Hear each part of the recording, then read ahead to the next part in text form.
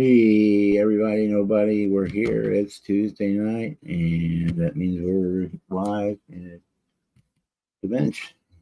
In case anyone was wondering, we're doing a rebrand of the channel. So to bring it in line with my other channels, so it is now be called King Bob's Model Works.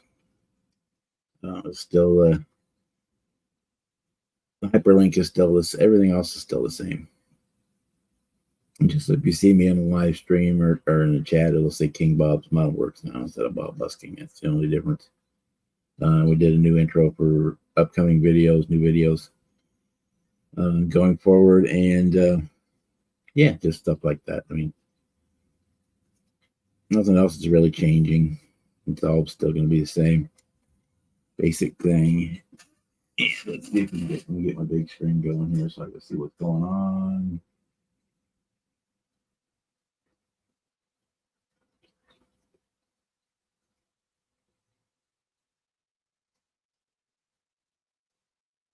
Yeah. We will be ready to go. Listen, if somebody gets in here and helps chat, because I'm feeling kind of worn down again today. I don't know. They changed my meds again, and it just got me kind of wiped out.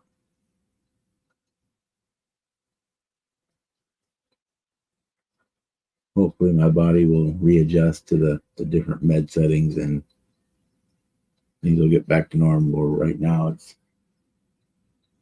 kind of got me feeling a little lethargic. Takes a whole lot to get me to do anything. But as you can see, we've been working on the Bronco. I got it last night. I did the painting and the assembly work on it. We're gonna do some touch-up painting on it tonight, and then I'll get a clear coat on it, or at least a clear in the areas where decals need to go. We'll probably just brush on some future. It's an easy job to do that, and then we will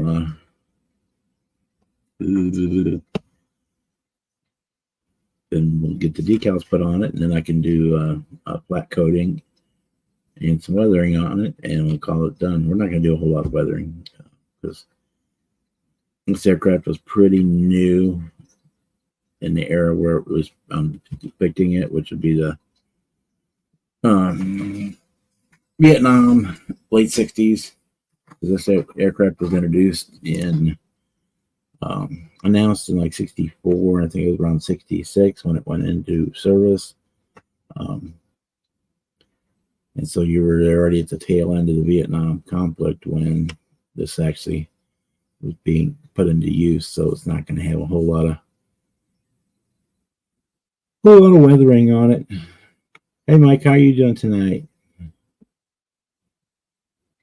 I'm feeling you up here, but it's hot and it's sticky.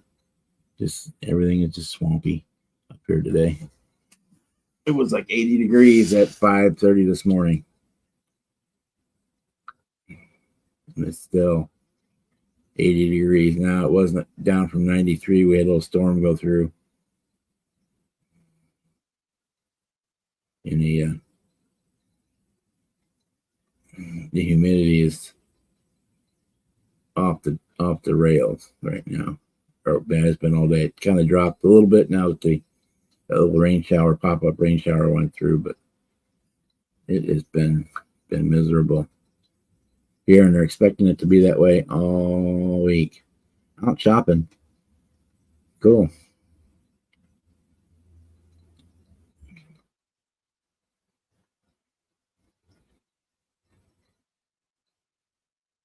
Yeah, our low tonight is going to be 80 degrees. 94% humidity right now. Yep. 80 degrees, 94% humidity is what it is. And it's just not fair. Because we haven't even hit August yet, and August is wasn't the worst here. Hey, Marcy.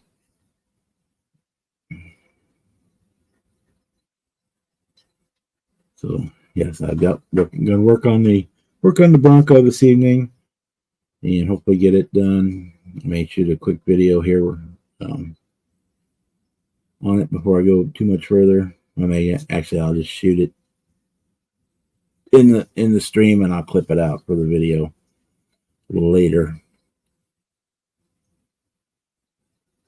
because that'll be the easiest thing for me to do at this point in the evening. So yeah, that's what I got going on in my world. If you haven't watched Dart's latest video, make sure you do that. He's in a whole lot better spirits.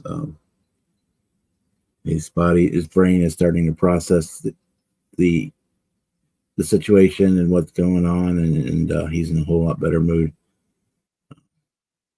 Yeah, so you need to if you haven't checked that out, you need to, and keep him in your thoughts and prayers, because that's what he needs more than anything else right now, is just thoughts, prayers, and support. So let's do that real quick. I'll pump this up. Well, you'll get to see what I'm doing, and so you won't have to watch the video because you'll see most of it already. Okay, so I'm gonna adjust my camera just a little bit for this. Yeah, it's so hot I can hear the ceiling popping. All right. So guys, here we do a quick update on my Tester's Bronco. In the last pictures before, you saw the sub-assemblies, and we threw it together last night during Cliff's live stream and got the paint on it. And we're doing a Southeast Asia camo scheme on it. And this aircraft was introduced in the mid-60s as a light armed observation plane. So it does have machine guns, and it does have, I'll grab one here. It does have a bomb load on it. Its primary focus was as an observation plane to kind of take the place of the Sandys. This was originally a Hawk kit, and a tooling base date back to 1966. And then Atelieri got the tooling, and they marketed it under the Testers brand, which was Atelieri did that with a whole lot of old kits. Probably 90% of the Testers kits you buy were other companies' kits that Atelieri got a hold of the tooling and popped them under the Testers brand. So we've got the paint on it. We're going to need to do a clear coat on it so that I can do the decals, because we got a fairly good amount of decals go on here. And we'll do some weathering and a final clear coat, and we'll be ready to go. And I'll throw some stills up at the end of the video, and yeah, that's how that works. And that'll say good morning, good evening, good night, depending on where you are in the world when you watch this here video. And you guys watching live are already seeing it, and we will see you on the next one. There we go. That's how I do it, live behind the scenes. And we've got the props ready, got the bombs ready on it, and so yeah, that's where we're at. Basically ready to start.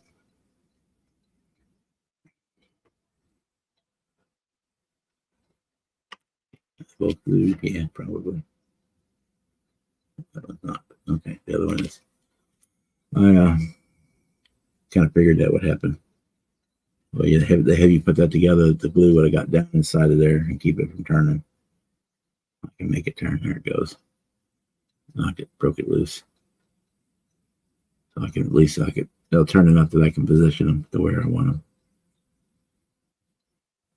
All right. Turn my overhead light on so I can see what I'm doing.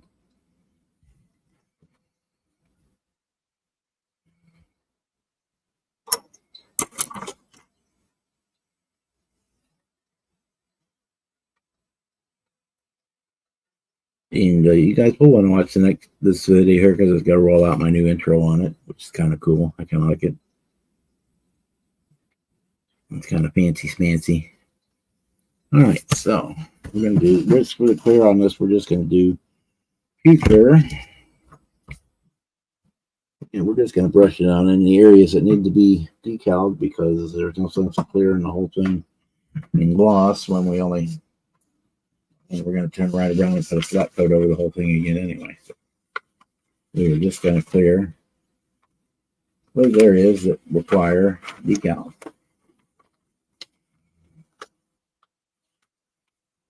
which for the most part is the top of the wing, the biggest part. Top of the wing and the tail and the sides of the fuselage. So we're just going to slap on some future and call it a day on that, because there's no sense in spraying the whole thing. Spraying it would dry a little quicker, but that's all right. We're in no hurry.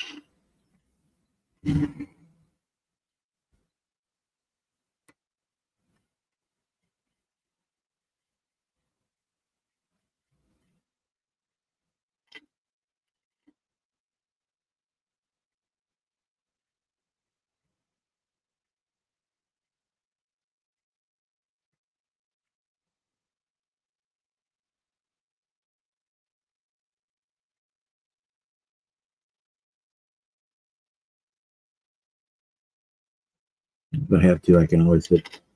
I'm ready to decal before the stuff is ready. I can always hit it with a heat gun and knock it back real quick. It's a nice thing with acrylics. You can force dry them.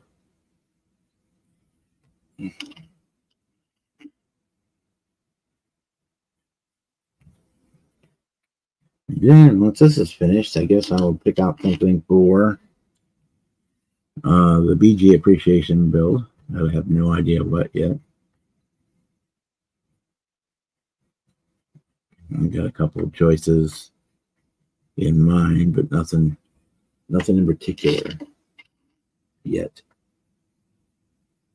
And you know what, we'll just do the whole thing. It won't take that long.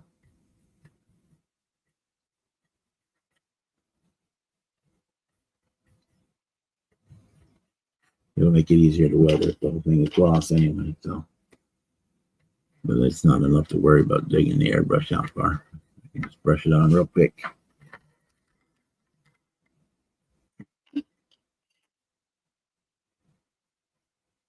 BG, he's into sci-fi. He builds mostly cars, but he does occasionally do airplanes and whatnot.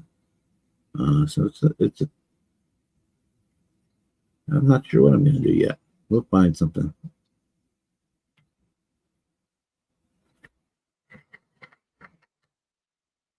We had to add a ton of weight to this thing to get it to sit down on its nose, which I knew. Almost all tricycle landing gear, model aircraft, you have to load them down with nose weight to get them to sit on their nose. But I had to put in quite a bit to balance out that big old long heavy tail. And it's just barely enough. It's almost just barely. We'll stay where it's supposed to stay.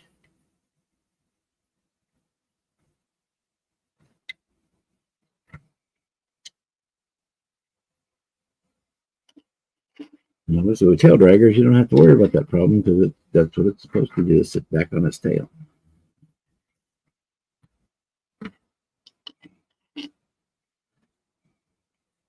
Whenever I can, I always change out the pitot tubes, which is just speeds for non-airplane people. That's the speed sensor on the side, usually on one wing, or on this one it's actually in the nose, to a stainless steel one that I use. I cut down some of the applicator syringes, the stainless steel syringes.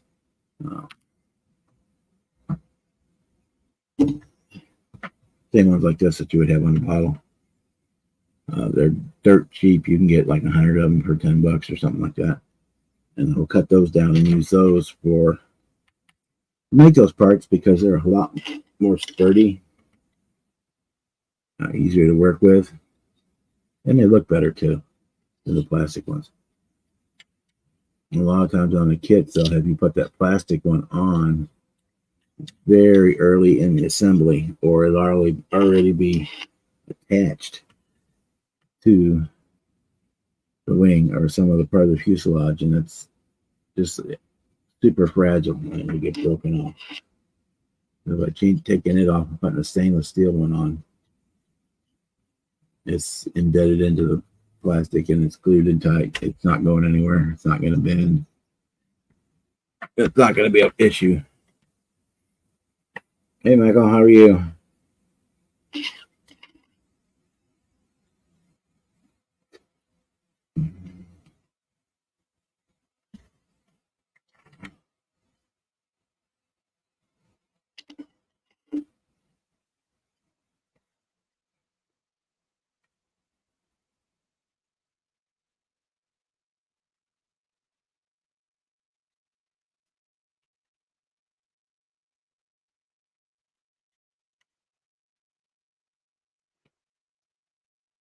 All right.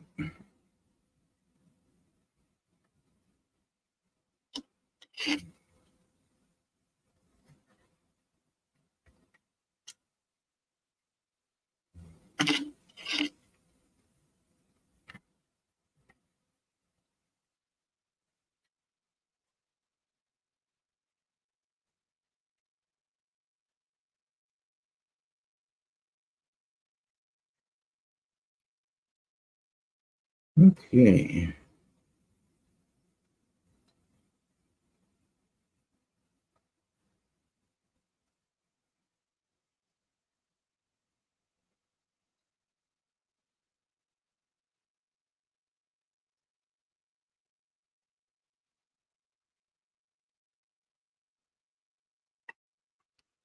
Thanks. We're just about ready to start decaling it.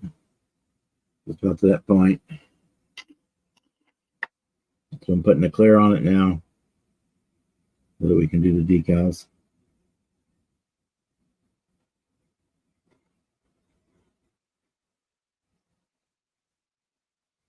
And I did a little airbrushing on it in close to live stream last night.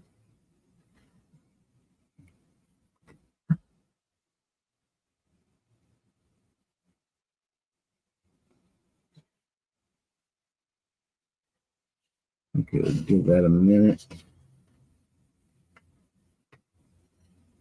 Do this side. A little bit. Not much. Somewhere on there.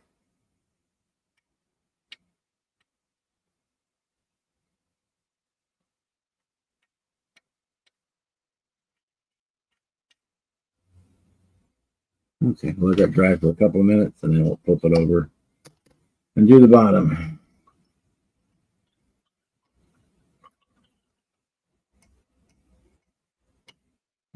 So what's everybody else got going on this week, tonight, whatever?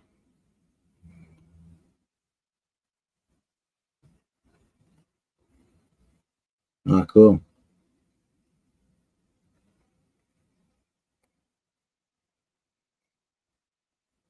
I'm gonna check and see if they are. Trying to find out if they have a digital version of that because I'm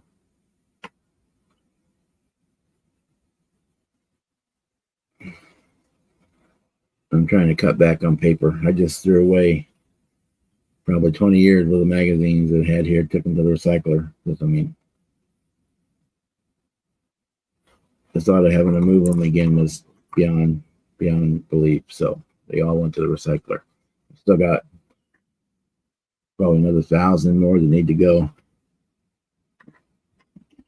I say there's a couple that have real important stuff in them that are reference material that I know that I want to use because it's all 90% of it's all available in digital format anymore. So I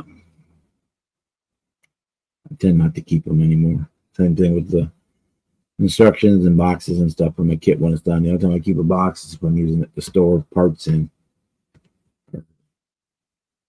Or I'll keep a couple of card boxes around because you can, if you're going to a show, you can pack up 2 or 3 in one kit box, completed builds.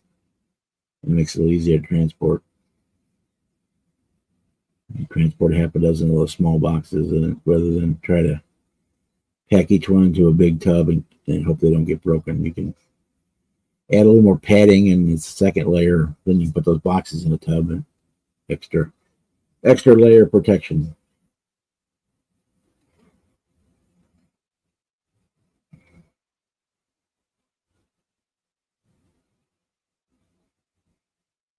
Yeah, the only place I ever used to sit down and read a magazine through to through was if I take it sitting on the crapper. So I'd much rather see a digital format. I'm sure they probably do. I just have to go look on their website and get that digital format. And I'm more than happy to pay for it. And I'm not looking for a freebie by just going online. Just that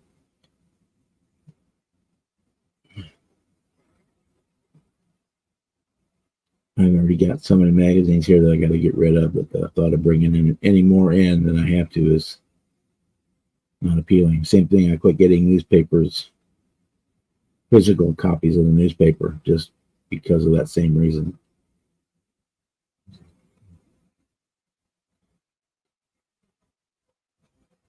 But I'm excited to see the new magazine, see what how it looks and whatnot.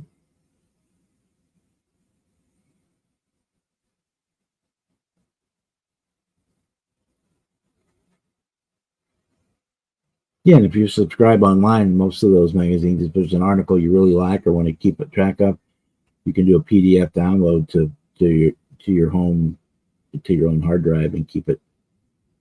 Hey Kevin, how are you tonight? I'm going to be right back. I took my furosemide pill a little while ago and it makes me have to pee a lot, so I'll be right back.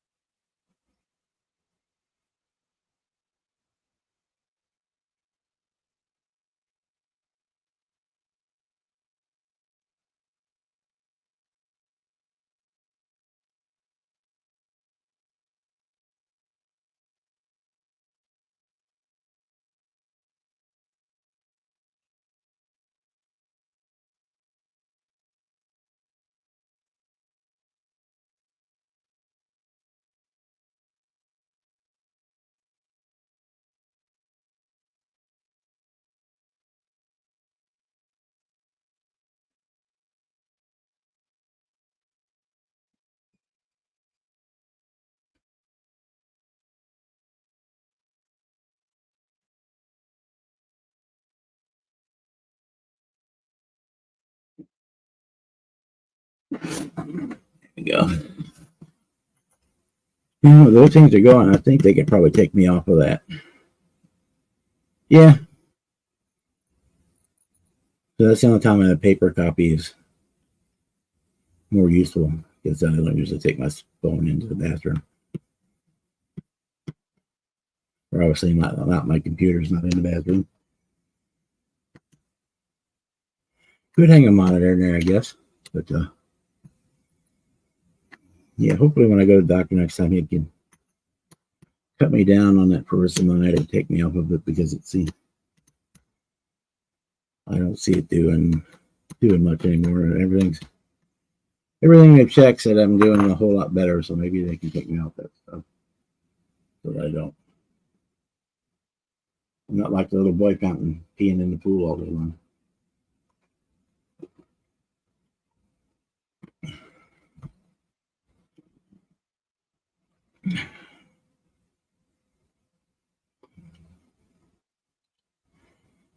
Well, I grew up with 6 brothers and sisters, so you never had long enough time in there to settle down to read. You had to pretty much get in and get out because there's always somebody waiting to get in. So there were nine people in the house in one bathroom.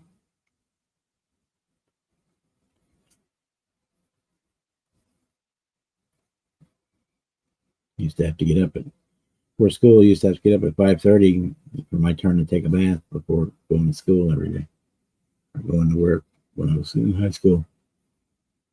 Do that.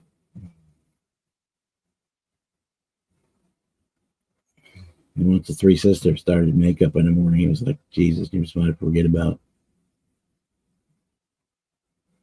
Fortunately, you could just go out the back door in the morning and pee. Then it's living on the farm because there was no chance in hell you were getting in that bathroom in the morning before school started. Still a little bit tacky. All right, we'll give it a couple more minutes and I'll turn it over to the other side. Because otherwise I have to mute the mic while I run that air gun on it to blow it dry. When I have to do that, I'll wait until after we get more people in so that they can carry on the conversation while I'm muted. Hey, Boston, how are you tonight? But yeah, as long as if they have a digital format of that, I will definitely get it. Then too, if an issue comes out that I really want to have, like say I have for some reason actually get photographed and get put into the magazine, then I'll go buy a physical copy. But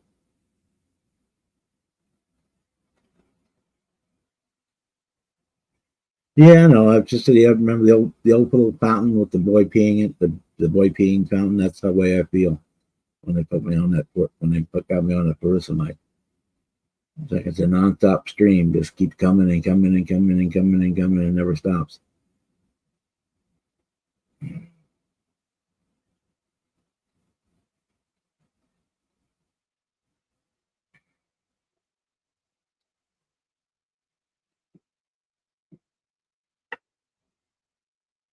Hey Kenny, how are you doing? Moonwalker Models, Mr. Kenny May. He's working on a giant enterprise kit, and he's working on a concept Star Trek concept shuttle and lots of other cool stuff. He does a lot. He does lots of really cool builds. He's another 3D printer. Hey Leon, how are you tonight?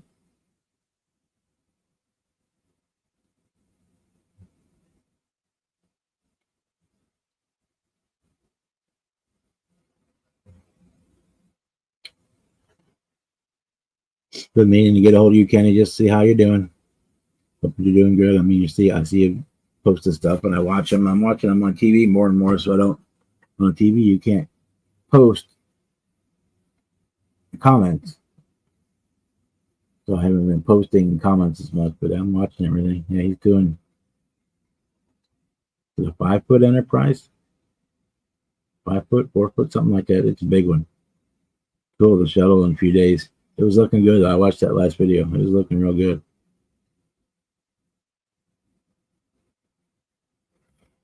He was doing it as the Trek Werks, the Boyd Compton Memorial tribute build, however you want to look at it. Yeah, I've got the Grissom model that I got from Boyd that I am going to do. It's a resin 1/1000 scale resin kit that I got from Boyd when I went down to see him in 2017, 2018, I guess it was.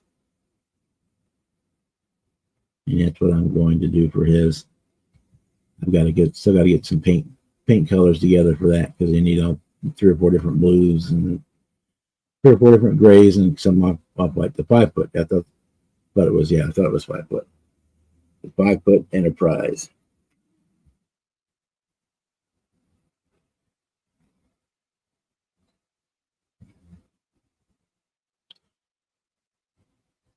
Yeah, I've only been published in one magazine, or not. One, I was in a magazine. It was a catalog shoot, and I had the copy of it. They sent me a free copy of the catalog, so I had that, um, which was cool. And I got paid. Those were paid shots, so I got made $100 out of it.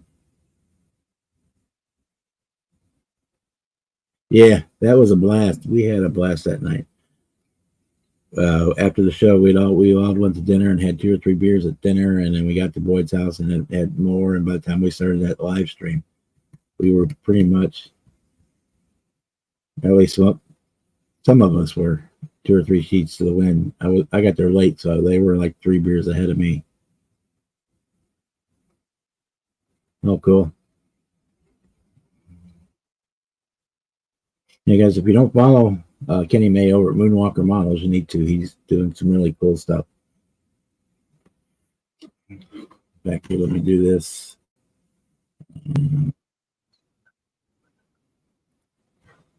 Let me do this here real quick.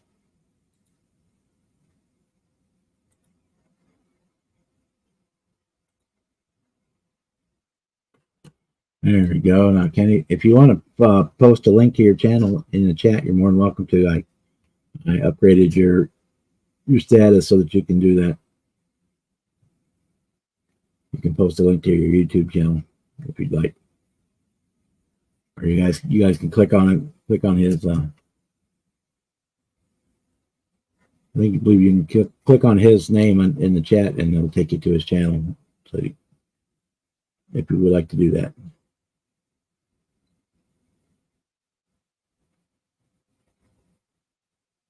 Yeah, 5 foot long. That's pretty big.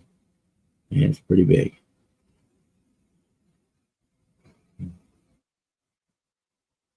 With the 350 scale one, that's around a little over 3 feet long, isn't it? Yeah, Boyd will be missed. I was kind of shocked. The last time I had talked to him, he was seemed to be doing better and had lots of plans coming up and coming. Uh, yeah, I haven't talked to his family, but I'm assuming it was probably like my dad. It didn't actually wasn't the cancer that killed him. It was being the weakened immune system from the chemo. Same thing my aunt had. She had her cancer. Basically, it was over the cancer, but died from pneumonia because her immune system couldn't fight it off.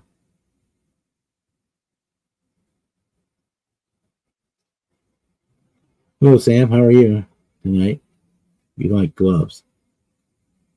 Are you a troller or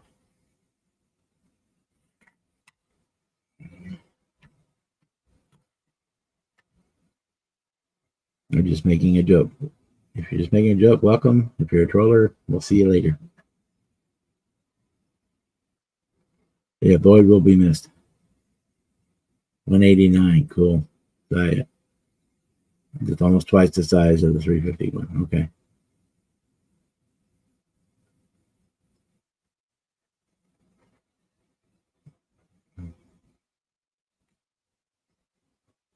I've still got to build the dataless kit too that Jack gave me, the 3D printed one. I got it. I need to get started on it. Still need to still working on that. V2 you sent me too. I got to get one more coat of filler primer on it, and then it'll be ready for paint. I got most of the imperfections fixed, puttied, and I got it where it's fairly smooth. There's not a whole lot of you can't really hear the ridges on it too much anymore. So we're just about there. Something I work on there whenever I'm farting around. Nothing else to work on. I got to get one more coat of primer on it, sand it again, and then it'll be ready to start painting it.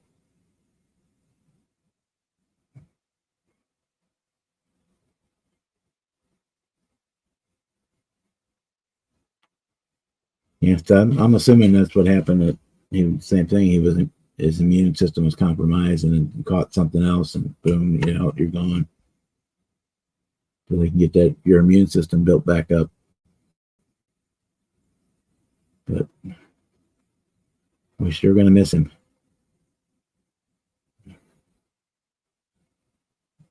In fact, I was hoping to go down there for their show over the winter this year to go back down to that Alamo, the Model Fiesta for their Alamo squadron down there.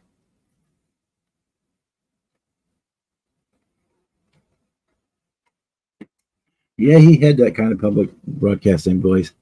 When he was working, he did. He was a auto painter. He painted cars. He actually had a business where he'd go out, like if you had a ding or a scratch on your car, he could go out in the field and come to you and do the repair on it and paint it and all that in the field.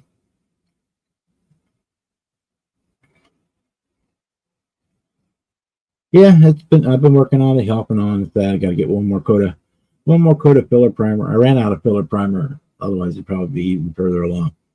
And I just haven't picked up another can of the filler primer. I got regular primer, but I need one more good coat of the filler primer on it to.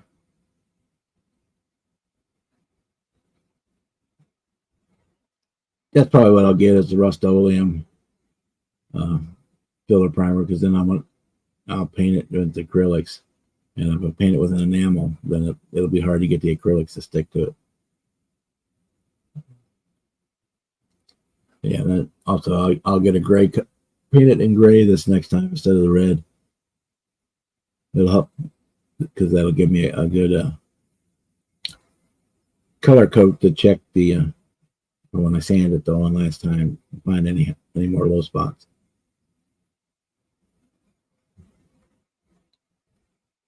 Yeah, we've lost a couple of good ones this recently from the cancer. And that's kind of why I host a cancer awareness build every October. We lost Chris Cortell just a little over a year ago from cancer, and now we just lost Boyd from cancer. So, yeah, we do the cancer awareness group bill every October, and it's usually pretty well supported. Hopefully, we'll have another good year of that. It's a simple group bill. Just build what you want, how you want, however you want to do it. And just it's more about sharing the story of how cancer has touched your life. Because I mean, everyone's had to deal with it, either on themselves or family member or loved one or friend. You know, some of them got through it and some of them didn't. Uh,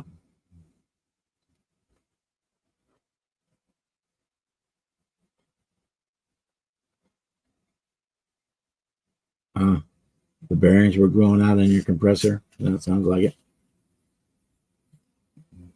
Yeah, just kind of bypass it. Well, I would hate to have to do that around here because it said it was 93 degrees today and the humidity was at 97% before the pop-up rain shower we had a few minutes ago. And it dropped the temperature down to like 80, but I can already feel it starting to creep back up again. So I feel like I'm living down in the swamp down there in Florida. Okay, I think we can turn that over now. Put this here because I don't want to break that counterweight off.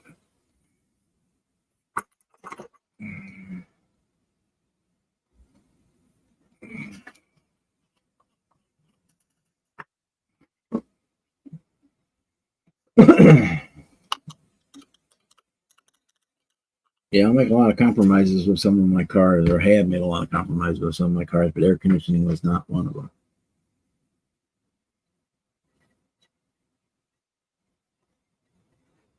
Especially since the car makers got rid of the vent window. He said the vent window and the little vents on the kick pan plates that you could pull open to bring in the cool air from outside or the air from outside when you were driving made it bearable if you didn't have air conditioning. But these modern cars, and the way they're designed, you can't really run with the windows down because the freaking noise.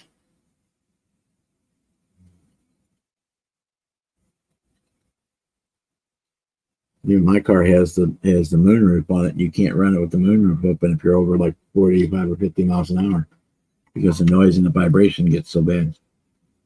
It tells you in the owner manual not to do that. It's unbearable.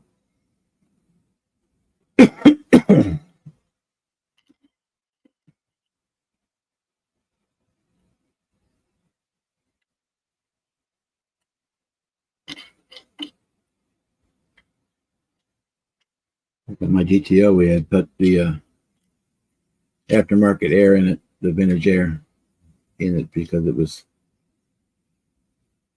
just for that purpose. But I don't like being hot. I can handle being cold, but I do not like being hot.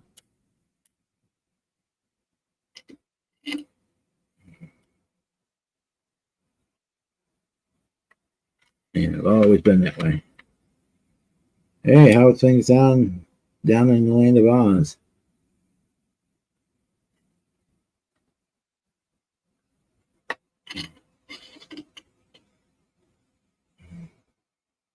All right, Jimmy.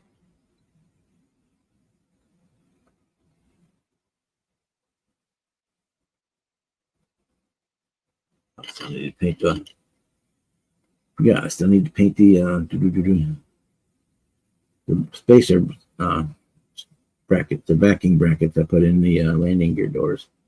This is a 1966 kit, so I just want to do the butt joint glue the landing gear doors to the fuselage, which is never going to hold. So I need to. So I added pseudo hinges with reinforcing strips inside the wheel wells, but I need to go back and paint those.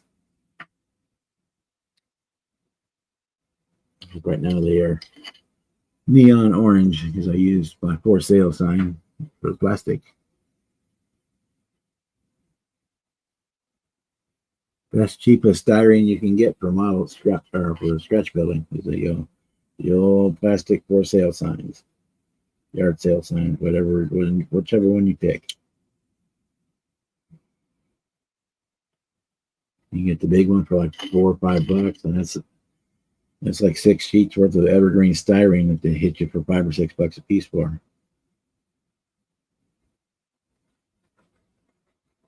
Best deal out there.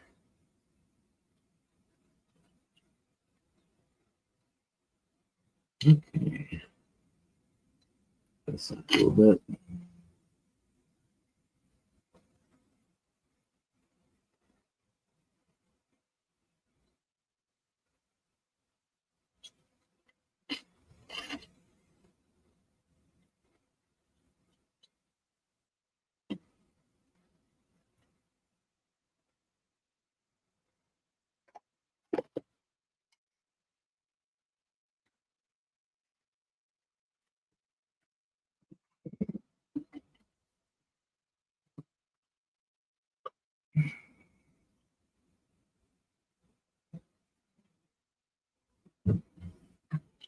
Yeah, well, it's winter there for you. Here we're in the throes of summer. It's about was high was it 36 degrees C today. Let me do the grab my phone to do the conversions real quick. It's easier than me trying to figure it out in my head.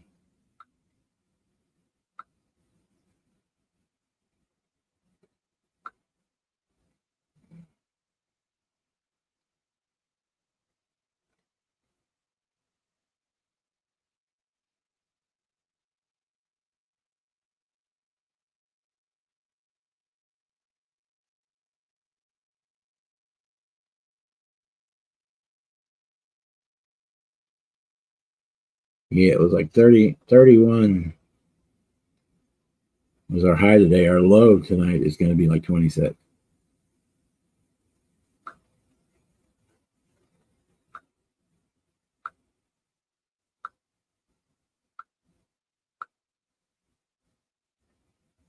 And we're going to be in the 30s for highs all week. That's what they're saying on the news today.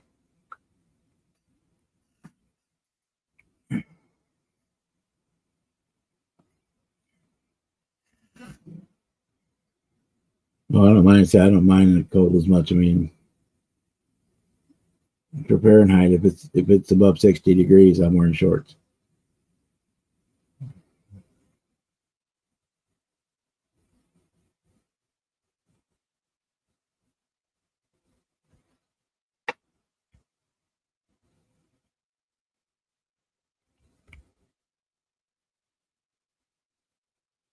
Yeah, well, cancer or cigarettes can be involved in. I mean, it's a carcinogen, but there's a lot of other things that causes it. Like my dad had prostate cancer, so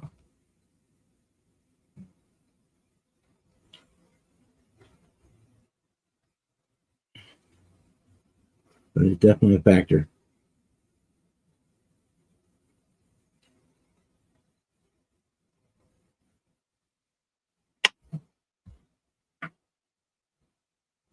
But so is model paint, and so is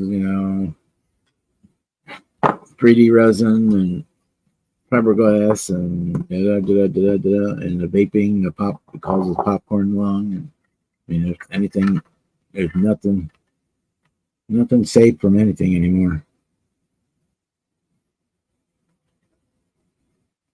Yeah, I said today it was 93 was the high before it started raining, and the humidity was at 96 or 97% humidity for most of the day.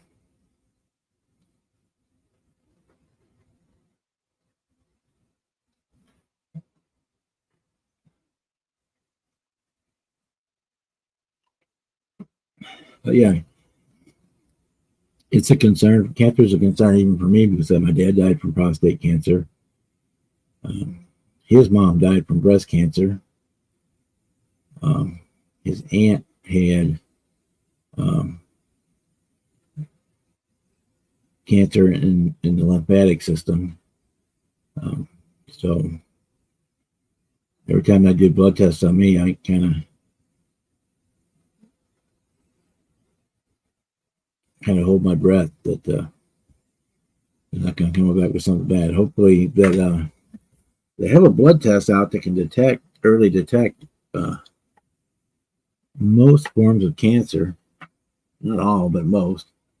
And apparently, it has now been approved that sometime next year, our insurance company will pay for that test. It's available now, but they won't. The insurance company won't cover it, and it's like $1,000 test. They do a blood test that they can screen for a bunch of different types of cancer and catch it early, a lot earlier than they could with any of the other tests. So hopefully, that's what they were saying on the news that starting next year, insurance companies will be you will be able to get that test and have the insurance at least do a copay on it, so it's not going to cost you out. But thanks, Kevin. Yeah, get to swung around talking about Boyd, but yeah, we'll get back. The plane, I'm really happy with it. It's turned out. So this was originally it was a tester through testers, but Italieri is testers, and they got the kit tooling from Hawk. This kit tooling actually goes back to 1966.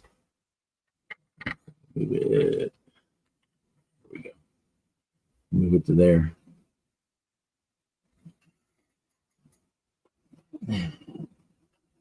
And for an old girl, old tooling, it held up pretty good. And this kit was actually printed or done and released in '98. And for the age, the decals are near perfect. But I believe these are probably printed by Cartograph for this tester's kit. Scale Master, that's probably micro scale.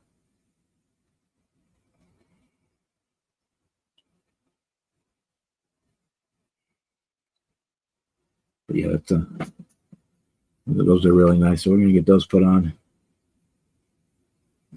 Put on here in a little while. Once I'll get this clear coat a little longer to dry. I'll probably hit it with the air gun a little bit to speed it along.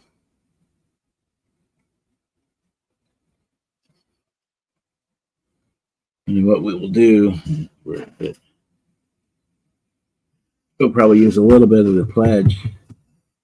It's kind of like a decal set, but put a little bit down where it goes before we put the decal down, because then if the old decals want to, it'll help stick them to the.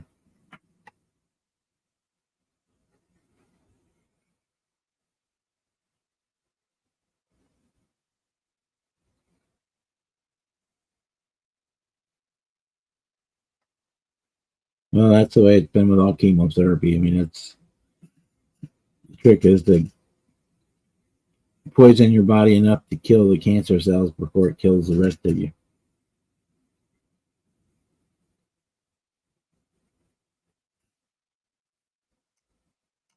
My insurance bill will probably go down a little bit too,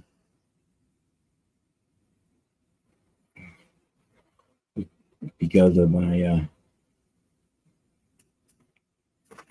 less mileage driven and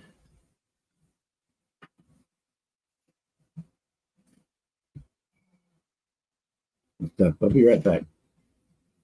Personalized number 2.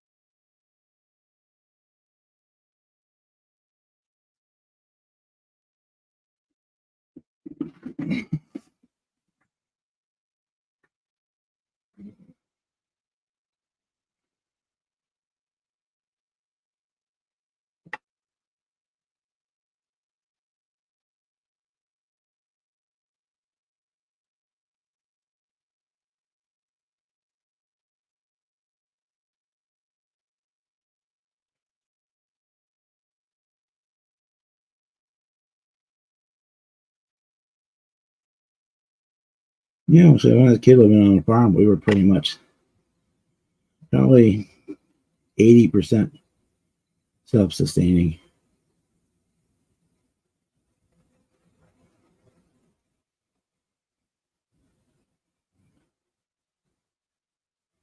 Basically, clothing. Mom made most of our clothing, so she's buying fabric. I paid for electricity. And it was like it. We had our own well, which was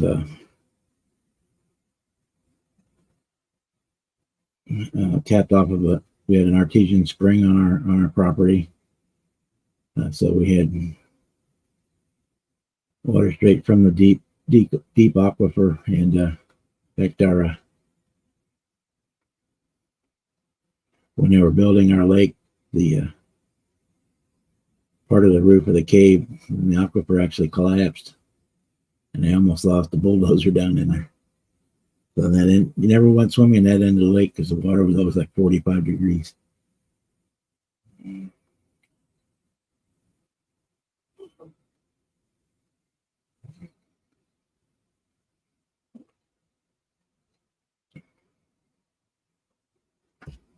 Okay, give that a couple more minutes, and then we'll go ahead and hit it with the gun. You get it ready for decals.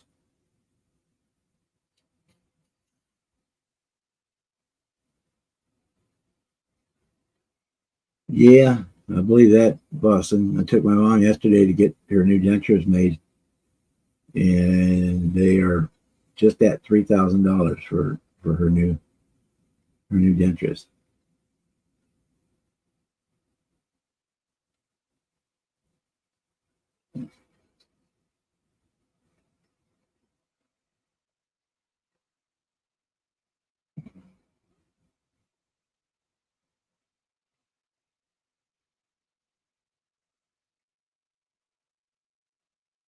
Thanks, Gary.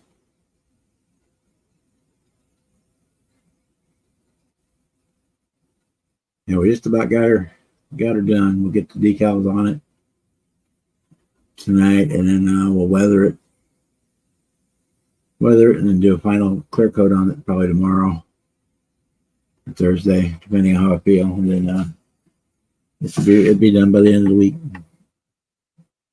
We'll do a little. We're not going to do a heavy weathering on it because it's going to represent a fairly new aircraft. Because these came out, I believe, in '66 when they were deployed in Vietnam, and that's kind of the era paint scheme I'm doing. So they weren't worn and tired out aircraft at that time, so I'm going to keep the weathering to a minimum.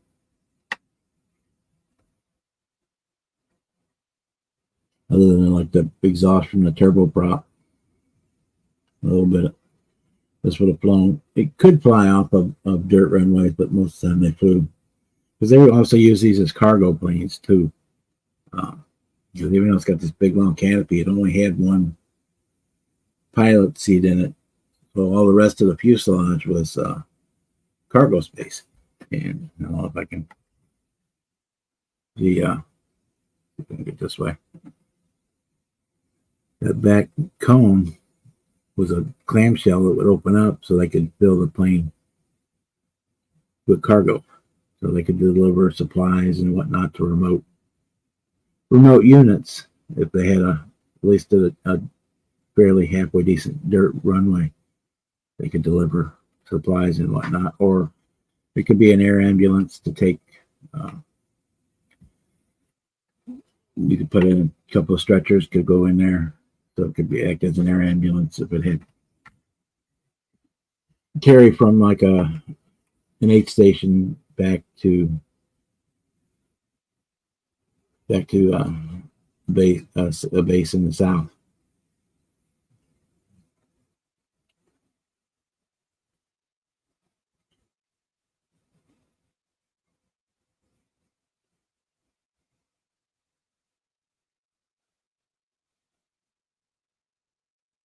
These were cool little planes. I think trying to remember all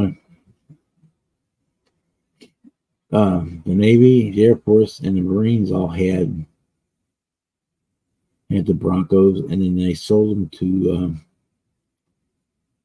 several other countries, especially like Venezuela. Used this was their top fighter aircraft for a long time.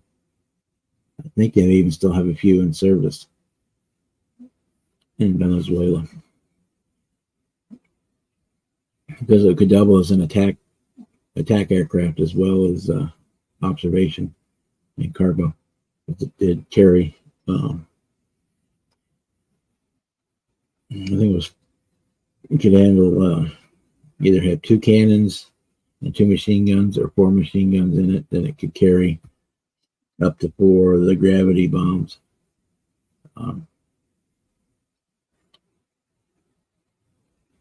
Either clusters or just straight gravity, or it probably could even carry, so somebody could carry napalm as well. Any of that type gravity or ordnance. You could carry up to 4 of those.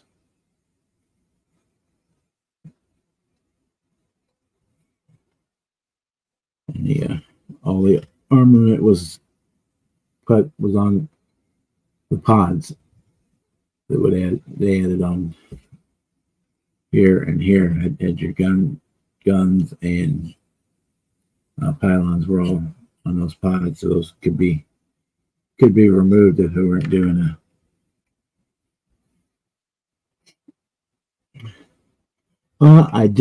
I actually did that with a Corsair back when I was a teenager. I built for lack of better words, a mobile that hung from the ceiling, and it had a Corsair, 1/32 scale Corsair at one end of the beam and a 1/32 scale Mitsubishi Zero at the other end. And I put a motor in the Corsair, took out the pilot and put a 9-volt battery in the cockpit and the pilot seat. And when you spun it, hooked it up, the prop spun and it made the whole thing spin around. And it'd go faster and faster, and as the faster it went, the planes would swing from the centrifugal force. The planes would swing out into a bank. It was really cool. But yeah, I have put motors in them. I don't do it anymore. I could. Maybe when I do, I've got a B-17 at one point. I might do that. I've seen a couple of dioramas which are really cool at shows. We're using the Arduino boards that you could have the engines, have the lighting kick on, the navigation lights, and then the engines would come on in the proper order and run, and you can add a sound card to it and have the engine sound, and it runs for about 30 seconds or so, and it shuts down in the proper shutdown order, and then the lights go out and whatnot. So it's pretty cool.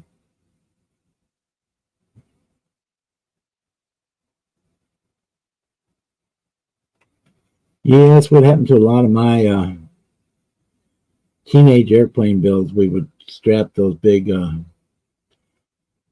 bottle rockets, basically, but the bigger skyrockets to them, and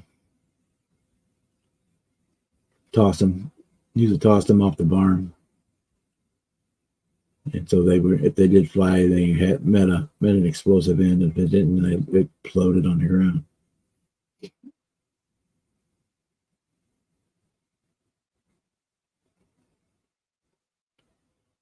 Yeah, I built several Estes rockets when I was a kid too. In fact, I built the Enterprise one, which was probably the coolest one. It's the only one I still have from when I was a kid.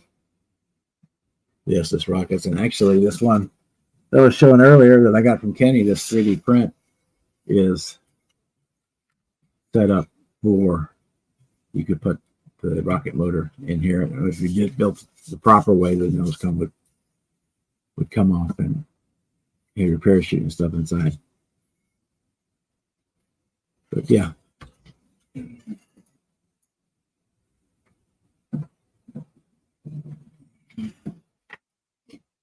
If you go to a YouTube channel called Flight Test and go back to their older, way back stuff before they got big, they did all kinds of freaky stuff like that.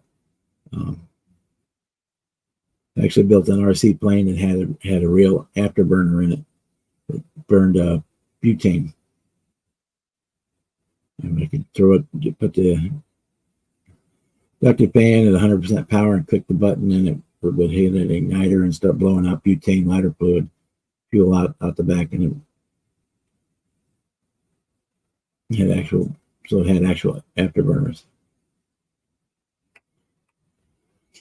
The hobby shop there in St. Louis, where I went to when I was a kid a few times, had a slot car drag strip in the basement. They had a huge slot car track there, and in the basement along one wall they had a scale slot car track, which was really cool for the drag races. Some of those guys at that time, they didn't have the high-tech cordless motors. They were running, like Pitman DC-71 motors, and the ones that make your TV go all fuzzy if you ran it in the house from the electrical interference, and you could walk down and you could just smell the ozone whenever you walked into that room from all those electric motors. Open frame. All right, Marcy will be here. Hey, Don. How are you tonight?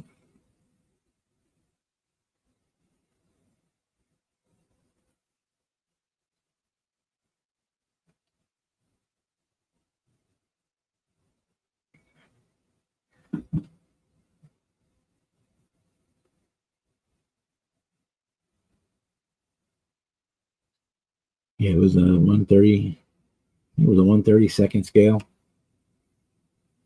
slot car track. I think the drag track. I think it was. You could run. It was space enough. You could run a 1/25 scale slot card on it, but it was, I think, basically designed for 1/32.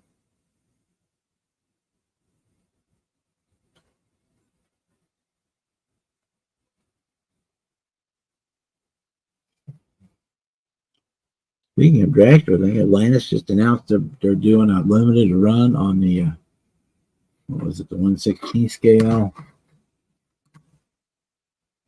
Mongoose dragster. Let me look it up real quick.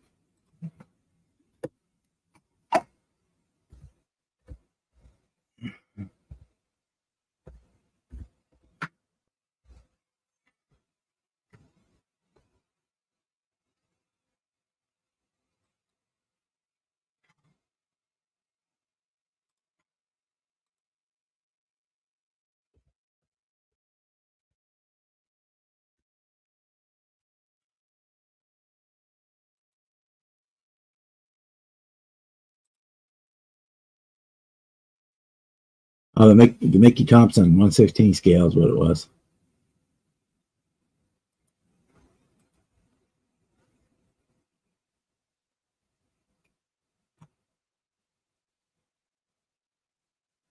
Yeah. Go back over here. Present their screen. Okay, pre-order. Yeah, pre-order for 1/16 Mickey Thompson Marines funny car.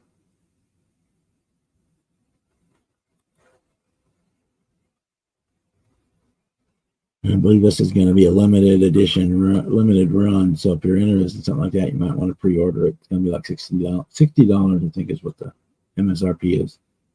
There's the decal set for it.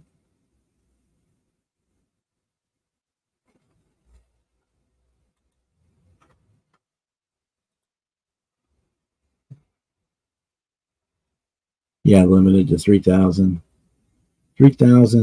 kits.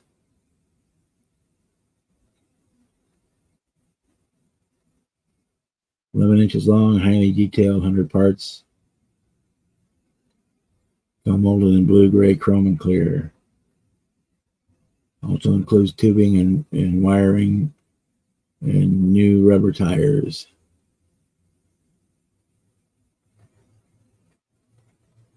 Yeah, so that's cool. Cool, they got that coming out.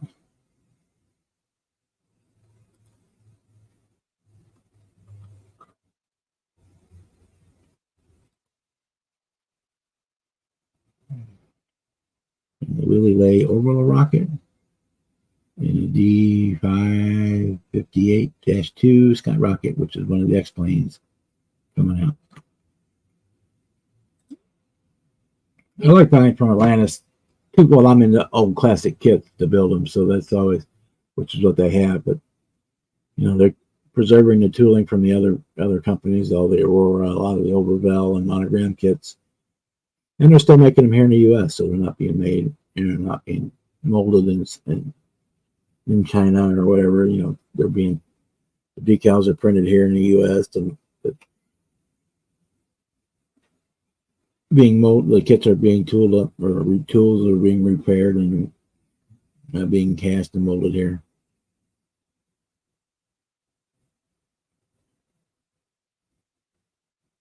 So I try to buy the Atlantis ones whenever I can. But I'm into the older kits, so that's part of it too.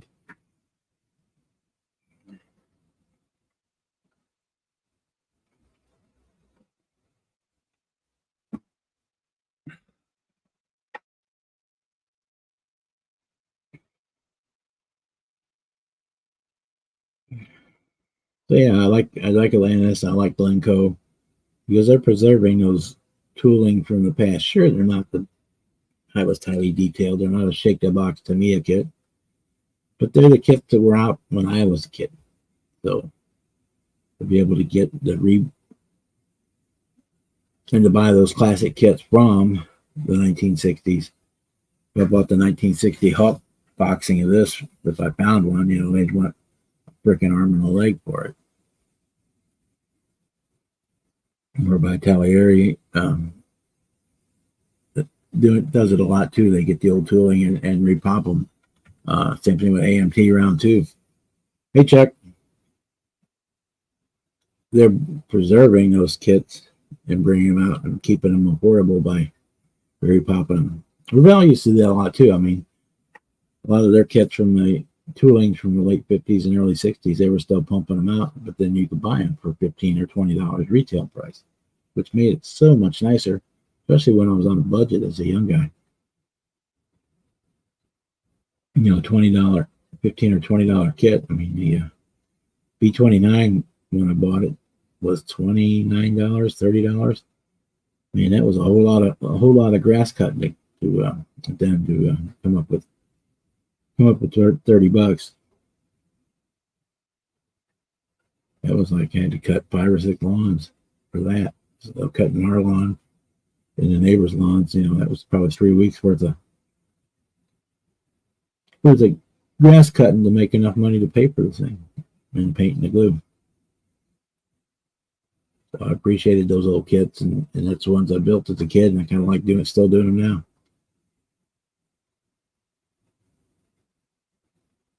Yeah, I check. Welcome, join in if you like. Marcy will be in when she gets home from shopping, and me Mac I think said he was making dinner, so he'll be in a little while. And all the other cast of characters on stream. Jimmy's still at work, so we're just a hanging.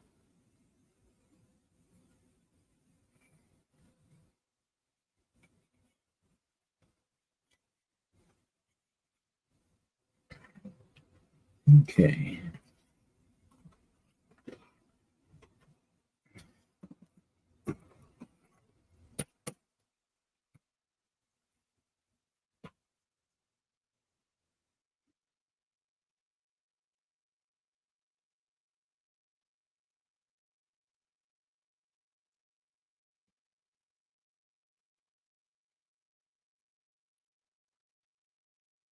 All right, go ahead and make it the Air Force bird and the Marines bird.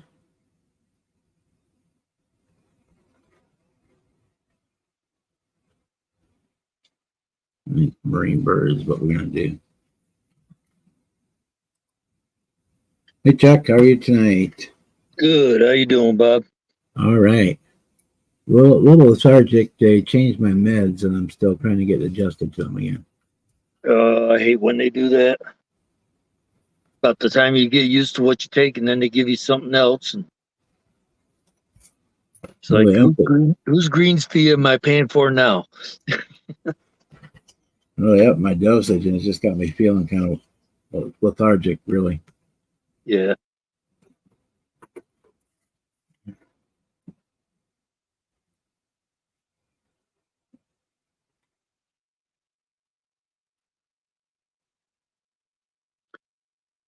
Still working on this 32 here.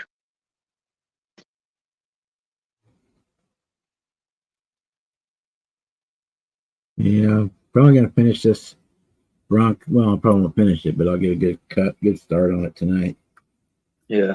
By the end of the week, and then I got to pick out something to do for the BG appreciation build. I still haven't found anything I want to do for Dylan's Pro Street build.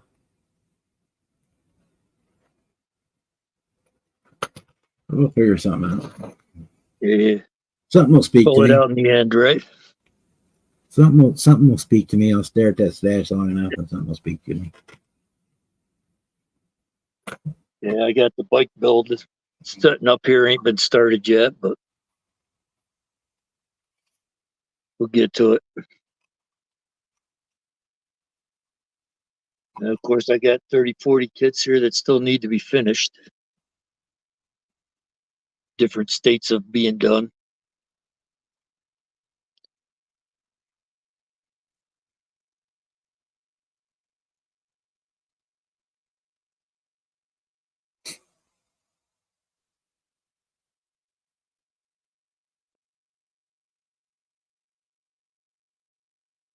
Yeah, C-size motor. That's the medium size one. It's not the small one, or it's not the big one. The D's are the big ones, and the F's are the super big ones.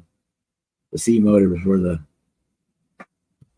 second or third. Most very few F rocket would take the F motor. So the C was the second size small, from large to small, and the fours were. I think the four stood for the length of the burn. It was a 4-second burn.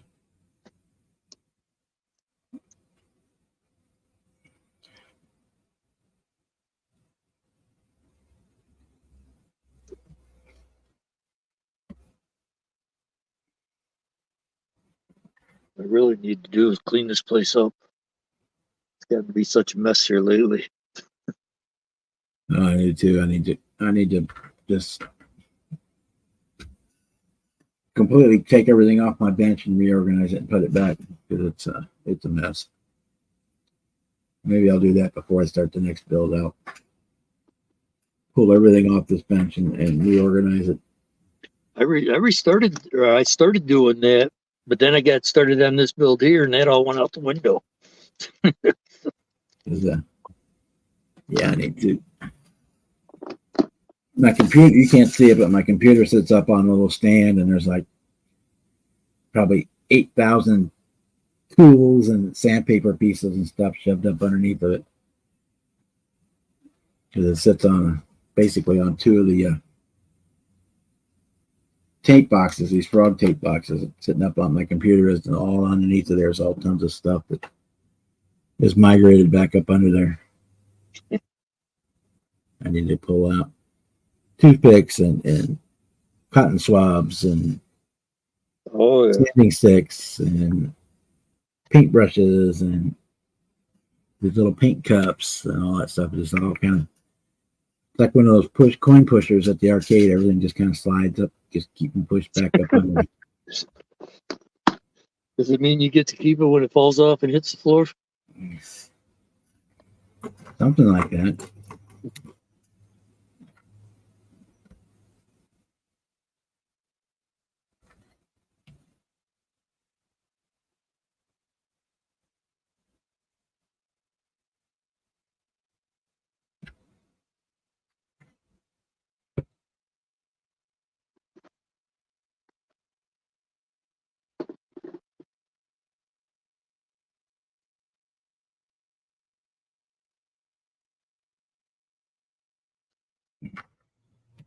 Go get it. Go get some water for my decals. I'll be right back. All right.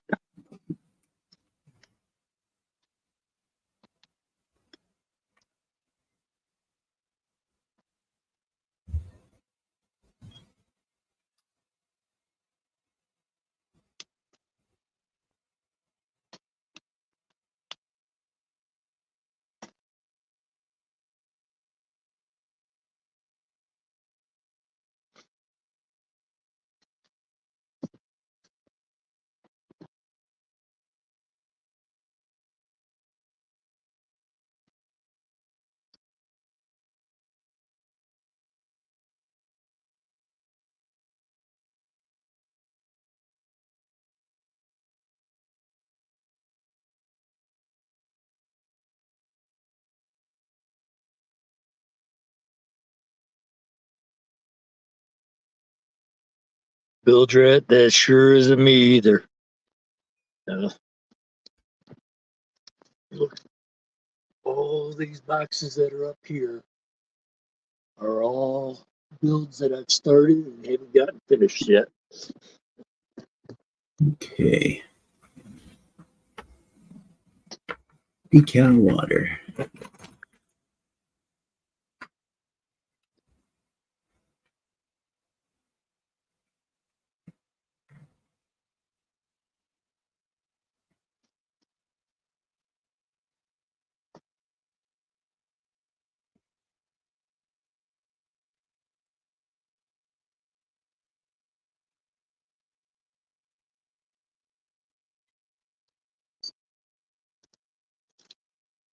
Yeah, pretty much a one at a time, two at a time builder. The only one I've got that's a long term, which I was showing earlier, is that V2 rocket, and I'm out of materials for it.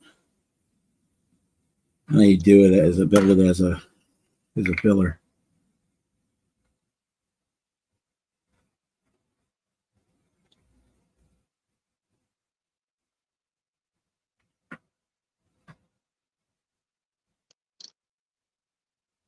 Or I've got that funny car. I'm waiting for the STS to get my decals on it. What? Waiting for some decals on it. Yeah. The decals were bad in it, and Terry's making me new ones for it, but I've got to wait for them.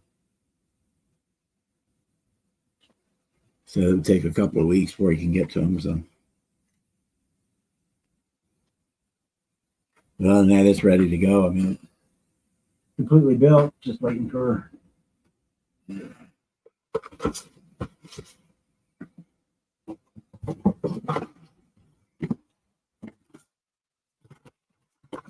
Yep. It's done. There's the chassis for it. And here's the body. Just waiting for the decals so I can finish it up. Oh yeah.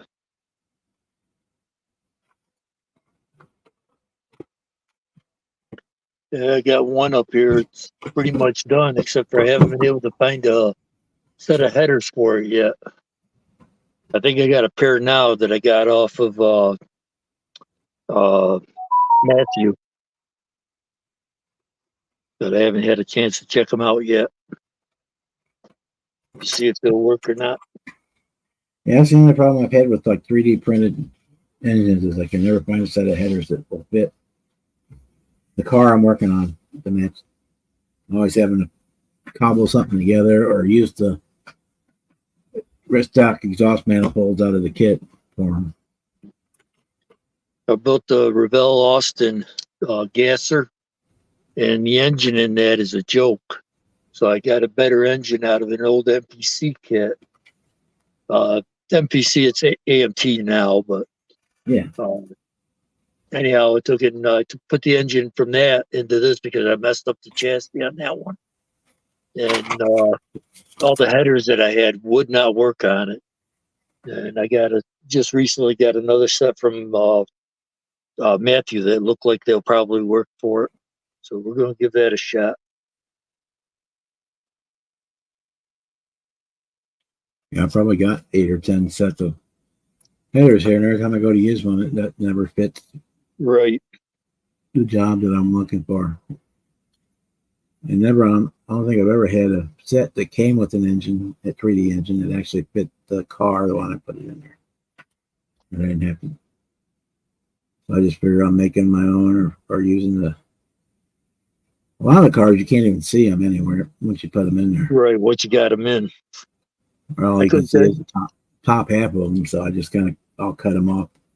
couldn't tell you how many engines I built or models I built, put all kinds of detail in them. Then when they're all together, you can't see it all. Yeah.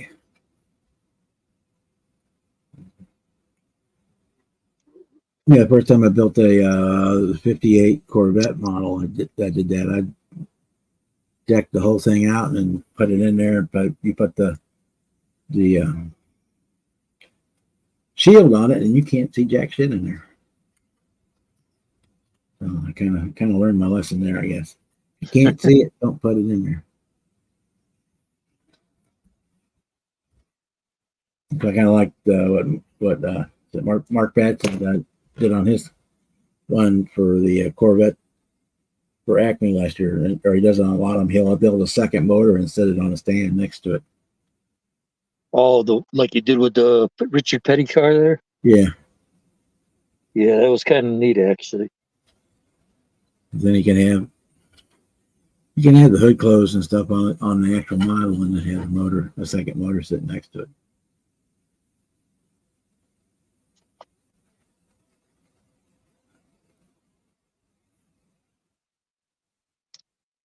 That's one thing I always conflicted on at a show when I put a model out. Do I want to have the hood off and show the engine, or do I want to show the clean lines of the car? Right.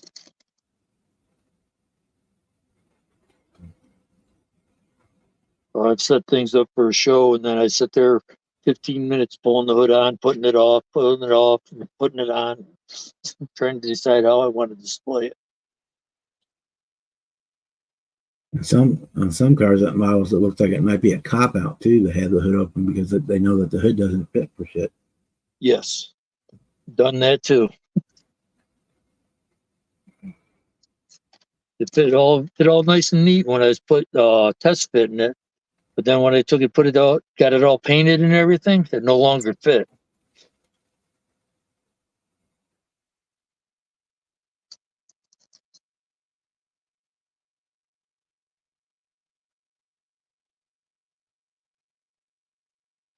One show I went to, the only time I've ever seen this at a show, as they were judging, as they finished judging on the cars, they would Uh, pick up the hood and set it on the car and see if it fit.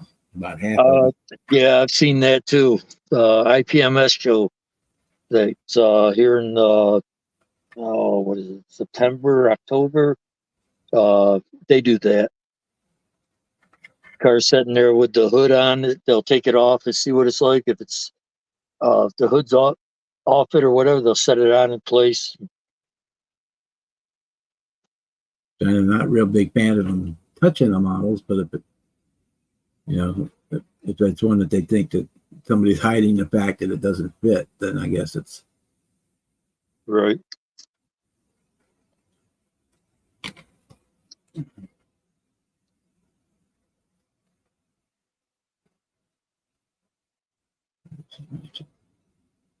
match.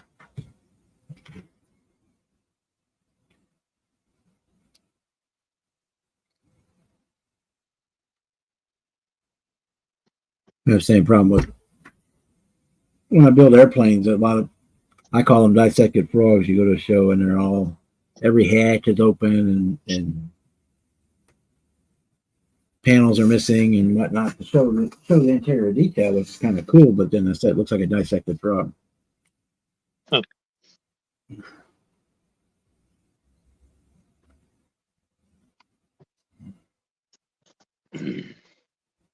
Even when I just finished that Mustang, I did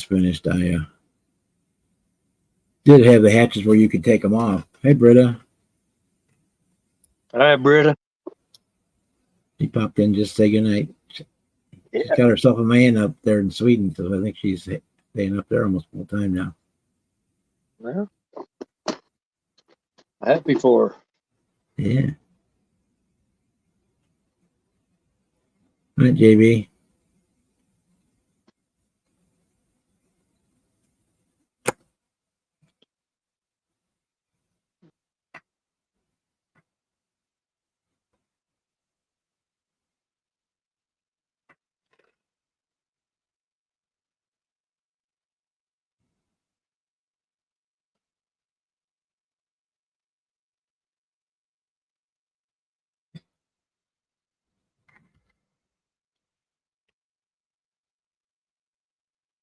Yeah, I still got about 6 weeks before the next show here, local.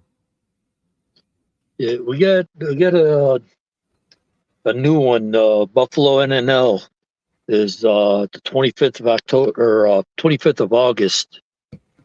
I'm planning on going to that one as long as everything's quiet around the house here. Yeah, we don't have one until one in September and then one after Acme, like in first week or second week in November or something like that. Yeah. So this one they're trying to combine a car show with the model contest. The contest will be inside, car show outside.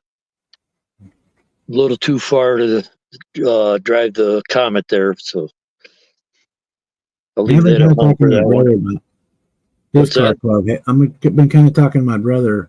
His car club has a show every year about maybe doing some kind of a model car show to go along with the one-to-one show. Right. But I know he's gonna say they're gonna want me to handle it, and it's like, that's not what I want.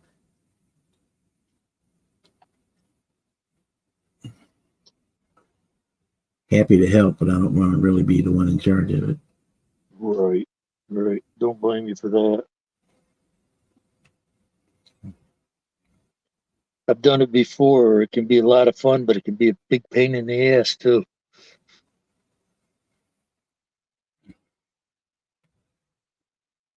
What I'm probably gonna do is when they have it, I'll probably take a table down. That table when we got one of those little pop-up canopy things and set it up there at the show and just display my stuff. Yeah.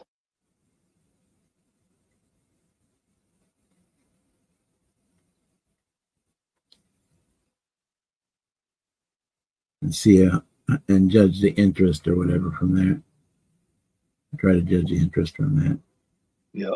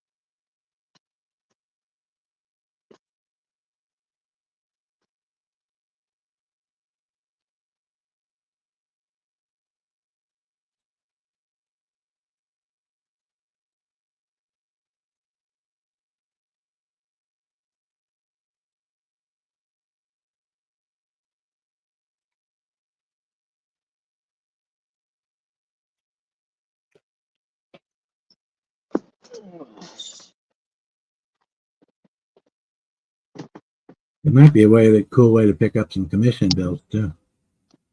Yeah. I've done a few of them, but I don't try not to do them anymore because I got to be into it in order to build it.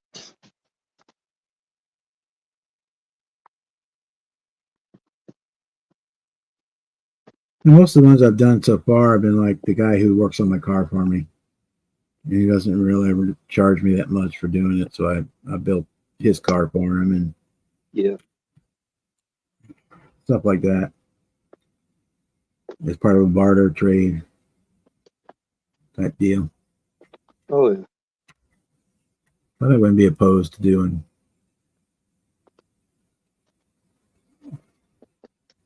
Especially now that I'm being disabled, I'm stuck here at home all the time. I got the time to do it. Right. It might be a different story now that I'm retired.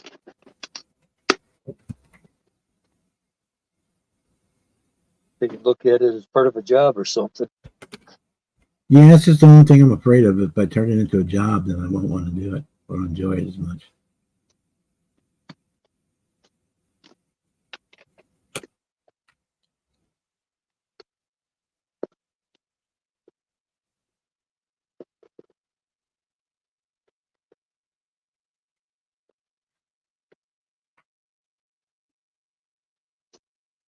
If I can do it, the thing that I might enjoy most if there's already a die cast out and they just want a die cast painted to match their car.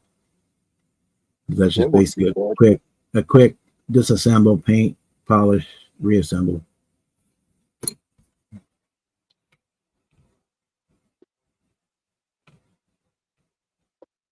As opposed to a full build.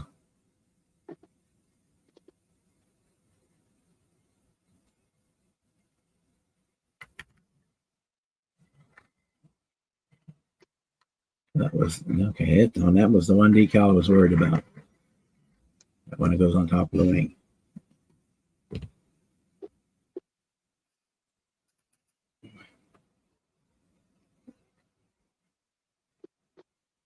It broke into a couple of pieces, but I kind of figured it would.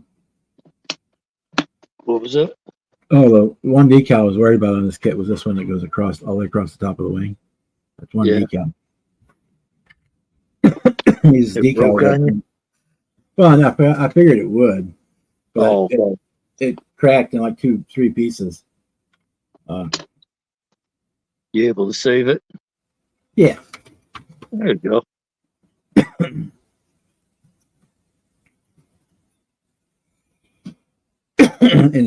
For 30-year-old decals, I mean, Yeah. well, I had a backup too. If it all failed, there is a second one on there. There's one you can do it with either the black walkway or the unpainted walkway. So well, all else failed, there was a second one on there.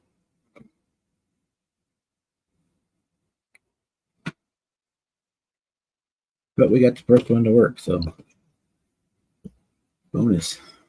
Yep.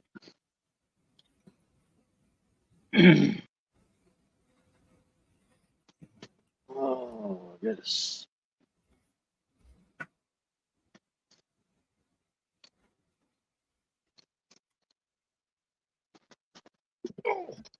Okay. No decals on the inboard side of the booms. And we need the number. These are going tail.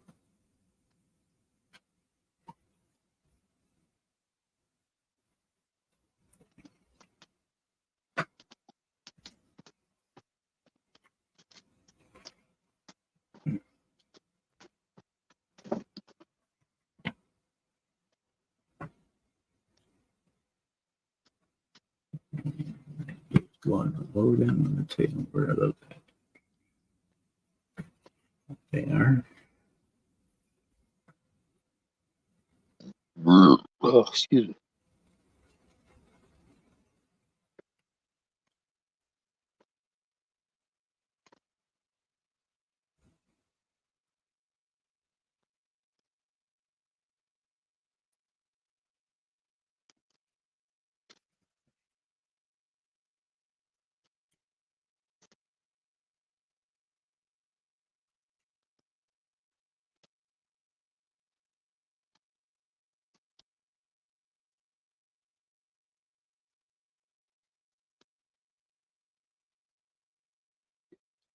Number 8. Where's number 8?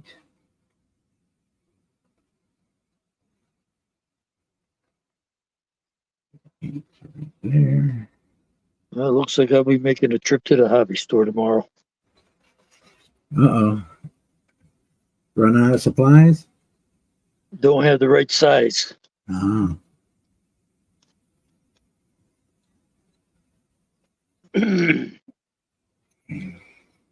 I got these that'll work on the side panels, but I need something for the top and the bottom.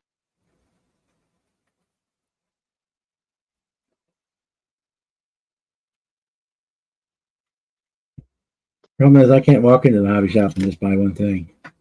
Yeah, I'm sure I'll come out of there with more than one. I'm pretty much guaranteed to drop 100 every time I walk in the hobby shop. If I come out of the 100, or if I come out of the hobby store under 100, I consider it a good day. Hell, last weekend I went there and picked up a model. They want $47 for it now.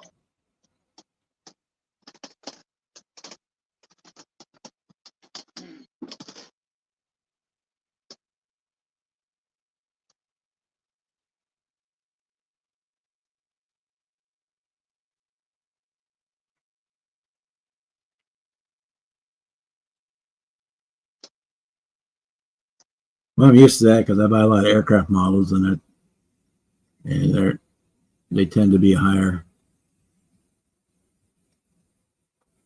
But yeah, I know they're expensive.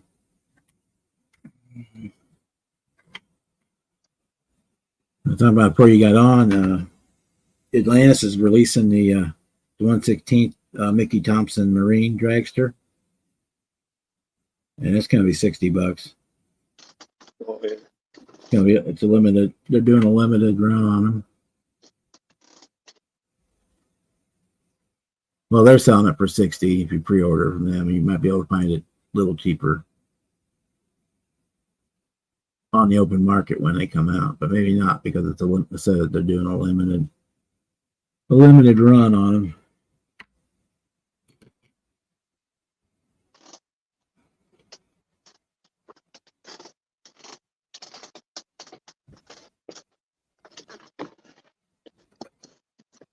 Oops.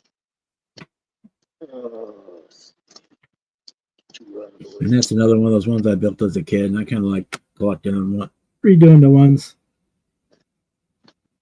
There you go.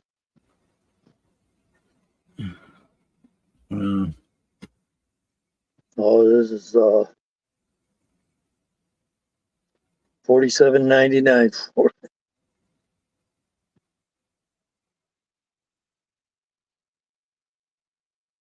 That's insane.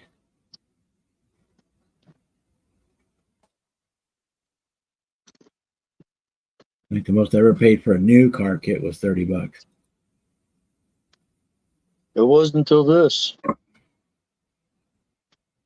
I think well, when I go to Hobby Lobby, I go when they got the 40% off for the models. Yeah.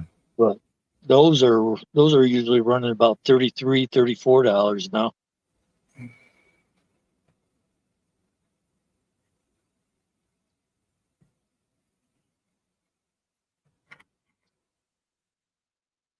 Man, it's going to build all the oldies.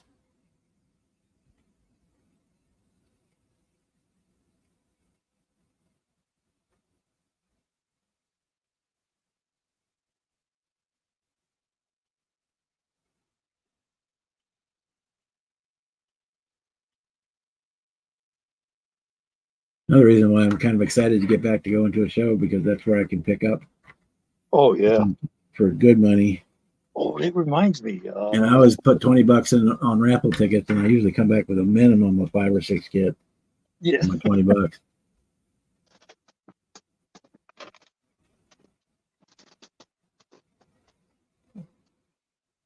The record was 17. About $20 worth of tickets, and came back and won 17 times.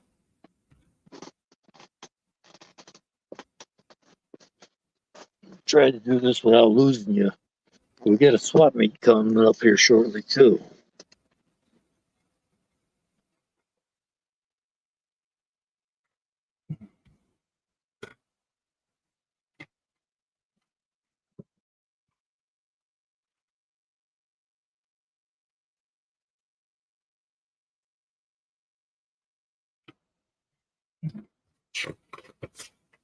August 10th, we got a swap meet coming up.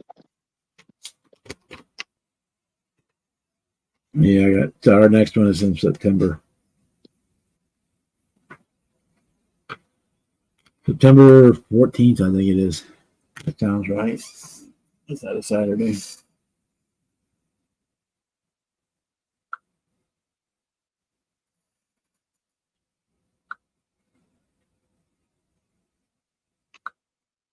Yep, September 14th is my next one.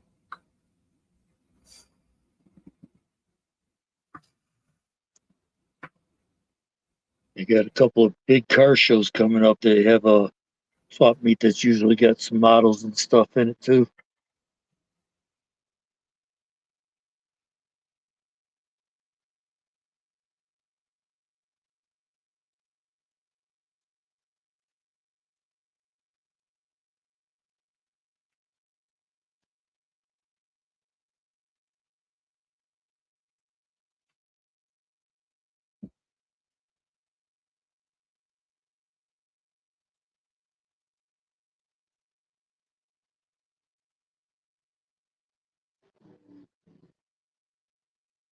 Oh, somebody just went flying by.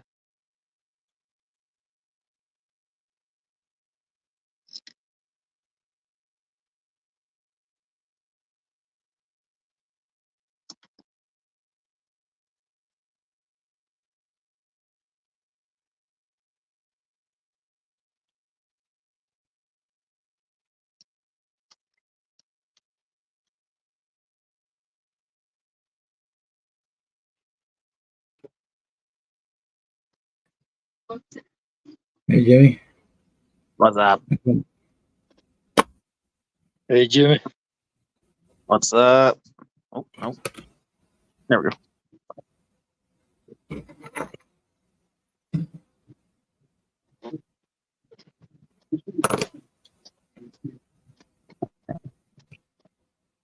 I might go to that show in September. I've got it saved. I really do want to.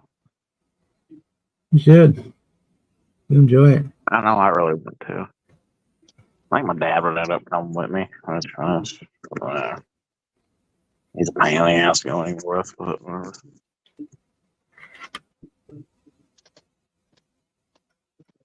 Mainly because he doesn't like the way I drive. He doesn't like my music. He doesn't like how loud my radio is. It's hell to drive with him.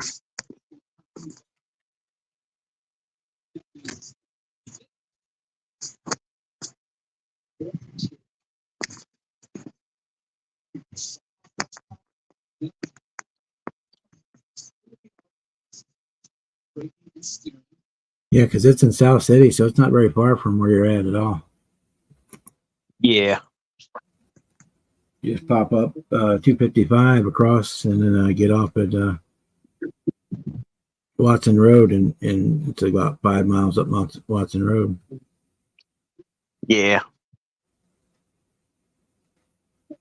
I've only been up like towards that way in Missouri a handful of times. I'll probably end up punched in my Google Maps or some shit. Yeah, that's what I did because it's off the. It's back in. It's not right on the main road. It's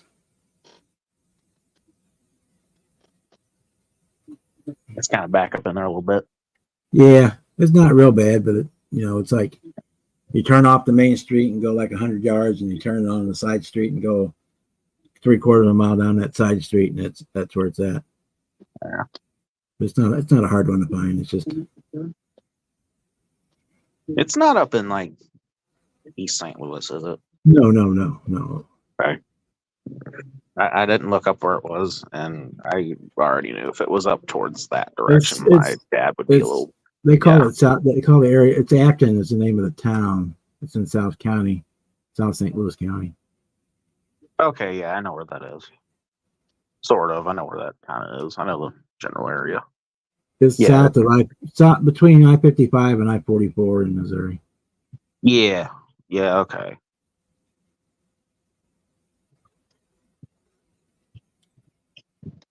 It's not hard to get to at all.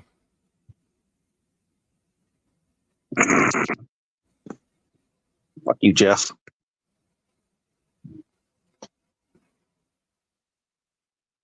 Read his last comment, Bob.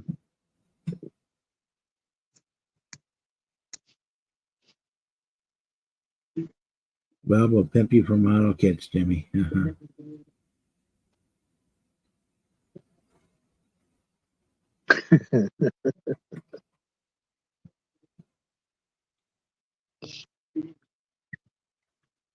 Well, Jeff, as much as I would enjoy that, nobody's Nobody's paying for my ugly ass.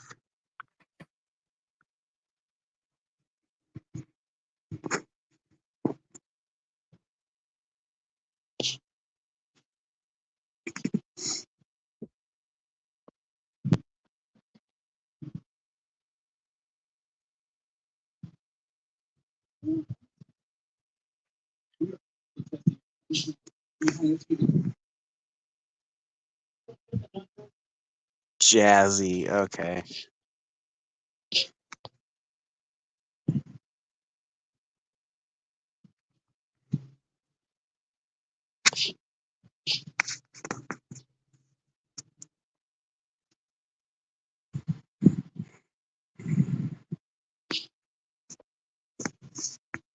What would their reaction be if I just walked into the show with a shopping cart? Carrie, I have a luggage cart with Guys me. are standing there going, "Here comes the sucker." It'd be easier than like what Marcy said, making multiple trips out to the truck. Yes. I have a luggage cart that I take with me. This year at NNL, I made 6 trips back out to the truck. What's nice about my truck is I got that hard top tonneau cover. I just fill the bed, not worry about them getting wet or any kind of thing.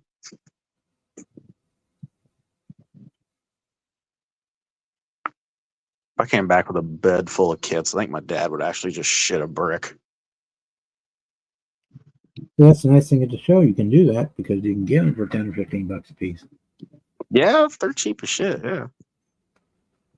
And you can make deals. I mean, like guy may want 20 or 25 and you throw together a bundle of 3 of them for 50 or something like that. And Yeah. And they'll usually take it.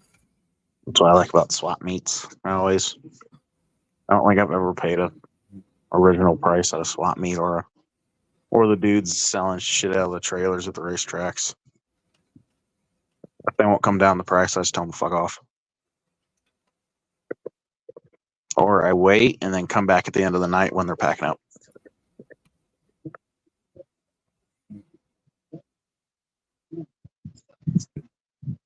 Yeah, I do that some too, but then also that you gotta kind of watch too because the model shows that some of those guys will pack up early, or Yeah.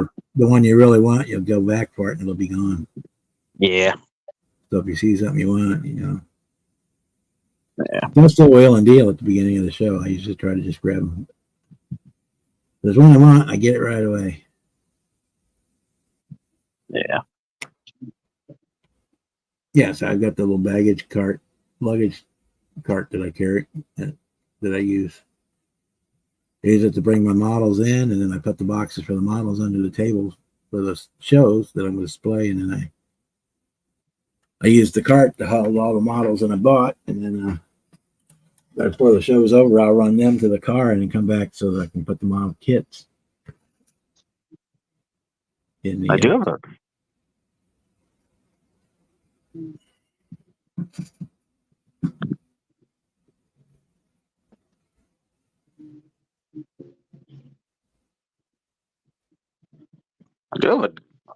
I have a Dollar General like hand what the fuck are those? Like the little baskets. little baskets. Yeah, I I don't know where the fuck I got it from. Apparently a Dollar General. I have 3 or 4 of these big tote bags. Oh yeah, there you go. I'll take them. Fold them up, take them empty. This one came from like Sablon or something like that. Grocery totes. I'll fold them up and take them in with me. As I fill them up, I just fill those bags up, and when the bags are all filled, I'll run to the car. Time I fill 2 or 3 of those bags, I'm pretty much done for the day, shopping wise. You have a shopping addiction. Nah, we're just addicted to toys. We're addicted to cool shit. That's what I always say.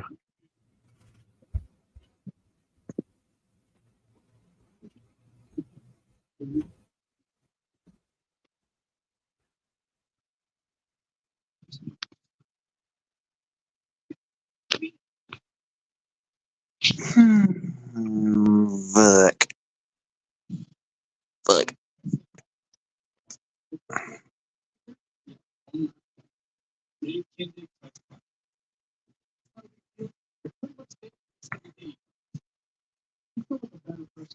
Let me see. I need to check.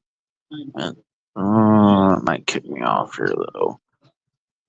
Let's see. Yeah, I think this is gonna kick me off here. Well, I'll be right back then.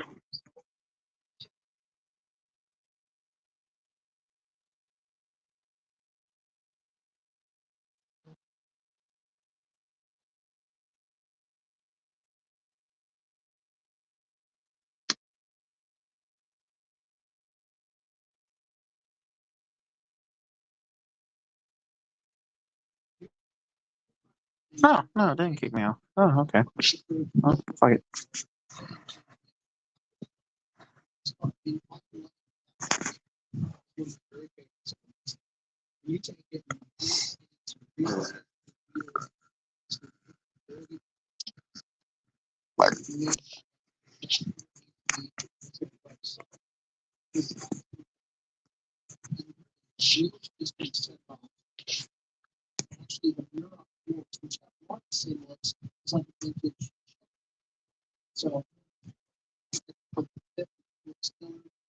Jimmy the Swiftler of models. Yeah, that's about everything, Jeff. Or at swap meets and dudes in the trailer selling shit at the races. I don't know. I refuse to pay full price. I don't know why, but some bone in my body will not let me. You got a styrene bone? Yeah, I guess. I got a hard ass negotiating bone, is what it is. The only thing I think I've ever paid full price for. No, not even that. I got the dude down $5, and I was happy.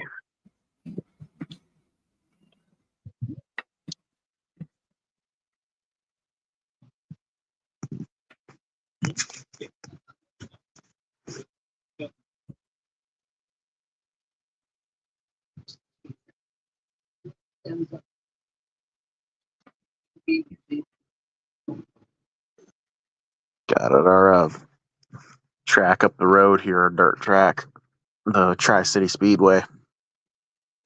The dude that's always out there with his trailer selling shit. He actually made me like leave his trailer. Like he told me to go away. He told me Yeah. I'm done talking to you, dude. Just because I was trying to get him down on a bunch of shit.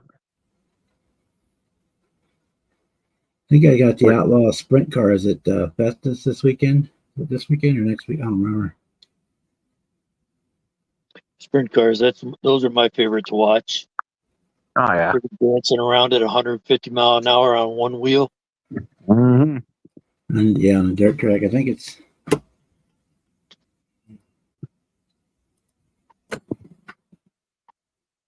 that I-55, whatever they. They closed down the one track I used to like really watching them go to. Well, actually, two tracks they closed down. The Syracuse Mile and then Rolling Wheels. They took in it was a 5/8 mile track, and they'd get rolling on them some, but both of them. Seen Jack Hodges' child at Syracuse one time, never lifted, backing it into the corners and everything. He's got to have balls he carry around on a wheelbarrow or something. Yeah, I like all kinds of racing. I like it all. Last Saturday we went and seen the tractor pulls. I love watching the tractor pulls. I like those. Yeah, this Saturday, or Friday, the Prelude to Iron Man, World of Outlaws, POW, Power Midget, National Midgets, Extreme Outlaw Midgets. Midgets are fun to watch too. I like Friday, the midgets.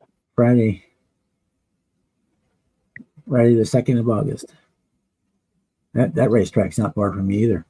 That Festus track, I-55. No, it's not. Federated Auto Parts Raceway now. Peabody, Missouri. It's just down 55. That I-55 used to be on one of the games I used to play. your track racing on PlayStation. Yeah, for Jimmy, he just crosses the river on 255, hits 55 south for about 20 miles, and he's there. I always like the late models. Ow. Dropped the phone onto my head. That was nice. I always like the late models just because I know some people around here that have a couple, and I don't know, I've just always been around the late models.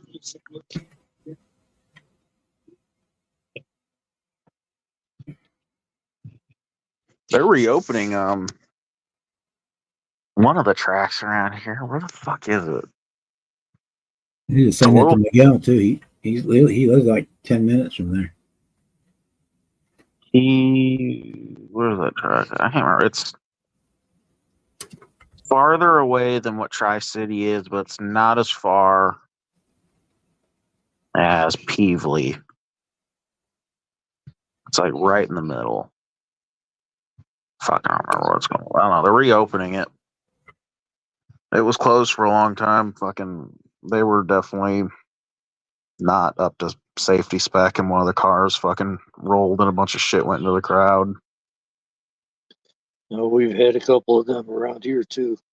The fence wasn't high enough. The car didn't go into the crowd, but a bunch of shit flew off the car and went into the crowd. The fence didn't go high enough or wrap around like it's supposed to. It was just a little freaking chicken wire looking ass gate.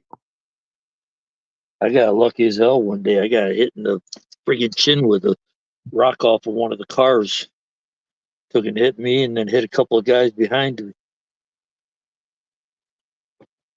Yeah.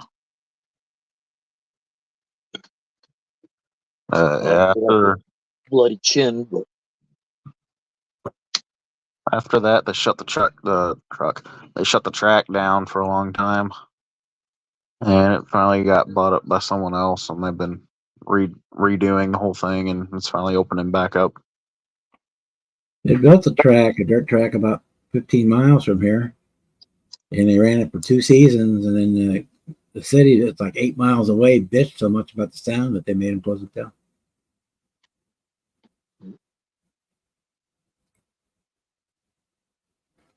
The other track around here, the Highland Speedway, fucking that track. It's not even really the track. The track. The track's really small, so there's every like 2 minutes there's a damn caution. Yeah, and the people are fucking stupid, and I don't do very well around stupid people.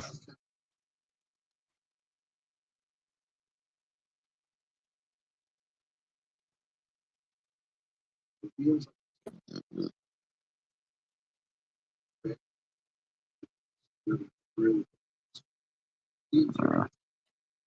got a tractor pull coming up here too.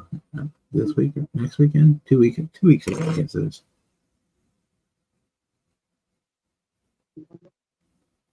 And truckers allowed. Was that the last time I was there? No, it was the time before my buddies got into that big old brawl in the bathroom. Yeah, it was the time before. Last time I went, people were being stupid, and I just left.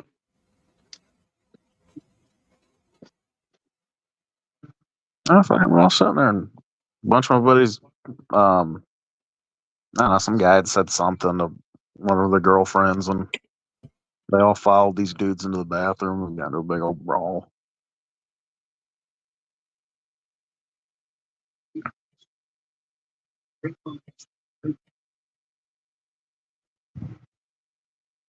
So I'm sitting there, fucking me and the girlfriend sitting there, we're watching the race, and I get a phone call from my buddy. He's like, dude, get out to the parking lot now. We need to get the fuck out of here. And of course, I had the keys because I was the designated one. Look, I drew the short straw.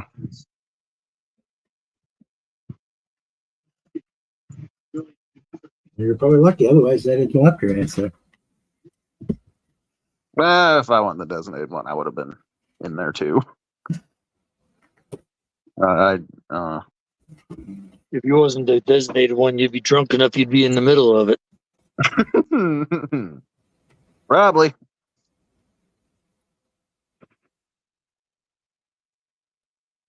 don't even remember what the whole story was. It was like, I don't know, it's one of the dudes had winked at my buddy's girlfriend or some shit, and it like, I don't remember. I don't know. That dude we don't mess with anymore. He's went to a fucking hothead. He takes everything way too seriously, and we're all a bunch of jokesters. So yeah, that wasn't working.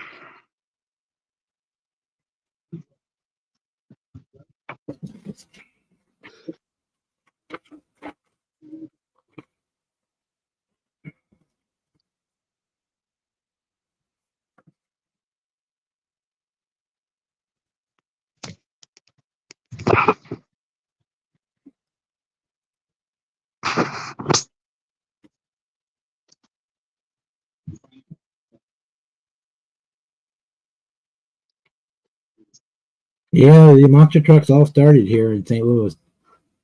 Bigfoot was made by Long Chevrolet right there near the airport in St. Louis. That was the very first monster truck. St. Louis, ain't that where they got the dome they race in? Yep. You ever go to that? To the dome, yeah, I've never been to the monster truck rally there. No, I mean the midgets and oh,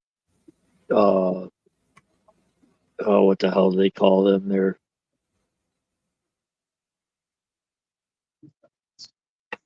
Jeff, I only say it because it's a really small track, and there's not much room. So you'll get up into someone real quick and spin both of you out, and every 2 damn minutes there's a fucking caution because of it.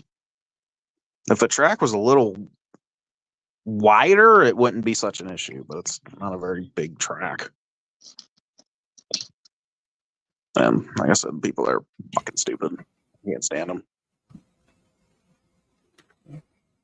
Bunch of fucking wannabe tough hicks.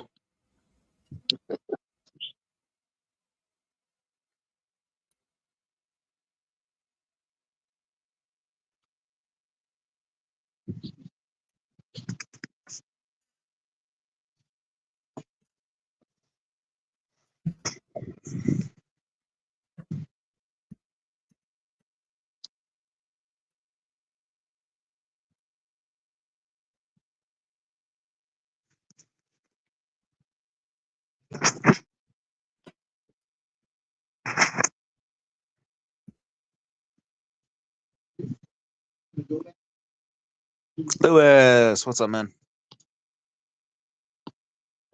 Yes. hey Lewis, how you doing?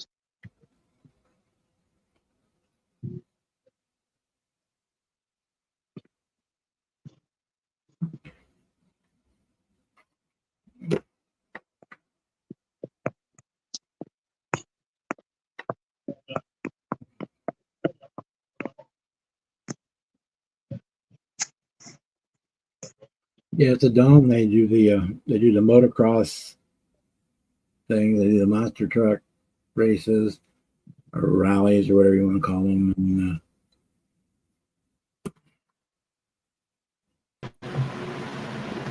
Well, Bob, yeah. I'll show it for the first time live. This is Outlaw tire paint right there. Cool. I missed everything after Well Bob. Like a 3D printed tire. Yep. And I got some Outlaw paint. That was the the tire version. Cool. Came out friggin' great. That was only one coat. Cool. Pretty nice. It looks good. Jeff, you look tired. I am. Trying, stressed, and wait to see if I actually have roads tomorrow to get in and out of Vermont. Give me a second, Bob, and let me show you where the hell is that.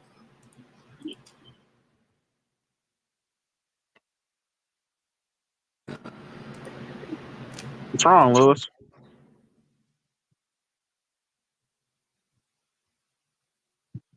You all right, brother?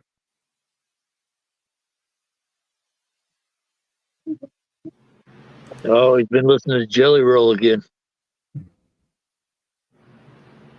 Oh, God, poor Bob's going to keep me up on big screen. I thought Must you be were say busy. something. Oh, I did.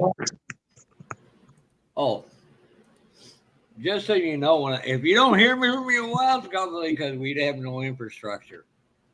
I just figured you were ran to get something to show, and I was waiting. Oh, I did. It was a tire. Okay. Now this You got I'll that? show you. You When got you do that the about tear. right, Mike. Hobby knife scarred. Yeah, I still got the scar on my Nope. finger from that night You in got to Brian hit the screen. gear button. Oh, here. You'll see the secondary thing I put up there, the share one. Sorry to hear that, Lewis. I wish you all the best with that, Lewis. This was what happened when 8.5 inches of rain last night came down. This is about 25 miles from here, so. Yeah, we missed that one. Damn. Yeah, we had this stuff here too, and over by Jimmy, Nashville, Illinois, and all that. The dams were breaking and everything. Yep. Man, we didn't really get any rain or anything up here. Hey, you know, the sad part, most of that could be prevented, but the state of Vermont, the eco warriors at the University of Vermont are more concerned about pollywogs and frogs than dredging the rivers, which 90% of where the flooding is real bad, is low-lying floodplains. Mm. Instead of properly dredging them and giving the frogs, we got this little thing up here called granite that helps clean water and stuff when you put algae attached to it. But we're more concerned with not, constantly repeating and refixing the same thing than fixing the problem first time. Yeah. Even my dumbass can figure this one out. Yeah, Kevin, it is that. I mean, literally July 23rd, 2023 and July of 2024, same damn thing. We had massive flooding. The only one that Jimmy would have cried about was when the Doritos truck went floating down the river, fully stocked with Doritos. That's when you need one of the people that go after the Doritos to eat up the crumbs. So the fish ain't good. But yeah, Bob, I'm gonna try some more of that outlaw here next few days. I just don't know if I dare touch my damn friggin' compressor. I literally went to turn it down so the air compressor, would push out less air, give me my 15 to 20 psi's. I try to squeeze the trigger about 18 to kind of keep it a little consistent. Well, right where the dial goes down into it decided to pop out. It took me 2 hours to actually push enough weight on it to get it to twist in. Why do I feel like this is user error? I was going to say, you're not supposed to take it all the way out. It's only meant to be a quarter turn. Yeah, no, I was literally just to die, and you can get these too, Jeff. Put them on your no. I'm talking the part where the dial. Yeah, I know. But you can on the regulator. If you want to bring it down even more, you can put one of these little Mac valves on there. So part of the quick connect and adjust it there. Of course, this airbrush has one on it built in. But yeah, just. Oh man, that's. It gives you a little finer air pressure control. So if you set your compressor, or you can't set it to where you want it exactly, you can try it, dial it down a little even more with that. Hey, Jamie. Hey, let me warn you all something. Be careful when posting your models on social media. Apparently, everybody thinks they're free for all. Well, at least with mine. Well, you're posting up these great deals on these kits, and everybody says, okay, well. I just posted. I barely got them. I mean, no more got them. Oh, hi, Jamie. When you give me a Pepsi bike, I'll give you the dirt bike. In all seriousness, I couldn't do anything with the dirt bike. It would be wrong to do to Mike. Mike gifted me that mini Mike, and I couldn't deal with it. And all I got to say is that Ford Pinto station wagon. Well, that's going to be a special project that actually might get me literally hung at Acme.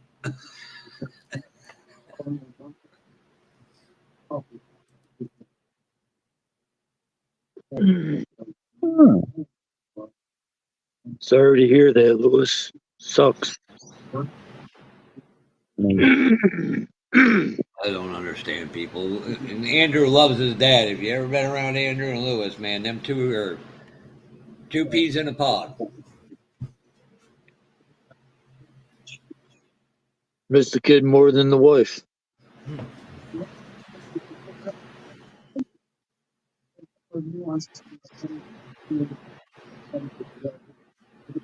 Oh damn, man! I'm sorry to hear about that.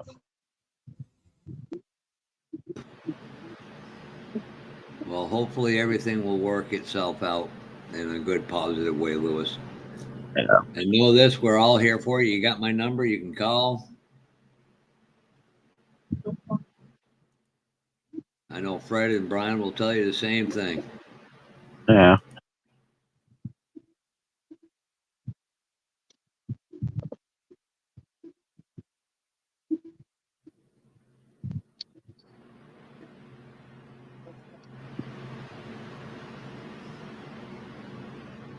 Might have to do some lives when I get a chance. The next week's going to be busy.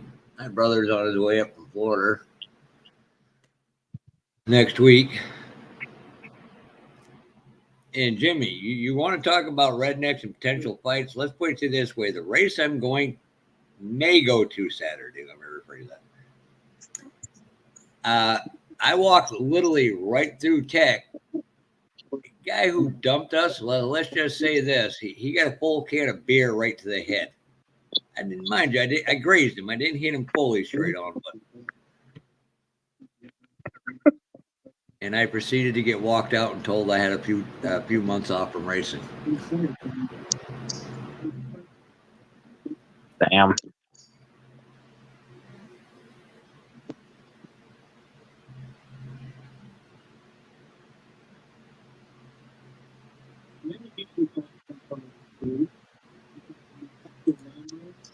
Like I said, Lewis and Andrew are, like two peas in a pod.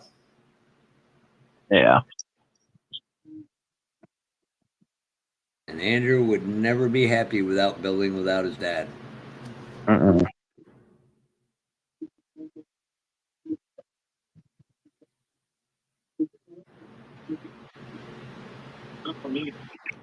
I guess somehow we're gonna have to figure out a way to grab him, Andrew, and bring him to Acme that Friday night.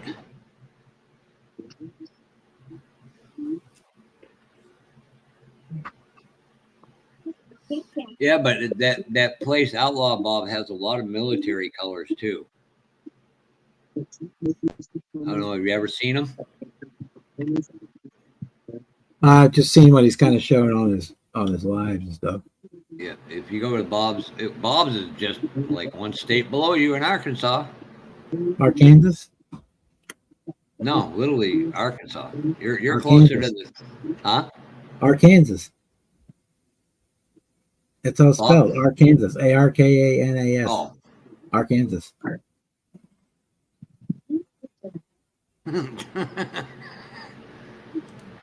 Bob don't like the Arkansas people, apparently. The border war is with Kansas and Missouri.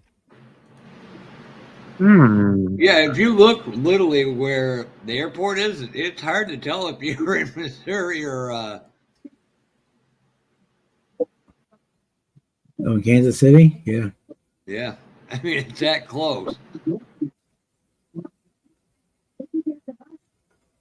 Yeah, they're having a big fight right now. They want to build a new stadium. They want to build it on the Kansas side. And they're throwing a huge fit over it.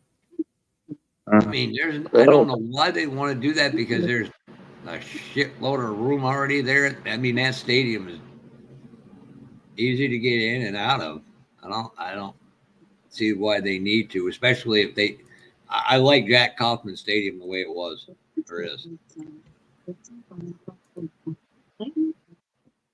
Yeah, they want to build a fancy new one either downtown, which there's not room for, across from the Nope. Sprint Center, or they want to move it over into Kansas and into. It's like all New York City teams. They all play in New Jersey. All except for the Yankees and the Mets and Islanders. Oh, and the Rangers. But yes, both football teams are New Jersey-based teams. And the race you're talking about earlier is the Gateway Nationals. The thing at this weekend at Peebly, I-55 Speedway. Yeah. Oh, they're in Peebly this the weekend? Gateway Nationals are held inside the Dome in November. Oh, that one. Okay. No, Yeah, this weekend is the Outlaw Sprints at the I-55 Raceway. Peebly. Yep. Friday night. Friday night. Shit. Yeah. But yeah, that race they just had up at Fairbury Speedway, Fairbury, Illinois, was something to watch. Oh my gosh, hang on. Let me get up and I'll show you all. My buddy bought me this at the. Hopefully, I'm not main scaring thing when everybody you're away. talking about it, we're all just a phone call away, text message away. Yeah. Let me get up and I'll show you all this. My buddy bought me this at the tractor pull Saturday. Only because it's the only one we've ever found that will fit my big ass fucking head.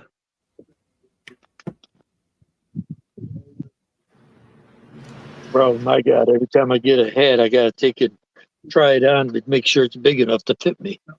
Yeah, Okay. that's what I always have to do. So apparently, Chuck, you were a closet Al Snow fan. What's everybody want? Head? They want a little head. They don't want a big head.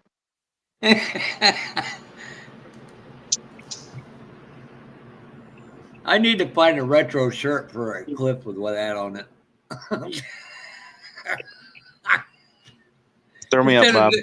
Instead of doing the pasties thing, Chuck, we'll have him wear that shirt out in public. Hey, everybody. It's the only one Now you I've look ever redneck. found that fit my head. Hey, Marcy. There used to be funny in the shop. Thinking I could put on, do some welding. Next thing I would come along, who the hell's had their fat head in the welding helmet? That's what happens when you have to share tools. I only wear a hat because I'm going bald. I'd say you're beyond going. Hey, at least I lasted longer than my father. That's all I care about. Hey, my father was bald at 29, and unfortunately, my son followed him. Hey, Jimmy. Yep, and you guys have your mothers to thank for that because male pattern baldness comes from the set of genes mama gives you. Yeah. That is true.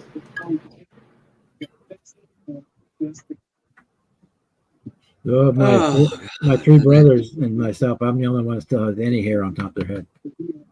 You sure, Ian? You sure, Lewis? Me and Sergeant. Yeah. Hey, Jamie. Oh, by the way, hi, Marcy. Hey, Jamie.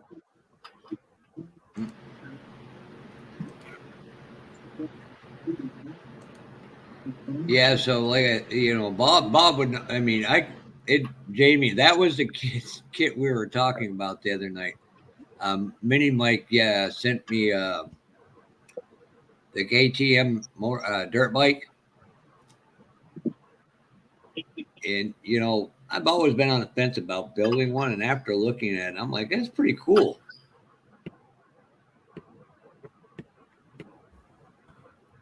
Dirt bike kits. They look. I don't know.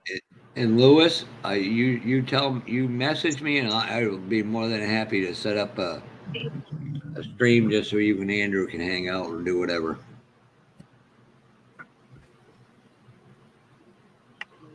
What?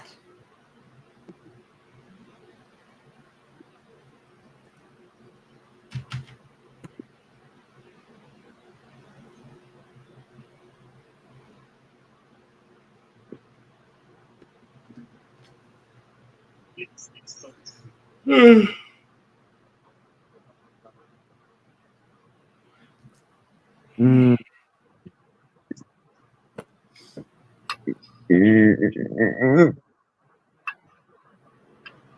All right, guys, I'm gonna get out of here. I gotta try to be up at 5:30 and see if I can actually get two very, very tall lawn, bank lawns in tomorrow before the shit hits the full the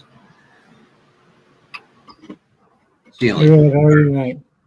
Hope you got rockets on your mower. Hey, Ed. Hey, Marcy, I might need Yeah. big spikes. These What's up, Ed? banks are like this. Yeah, rockets and spikes. All right, Fafa, you have a good night, brother. See you, All man. right. Take it easy, Jeff. Night, Jeff. Yeah, we got a couple of yards like that here down closer to town. There's a bunch of houses that are on like a sort of a hill from their whole front, all the front yards for the whole block. The water could literally run straight down from their porch to the road. All right, Mini Mike, you have a good night too, little brother. See you, man. Barely got enough of an angle that you can actually walk it without sliding down it. Ooh. Ooh. I think I found my next build. A 95 Chevy S10 Blazer. Nice. That looked good with the big game GMC suspension on it. Right.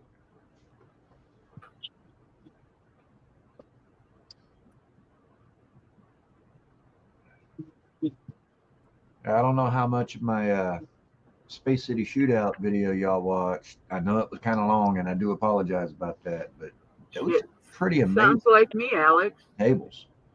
I've got a niece and 3 nephews I've never met. Yeah. From my dad's first kid from his first marriage. He's never met the kids either. So Yeah. I mean, I didn't get to actually meet my daughter until she was in her 20s. So, granted, she's only like 21, 22 now. But, you know, and I have a feeling she's reached out to kind of start the back and forth between her and I more because of her son, my grandson, that she wants he and I to at least be able to have a chance to get to know each other and whatnot. exactly, so that he doesn't get cheated like she did. You know, I mean, even if it is more because of my grandson than any desire on her personal end to want to get to know me, I'll take what I can get, you know?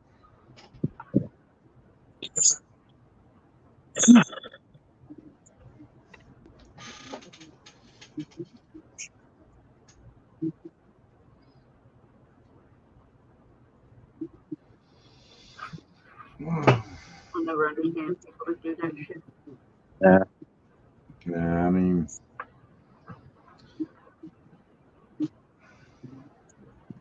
it's like between my daughter and I, she grew up for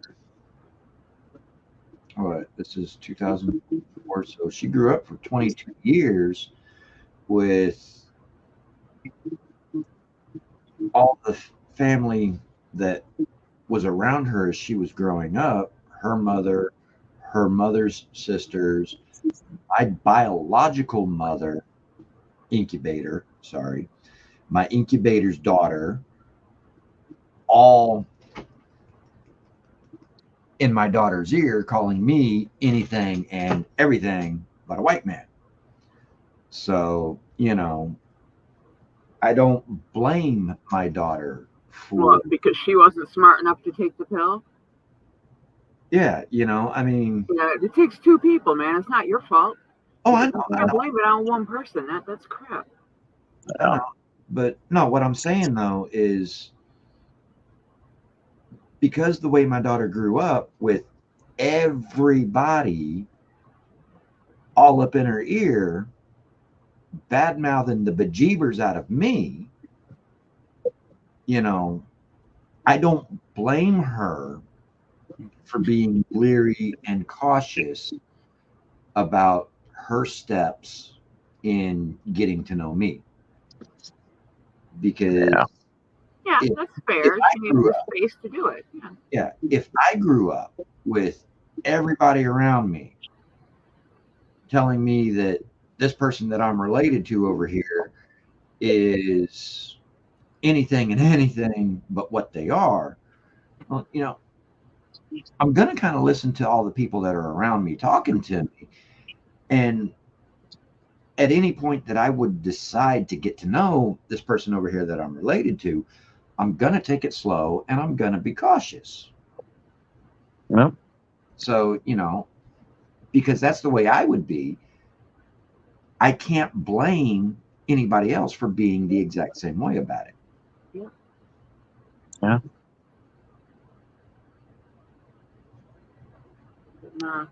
And anybody that does that shit to their kids, may they get the life they fucking deserve. Yeah. Well, I mean, that's like this past April, I went out there to where they live for my grandson's first birthday. And come find out, my daughter's mother has heart issues. She's severely overweight. She's had a Like couple I said, of strokes. brought it on herself. Yeah, karma's a bitch. I'm just saying, Fucking right, she is. she gonna bite you. She's a saucy, salty ass bitch. You should get She, Yeah. karma will bite you in your ass when it's the least expected time for her to do so, when it's the or least on the regular, just gotta have it. for her to do so, and when it's going to hurt you the worst. Yep. So, just saying.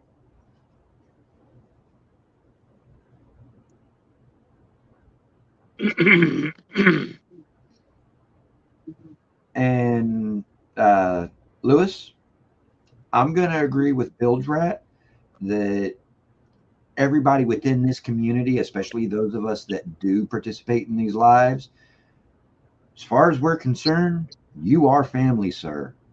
You and Andrew and Both of you, yeah. all of you. Okay, speaking for myself, everybody that's in these lives, that participates in these lives, so far as I'm concerned, y'all are family. And at any time you need moral support, you need an ear to vent to, you need a symbolic shoulder to cry on, whatever it is, available. Oh yeah. That's Jeff, Brian, Fred, all of us. Yeah, man. So, we're here for you, brother. I mean, when we call you brother, mean you are our brother. Yep. You and Andrew both, man. Yes, sir. Both of you. 10 gazillion%.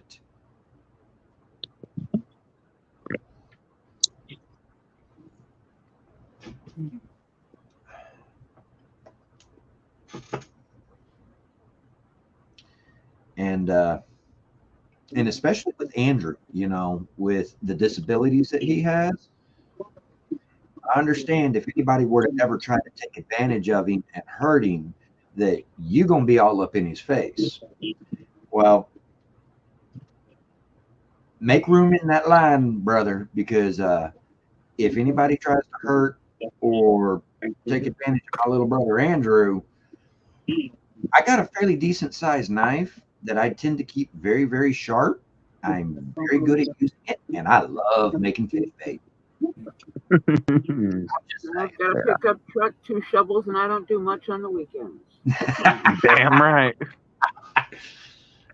I got that Tano. We can hide. We can hide shit. People like Hoffa disappear. So, yeah. I know a hog farm around here. A hog will eat the shit out of it. So, and that goes for any and every one of y'all. Mm-hmm. If I find out about anybody trying to take advantage of or hurt any and every one of y'all my family, I got a big knife that's great for making fish bait. Mm-hmm.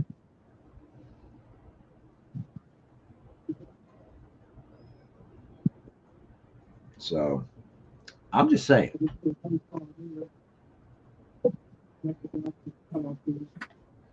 Oh, shit. I don't want to hit that button. Frick. Yeah, you're not supposed to hit the buttons, Jimmy. That was the wrong button. Damn it. Took me back to page 1. Asshole. That's the universe telling you to close the web page. Get off the porn, Jimmy. Right? Close the web page. It'll be there another day. Nah. Rolling through Evil Bay. Close the web page. I'm looking at this pretty decent parts lot. It's for I go back to you bitch. Oh fuck, where to go?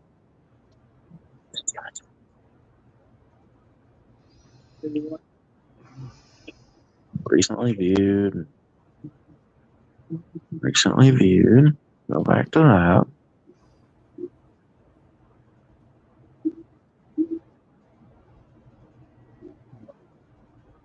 As soon as I quit looking for it, I'll find it. I swear. That's about how. That's the universe telling you close the website.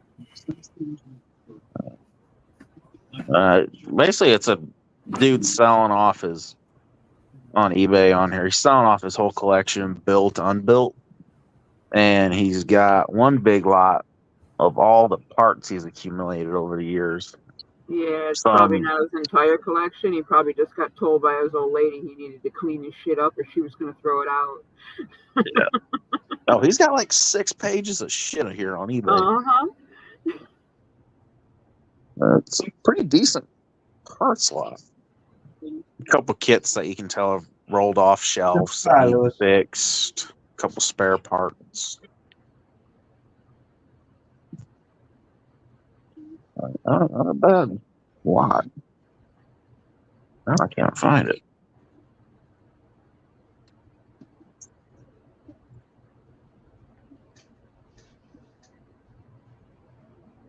I want to find it again. It was on a bid. The bid ends in, I think it was like 4 hours, and there were 0 bids. And the opening That just was means $25. somebody sitting on it is going to snipe it at the last second. Yeah.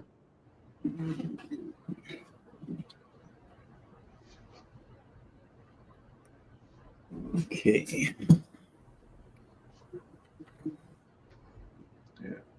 Well, I found the one he had. Happy former sailor here, and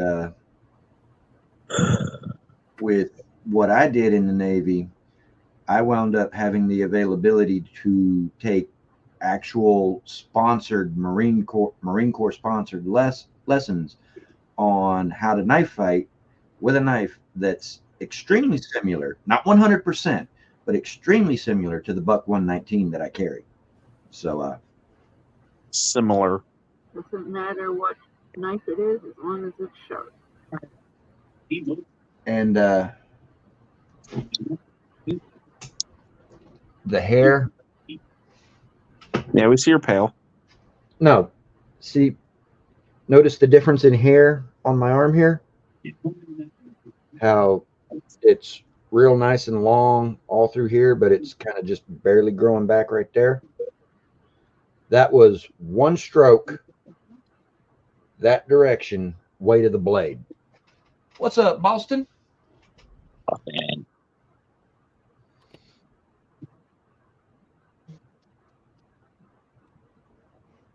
Tiny decals everywhere. No, I've just been incredibly busy. That went back when Barrel hit. I spent that first week 0 electricity. That next week, the week after that, I put in like 60 hours in the 1 week at work. And then the week after that, I put in like 46 hours at work. So yeah, no, I have You're been not going to be alive to spend it, man. I have been busy. Oh no, that's okay. I got plenty of bills that as soon as my paycheck hits, within 3-4 hours, I'm broke. So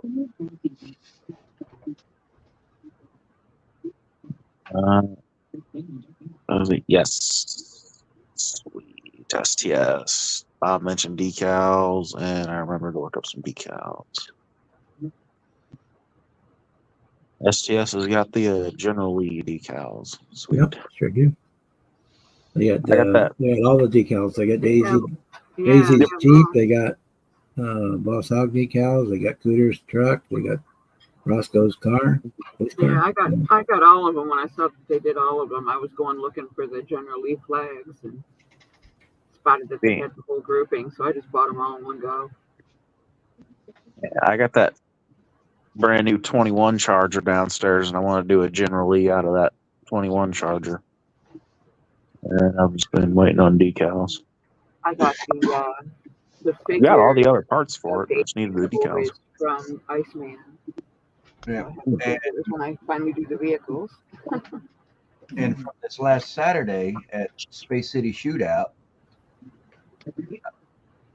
while I was walking around the vendor tables, I was just getting to one of the corners of one of my club members' vendor table, and I saw this sitting in the pile, sitting Ooh, there you go. in boxes. And I've been looking for this kit for a while. And average price I've been able to find online for this guy is anywhere from $85 to $100. Too much Yeah, I've seen it for for about basically the 75, 80. You wanna know big what game kit with the wrecker bed. you know what my club member had as a price tag on this kit right here? Closing out for the night, so There you go. Looks good, Chuck. Looks good. Ooh, nice, Chuck. Cool. still got a bunch of work to go on it yet. Yeah, Looks looking good, good though. I like that top. Nice and low. Just a little bit of glass to see out of. Chopped Might need a or mirror to see over the engine though. channeled it over the frame, and then took what's equivalent to about a 4-inch chop out of it, and setting it up with a see-through grill shell. Nice. Ooh. And I'm fixing to make a radiator you can see through too. So if you look at it from the front, you should be able to see the pulleys and everything, the belts and stuff. Nice. At least that's the plan. Right? Anyway, Yeah. Plans are made to change sometimes.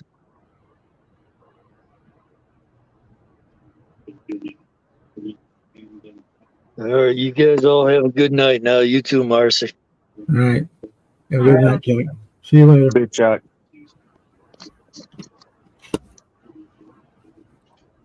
but as I was saying on this guy right here, the price tag that my club member had stuck on the side of the box when I grabbed it, $28.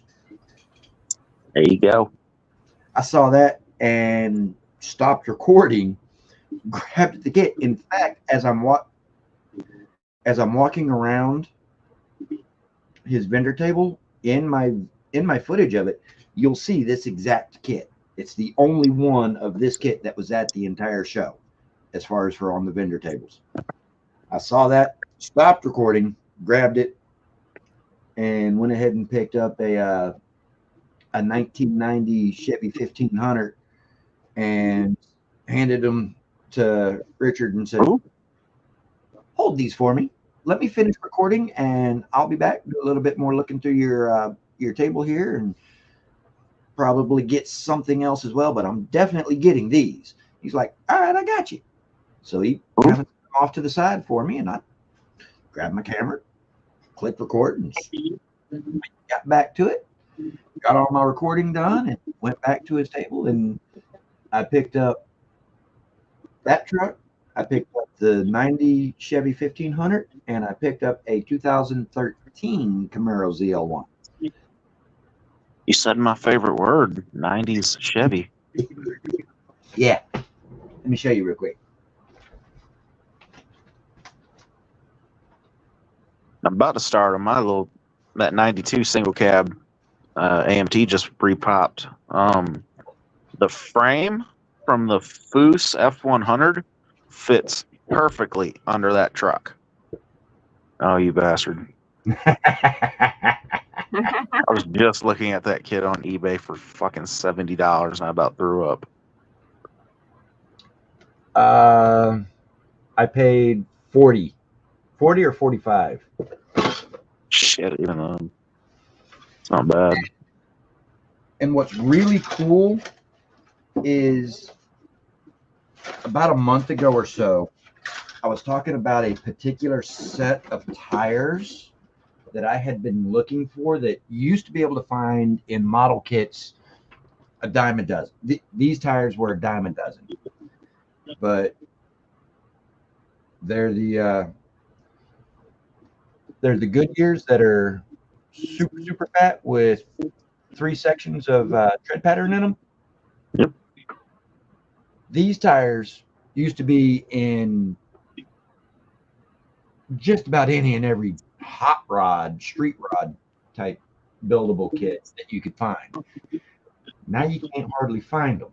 I did, however, pick up a couple of weeks ago the Pontiac GTO Super Stocker, and it has 4 of these tires in it.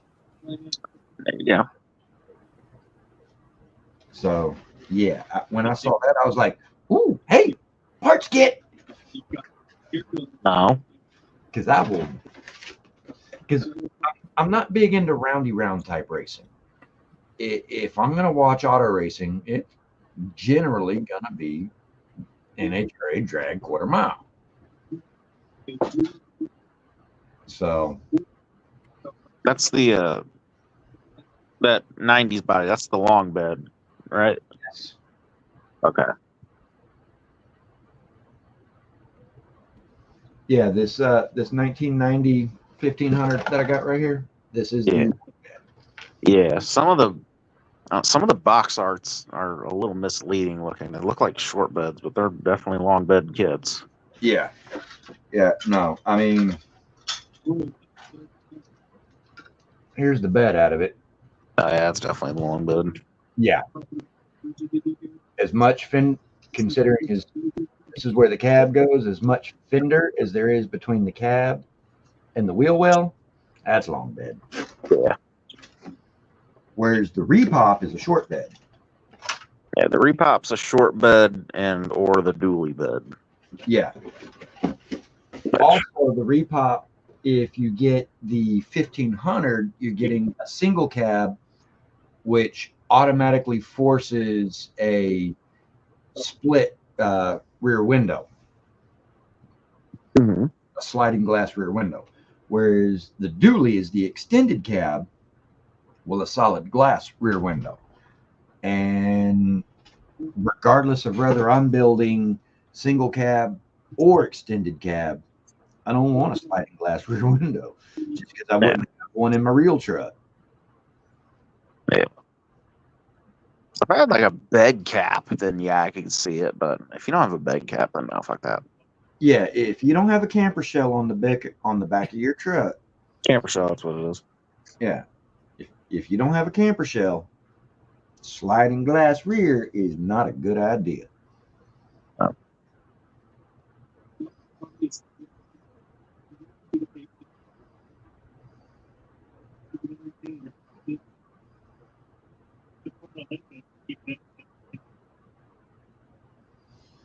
Four blue, 4 red C8 Corvettes.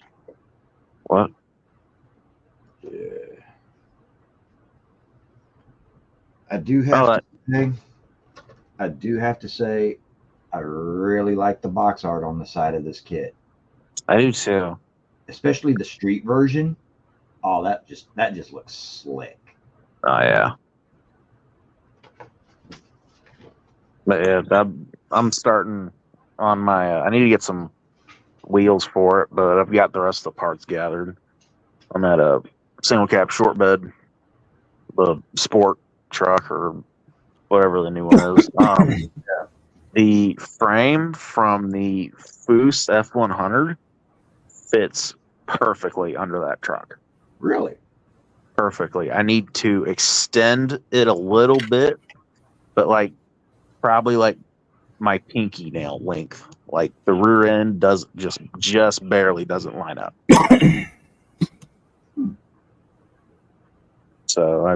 And then the motor that's in the Foose F100, that big Roush motor, Mm-hmm. that all aluminum Roush race motor. That fits really good under the truck too. I need to cut the firewall just a little bit, Mm-hmm. to get it up in there a little taller than I want it to be. But yeah, it'll fit perfectly.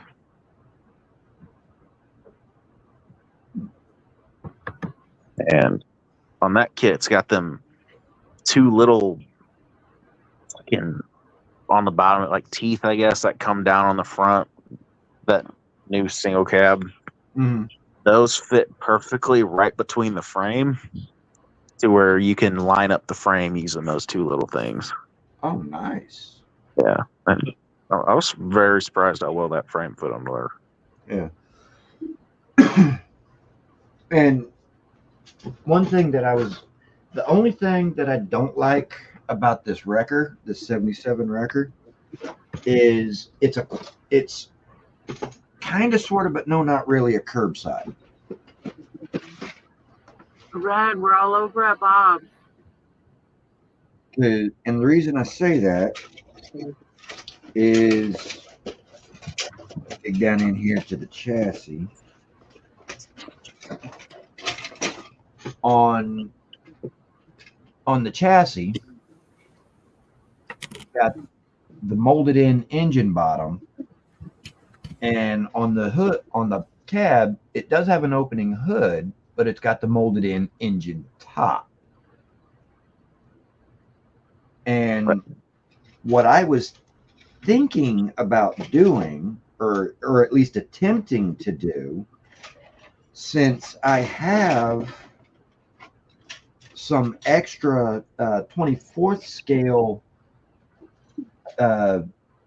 GMC square body cabs and Chevrolet square body cabs from the Chevy 76 Sport Side and the GMC, the 78 GMC Big Country. Those are both 24th scale, whereas this is 25th. I wanted to see if I could maybe just fit this bed with that cab on that chassis. And the chassis is actually not long enough, believe it or not. Even though this is 25th scale, this is a smaller scale.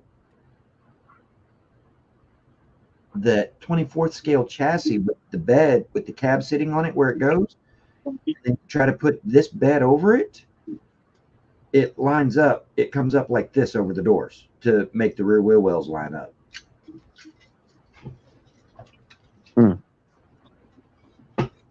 I know the Deserter kit's 25th scale. Yeah. If those cabs don't work.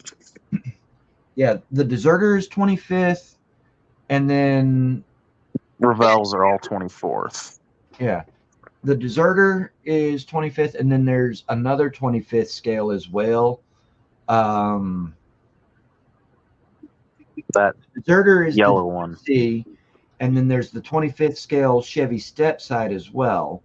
Yeah. And then there's the Revell has the 24th scale 76 and 78. They're all square bodies.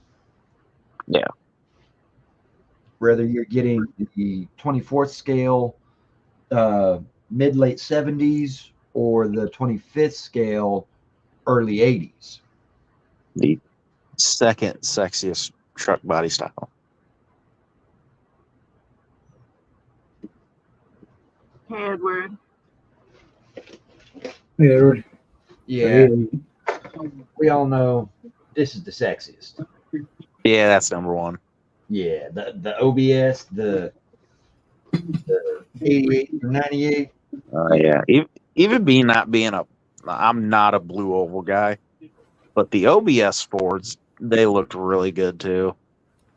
Even though they were pieces of shit, they looked really good. And by the way, if you can't tell by the sweat stains, it was really, really hot today. Oh, it was brutal here. We didn't have AC at work. Our AC has been broke most of the summer. Ouch. Oh, It sounds like they just didn't turn it on. no, we have had a guy come out probably 4 different times to fix it, and it'll work for 3 days and then quit working again. Because the dude that owns the building keeps letting his buddy come that does AC stuff come try to fix it, and he just does not know what the fuck he's doing. That needs to be turned in because it's part of your contract for them to do proper maintenance, and if they're not hiring the proper people to do the job, they're violating your contract. Pretty much. That dude does none of the proper maintenance. No, what your franchise owner needs to do is pay out of pocket and send him the bill. And then when he refuses to pay it, take him to small claims court. Yeah. That's an example of him. Oh, I think he's doing it only temporary fixing every time because he keeps trying to sell them on a brand new $25,000 unit, and he doesn't want to pay that much for a new unit. Yeah, if he's deliberately doing that kind of shit, who says he's going to do everything right? He could shortcut something that could cause a fire. Yeah. And when I got there today at 3 o'clock, it was 78 degrees inside that store. And we had the ovens going. So it was more than that. Yeah. Well, it's like I walked in, felt the heat hit my face, and I said, fuck this. that's like kind of like here where I work downstairs in the kitchen, in the commercial kitchen where my chefs work for cooking most of the food for going out on the various orders, like the food that I took today. The AC downstairs, the outside heat pump, heat exchanger, is not large enough to handle the amount of heat generated inside our kitchen. I mean, it's on the small side for a residential size unit. If you're running, do you have proper ceiling fans, exhaust fans? Yeah, we have Overhead? the vent fan, the grease trap vent fan over the cooktop, flat top. And even with that running, it doesn't reduce the temperature any? No. Wow. And we've even cleaned that. We deep clean that at least once a week, as far as for pulling the grease trap filters down, degreasing them, deep cleaning them, and then putting everything back up. What it is the heat pump for the central AC that's sitting outside in the backyard is a small residential grade unit. Yeah. And we have 2 electric hot boxes for hot holding food. We have a 6-burner commercial grade gas stove. We have a flat top cooker that we have. The flat top grill is as wide as my keyboard drawer, and it's like, oh shoot, it's like this deep. It's almost as deep as it is wide. And then right next to that, we have an actual ribbed grill, gas powered as well, same size as the flat top grill. And then we have a 2-basket deep fryer. And then next to those, we have a dual convection oven. All of it gas powered, all of it running at anywhere from 350 degrees and higher, pretty much all at the same time, there's absolutely no way. Well, the hot boxes, not holding boxes, those are at 180 or so. Yeah, that's an accident waiting for a place to happen. Yeah. Yeah, our hotline in the kitchen usually ranged in the summertime between 110 and 115 degrees in the summer. But yeah, that's generally what the inside air temperature in our kitchen downstairs is. Even at 7 in the morning, it's Right, already 95 to 100 degrees in there. Because All right, see you, Lewis. that Good luck, brother. All right, Lewis. Keep you in our thoughts. All right, Bill Drat. Semper Fi, brother.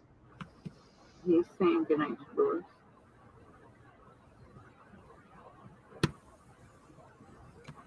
Oh, it's Lewis I leaving. mentioned it earlier. I'll mention it again. If anybody hasn't watched Dart's latest video, he's doing a lot better. He's a lot better mind space. He's kind of wrapped his brain around the situation. In a lot better mood. He needed to get out the clutter. He had to talk it out. Right. Jesus Christ. Wasn't involved.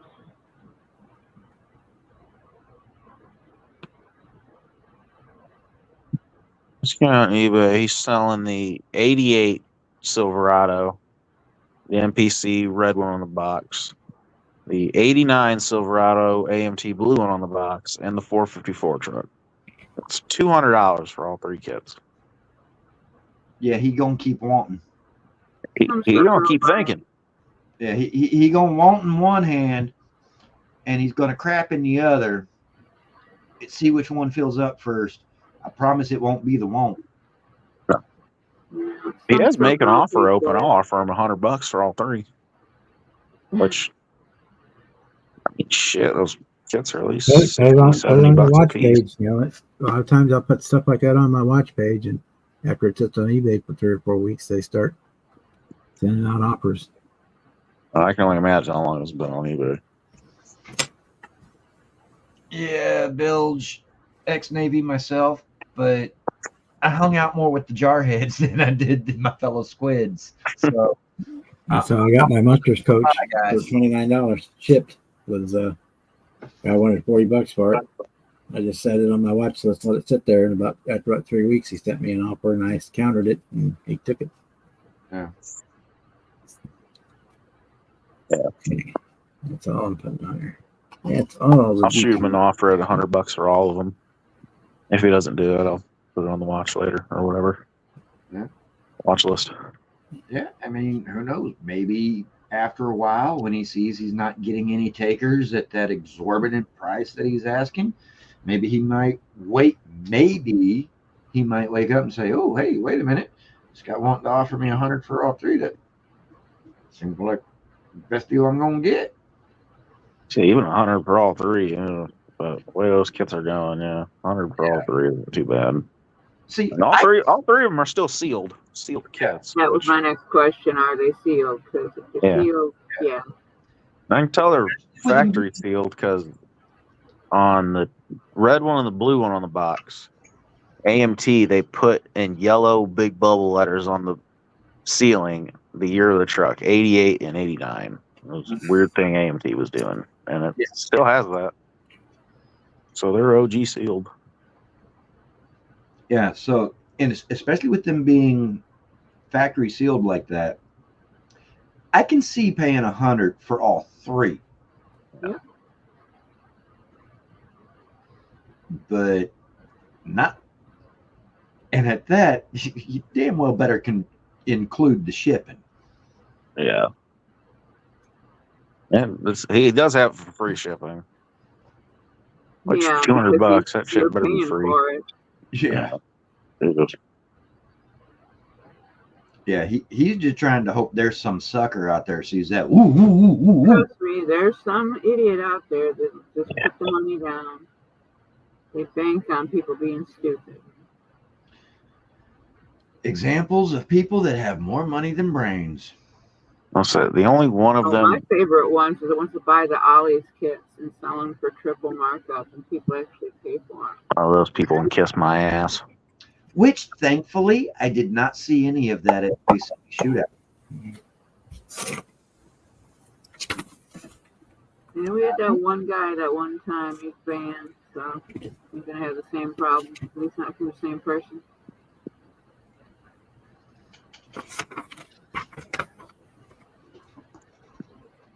The only one of those OBSs I might end up spending the $50 on it's the OBS, the Tahoe, the 4-door Tahoe.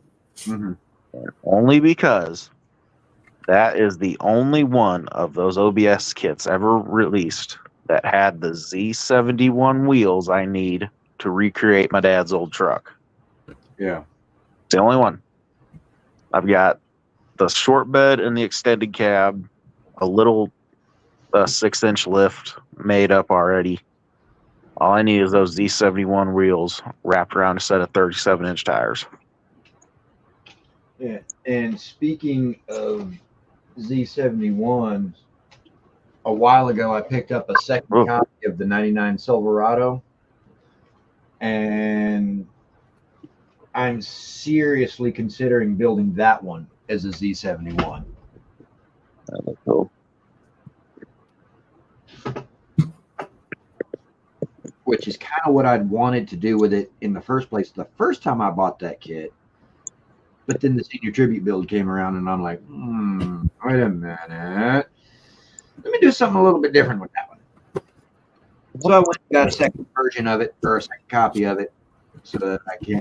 I got one of those. Got those on there, huh, Jimmy? Ooh. Ooh.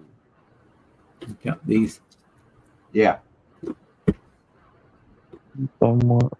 Yeah, that's a dead giveaway. That is OG factory wrap. Oh, yeah. It's not though, because it's open. That's the way I open them. Yeah. But when you bought it in the OG factory wrap. Yep.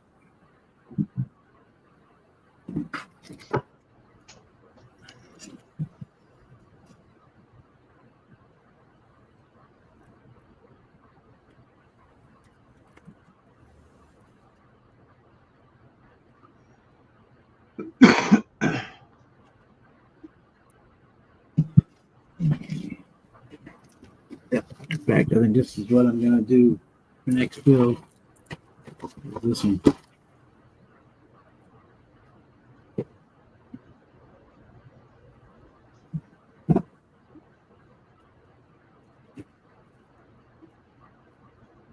First thing there.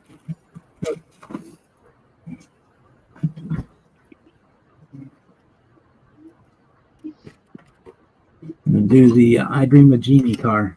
Like this one. Oh, hang on. Oh, there we go. Major Nelson's car. Well, the 65 Major Nelson's car. They have a new one every year. I mean, going about a new car every year for the show.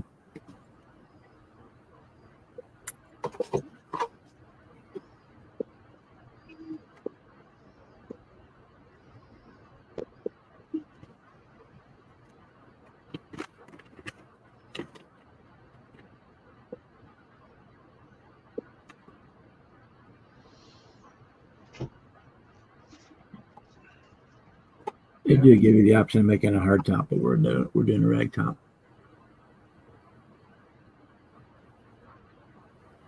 And with that 90 Silverado that I've got, Mm-hmm. looking at these decals from it, they look like they're in pretty good shape. I should be able to use them if I wanted to. I mean, they're the trippy 80 style. Just make sure you spray them if you decide to try them. Yeah.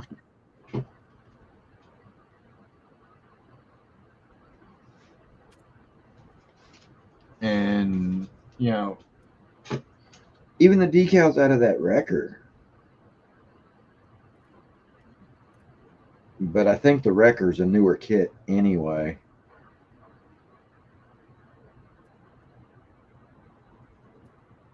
But, He's lucky, Edward. It could have been so much worse. Yeah. right? Very, very much so.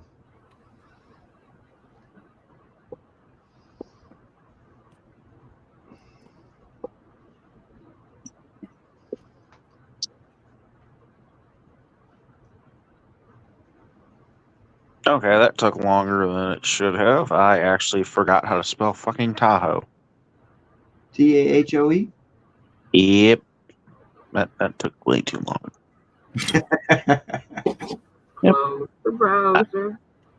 I will be the first to admit I can't spell worth of shit.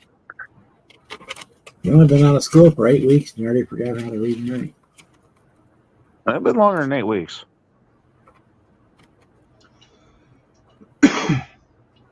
And, you know, Man, that link I put in our private chat.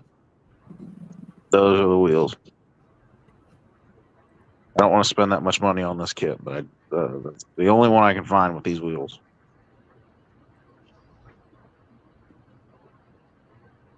I really don't want to spend much money at all.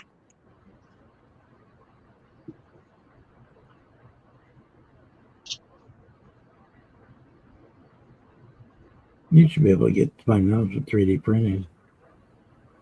I've been looking a little bit. I don't know. Nobody's Basic 3D Chevy wheel. printing them.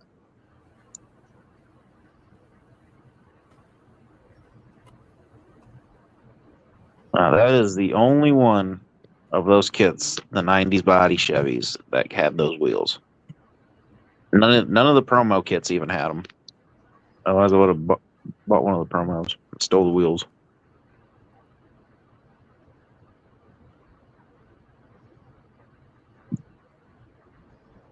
Here, let me do this.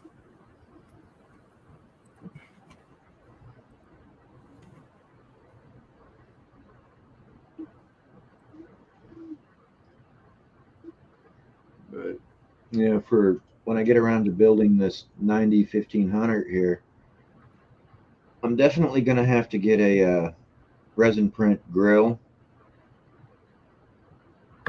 and get some acetate or something and make my headlight lenses for it, because this one, it's got the chromed in headlights, Yeah. and I hate that. I hate using a chromed in headlight like that. Give me 2 Oh, when I do the minutes. lenses for headlamps that are like that, I take the micro crystal clear glue Mm-hmm. and put the tiniest speck of whatever color ink in it to just discolor it enough, Yeah. and fill it up with that to make the lenses. Let me find them again. I just seen them. Hang on. I found what you're looking for. Where did I go? It's safe somewhere on my phone because I'm still at work. So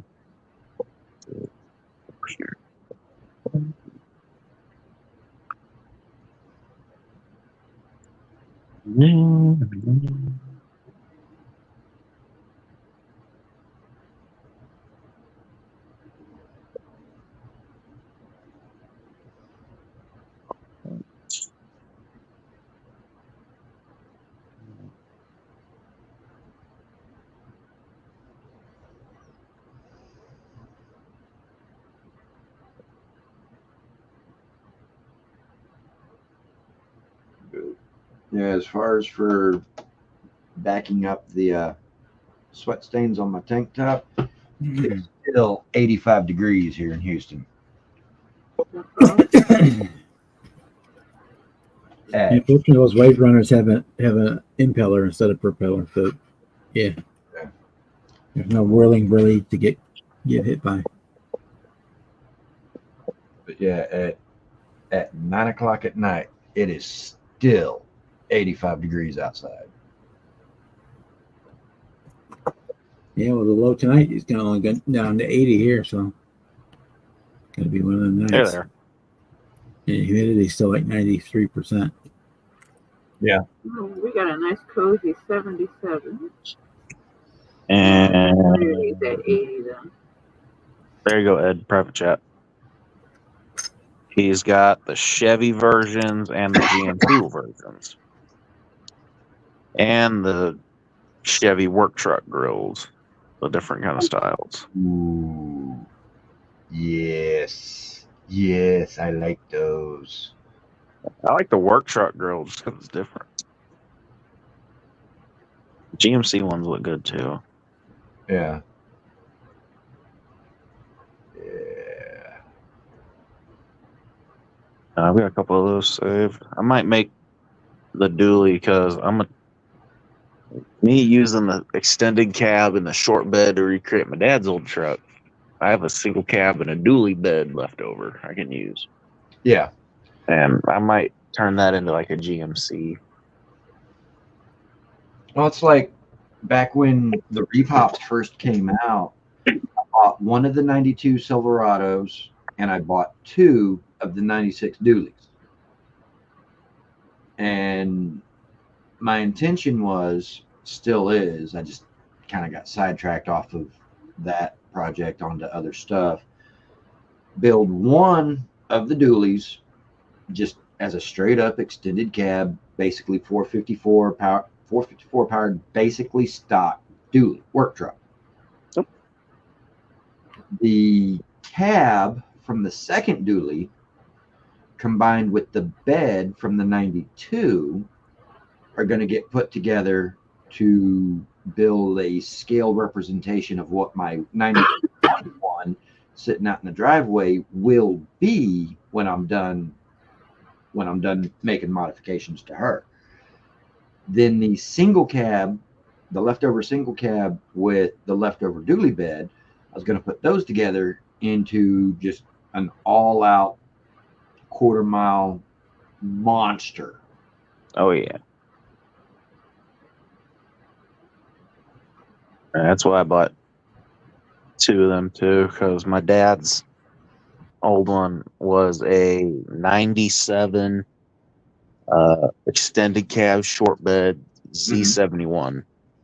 Yeah. The old Hunter Green.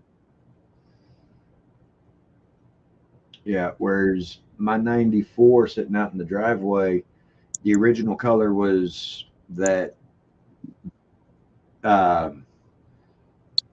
you used to be able to get it from testers as a sapphire blue metallic. Mhm. Because if you, granted, the exterior paint, typical OBS paint issues, my paint job looks like shit. But when you go up inside the cab and you pull the carpets back and you get a look at the sheet metal underneath the carpets and padding, that's where you get to see the actual original color. And oh, she was pretty. Beautiful sapphire blue metallic color.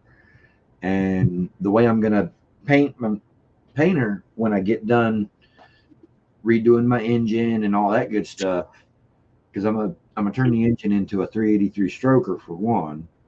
Oh yeah. And I haven't decided if I'm gonna go with the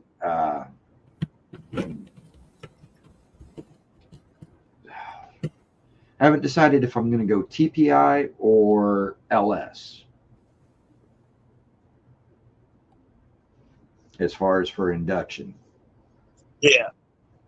But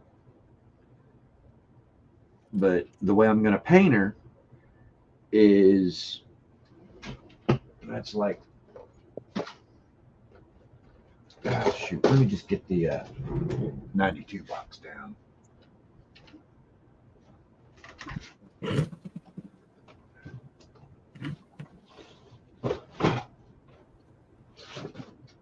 All right.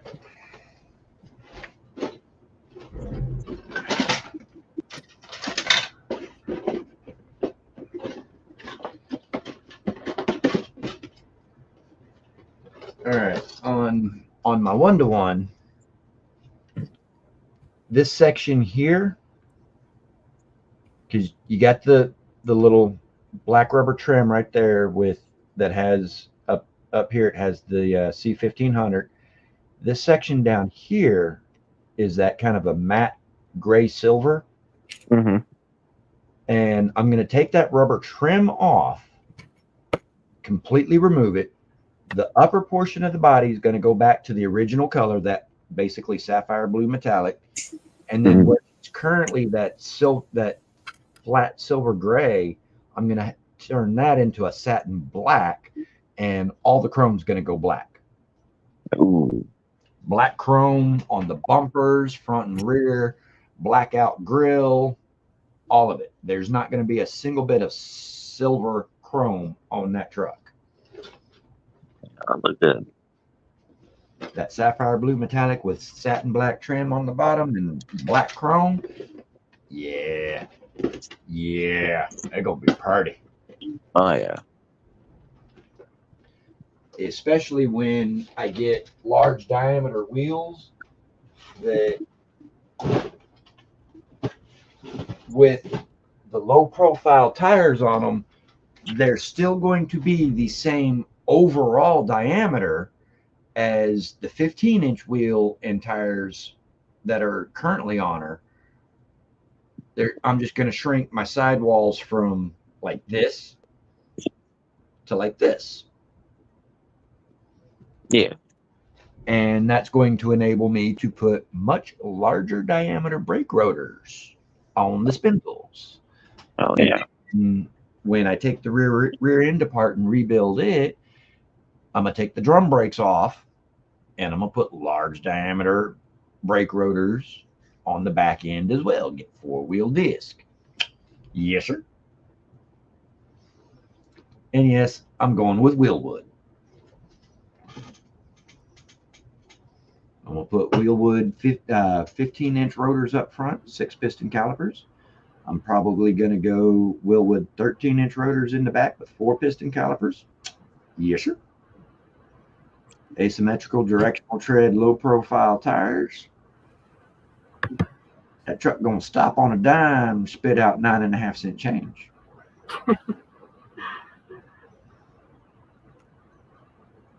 Especially considering is the entire brake system from the vacuum power booster on. It's going to all be Wheelwood. Oh hell yeah.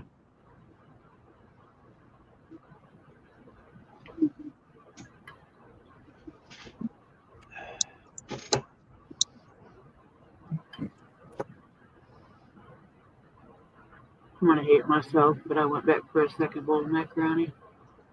Well,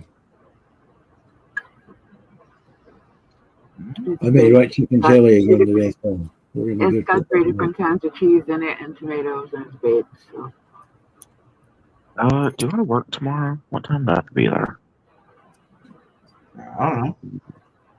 Well, I'm looking. So I need to put my truck back up on jacks and crawl up under it because my check engine light clicked back on again. Ooh, that's not good. No, it's at least it stayed off long enough for me to get the emissions and get it tagged. Right? And it only clicked off because my battery died and I had to go get a new battery. Ah. I found out what the issue was. The little sensor box or whatever had a big crack in it. Usual 2003 Chevy problems. Mm-hmm. And that was a fix. What all the scanners said. Yeah. And the apparently it's $20 part. Yep, the $13 part. And I really was hoping that was it because the sensors, the actual evap sensors, for all 3 of them, I think they're $12 a piece. And then the actual evap canister, the big thing under there in front of the gas tank, is a $300 part. Oof. Yep. So I'm just gonna start doing little shit, which is what I wanted to do. Well, Dad said it's probably gonna be the most expensive thing. Which, if it is, I'm done. That's like on that little. Better off replacing the all. Simply because of the age. Eventually, I'm just gonna say fuck it and get a different truck and then chop the exhaust off that goddamn thing. Just make that a Yeah. fun truck. Well, that's like a little 2004 Hyundai Elantra that I used to drive. The evap canister control solenoid had gone bad on it, and it was sticking open, and it was causing some valving issues in the filler neck, believe it or not.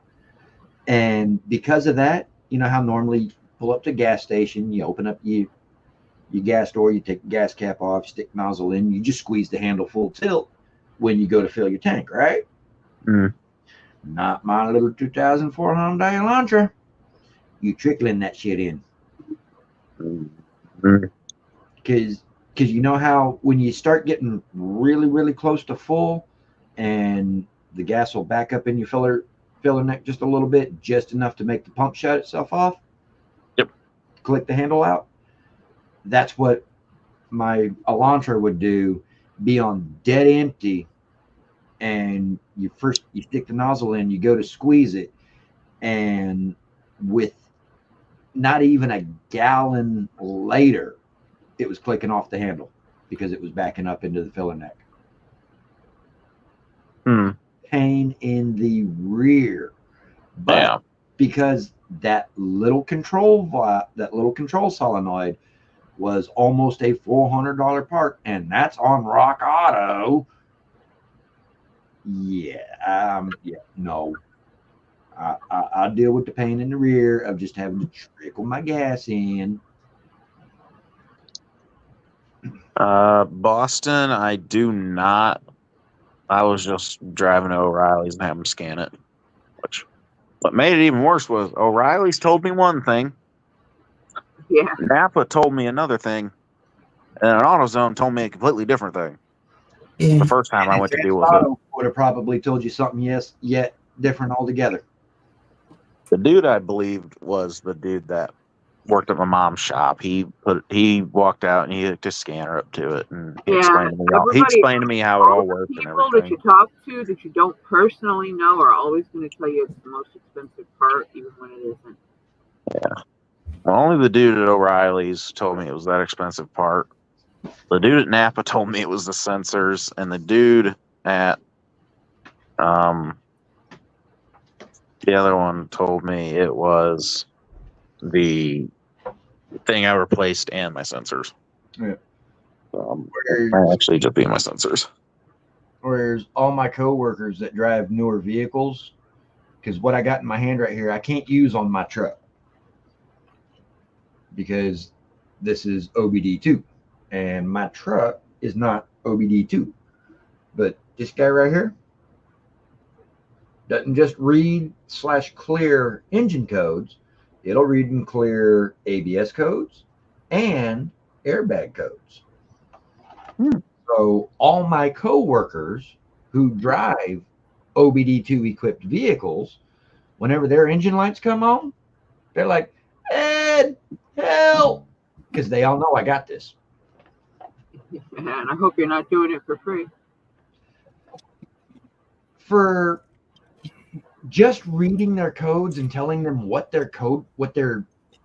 causing their engine light to come on, that I'm doing for free.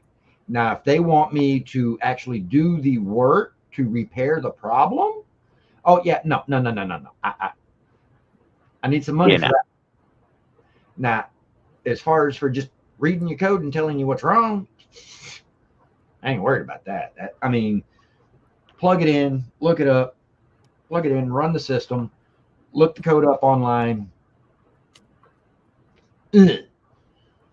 Now, Yeah, a lot of times if you search that code, you'll find all kinds of easy fixes that don't require replacing parts too. yeah. Now, if they want me to do anything more than that, once we know what the problem is, why the engine light's coming on, if they want me to do the work to make the engine light go off and stay off, that's when money starts changing hands. Yeah. I mean, and it's like when my coworkers need a brake job, because, you know, most of us drive our own personal vehicles for the job. So, you know, we get a little bit more wear and tear on our vehicles than most average people. So when my coworkers need their brakes done, they go, they buy the parts, they bring the parts plus their car to me. They give me a little bit of money, depending on what kind of vehicle it is and how involved the brake job is going to be. But they're still paying less than if they were to take it to a shop. Yeah, and you get free They're money saving Uncle money. Sam don't need to hear about. They're saving money. I'm making money. Everybody's happy. Okay. Yeah, and like I said, that's money Uncle Sam don't need to hear about. Exactly. What money? What are you talking about? I didn't do nothing. I didn't get paid nothing. No, I found this money laying on the Courtesy, ground, man. They motherfucker. bought the parts. They bought the that's parts. out of my paycheck.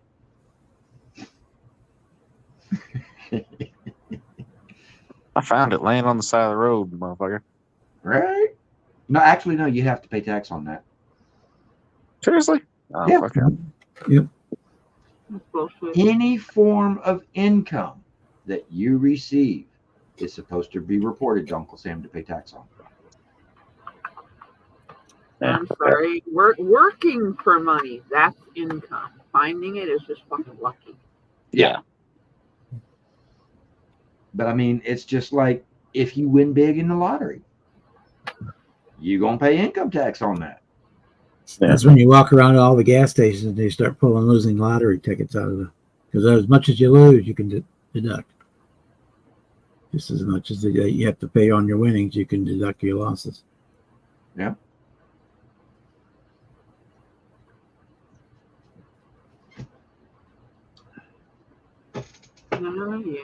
You take the lump sum, you get tax hit hard once, you spend what you need to get things you've always wanted and help people out and whatever, and you put the rest in a trust where nobody can touch it. You know, when what I hate about our current taxation system, you go to work, you clock your hours, you get your paycheck. You pay taxes on that money out of your paycheck, just straight off the rip before you even get to see your check. Taxes are already taken out of it. Yeah. Then, when you go to store Any general merchandise is taxed, yeah. to buy clothes or electronics or just whatever, General merchandise, yeah. anything other than groceries, you get hit again, taxation with a sales tax. Yeah. Wait a minute. You're taxing me twice on that same dollar bill? Yeah. Yeah. No, that don't work. Uncle Sam does. Just because it ain't legal, don't mean Uncle Sam won't do it. Yeah. Then fucking inflation hasn't helped anything. It's Oh, did I corporate say that out loud? You need to get that in the right frame. That is corporate greed. All the products come from the same places. Every business pays the same rate. Yep. Every business pays the same rate for all of the same products. How they market it and how much they mark it up, which is generally 65% or more, Mm-hmm. is corporate greed. Mm-hmm.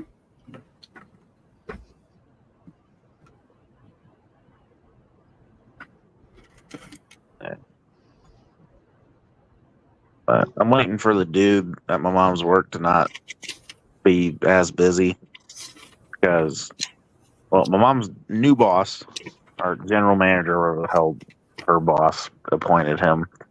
His truck broke down in the parking lot. Dude thought he'd be nice. He put it up on the lift and was going to tell him what was wrong with it. He leaves for a few days to go on some business, comes back, and his truck's on his rack, torn apart. And they've got customer cars waiting while general manager's truck's torn apart on the rack waiting for his dumb ass to pay for some parts. Yeah, no. Yeah. He told me as soon as that gets off the rack, he'd scan it and throw it up on his rack and see if he can see anything under there. Because the jack I have here is not a very good jack, and I can't get it up high enough for my fat ass to crawl the way under there and look very much. Right. Yeah, if it's not a Or very I good can, jack, but I it's not a good can't idea. It's dangerous. because my front end's really low and my ass end's really high with an extra leaf Yeah, spring. you need a proper lift to get that Yeah. thing up in the air so you can get under it. No, we were, yeah. I was using it for a little while, and then I realized I shouldn't do that. With some other stuff happened. Like on my buddy's Ranger, we would jack it up as high as we could and just put center blocks under the wheels, and that backfired on us one time, and we have not. Yeah, we don't do that anymore. Yeah, that's too risky. Well, that's like me. One of the nice things about being such a toothpick, my truck sits high enough, factory ride height. I can crawl up under it to do an oil change. No jack needed. Yeah, our jack. Well, we have another jack, like a proper jack. That's broke.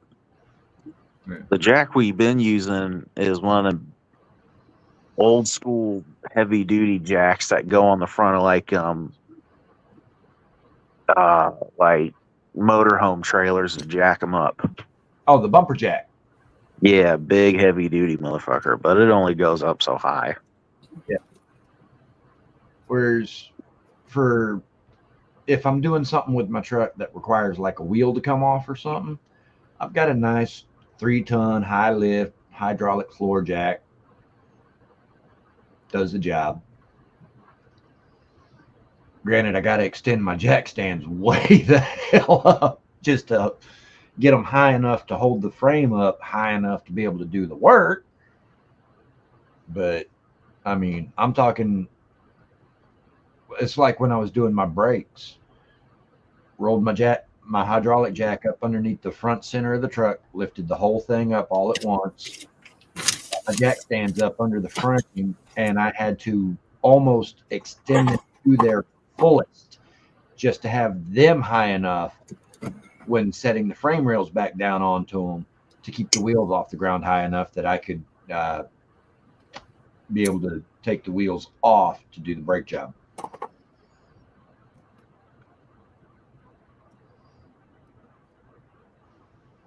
And we lost a Jimmy. He'll be back. You probably clicked the wrong button. Probably.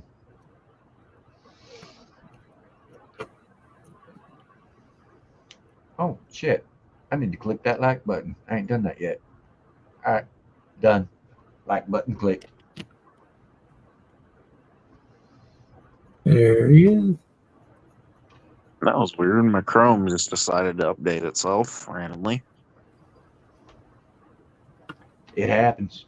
I hate this fucking phone so much. This is what I get for buying the cheapest goddamn phone Best Buy had. It shouldn't automatically update. You should have to select it. It'll do that. It'll shut my whole phone down when I try to go back to Chrome. It'll say Chrome is updating, unavailable at the moment. Oh no, if Chrome is updating, that's just the browser.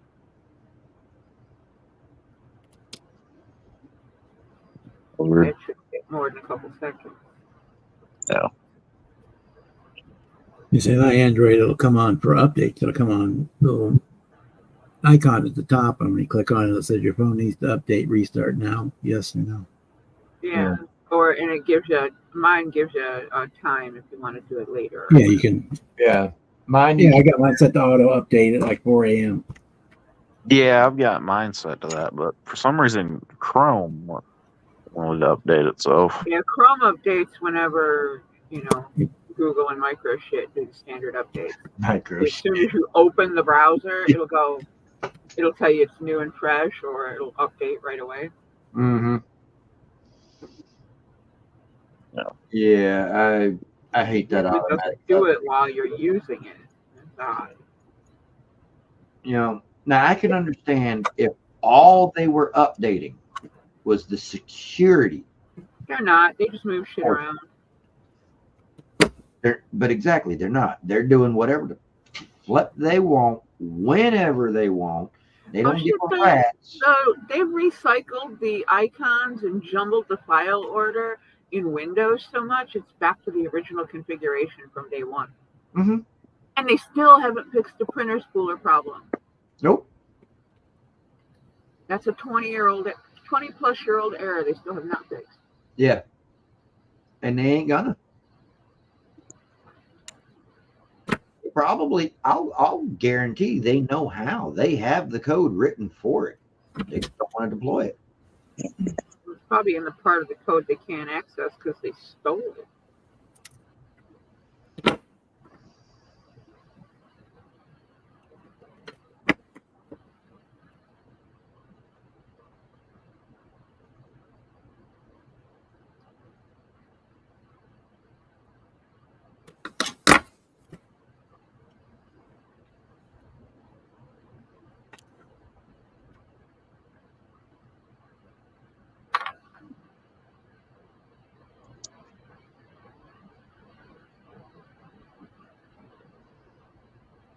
Yeah, but my truck being the little I can V6 look for you. base model work truck, it's not very tall.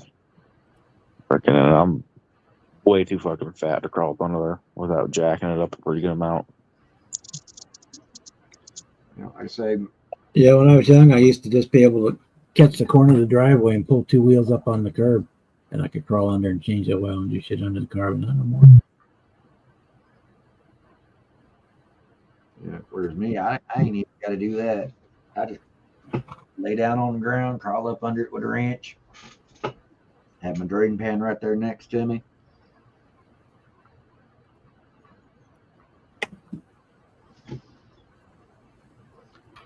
All right, Kevin. You have a good night, brother. I see, man. Night, Kev.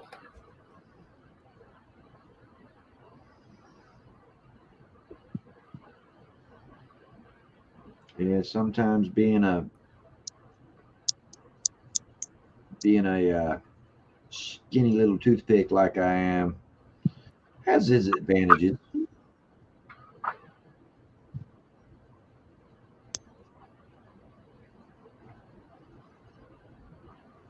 Especially considering as my frame rails are almost a foot off the ground.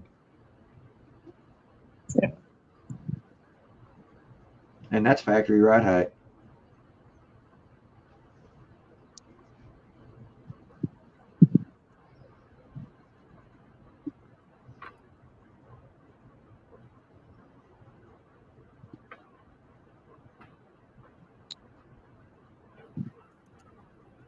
Yeah, but I'll get this one in there.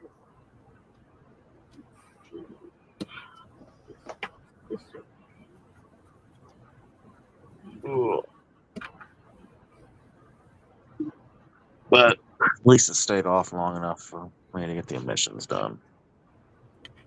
There you go. Now I'm not running around with an expired tag. Yay. So take that code number and look it up, and a lot of times there's might be a simple fix.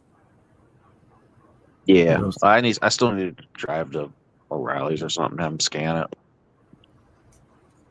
it. And don't have them tell you what the code means. Just have them tell you what the code is. Yeah, at our AutoZone, they just give you the thing, and you go out and do it and bring it back in. Yeah. They used to do it for you, but ever since COVID, they don't. They Yeah. just come out and they hand you the thing, and you plug it in yourself. And They'll do it right here. They'll come out and do it. yeah, you get the number, and you look that number up on the internet and see. A lot of times that it may throw a code, but you'll find out that it's easier to do this or that. And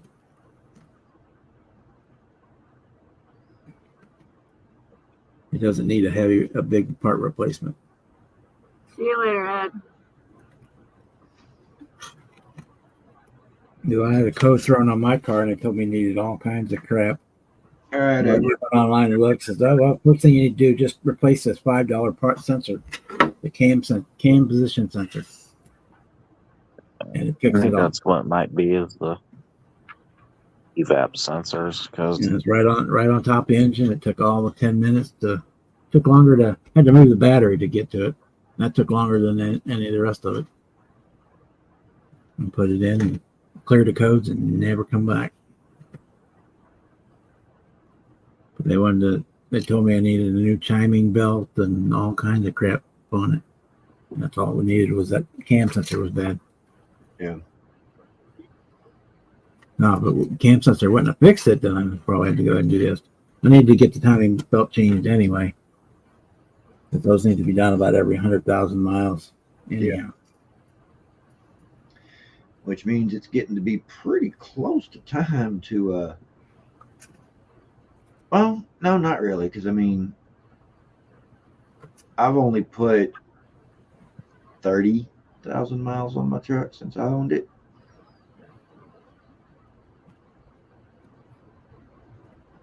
Bought her with 143,000. She's currently sitting at 170. About a year and a half later. Yeah. Yeah, I do a lot of driving for work. I was thinking about that yesterday. I do a lot of driving, but not very far. I bought that 03 out there last summer with 122 on it, Mm-hmm. and it just rolled over. It's just about to roll over to 128. Oh wow, yeah. No, I drive a whole lot more than you do. Yeah. Well, I drive a lot. It's just I don't really go very far. Yeah. See, when I say I drive a lot, my round trip mileage for today from here at the shop to my event location and back was almost 70 miles. Yeah. And I do that twice a week, plus any other events that I have during the week, anywhere between 20 to 40 miles round trip. So, yeah, I generally put between work and personal, I will generally put 300 to 350 miles a week on my truck. Damn. Yeah. And the majority of that is work.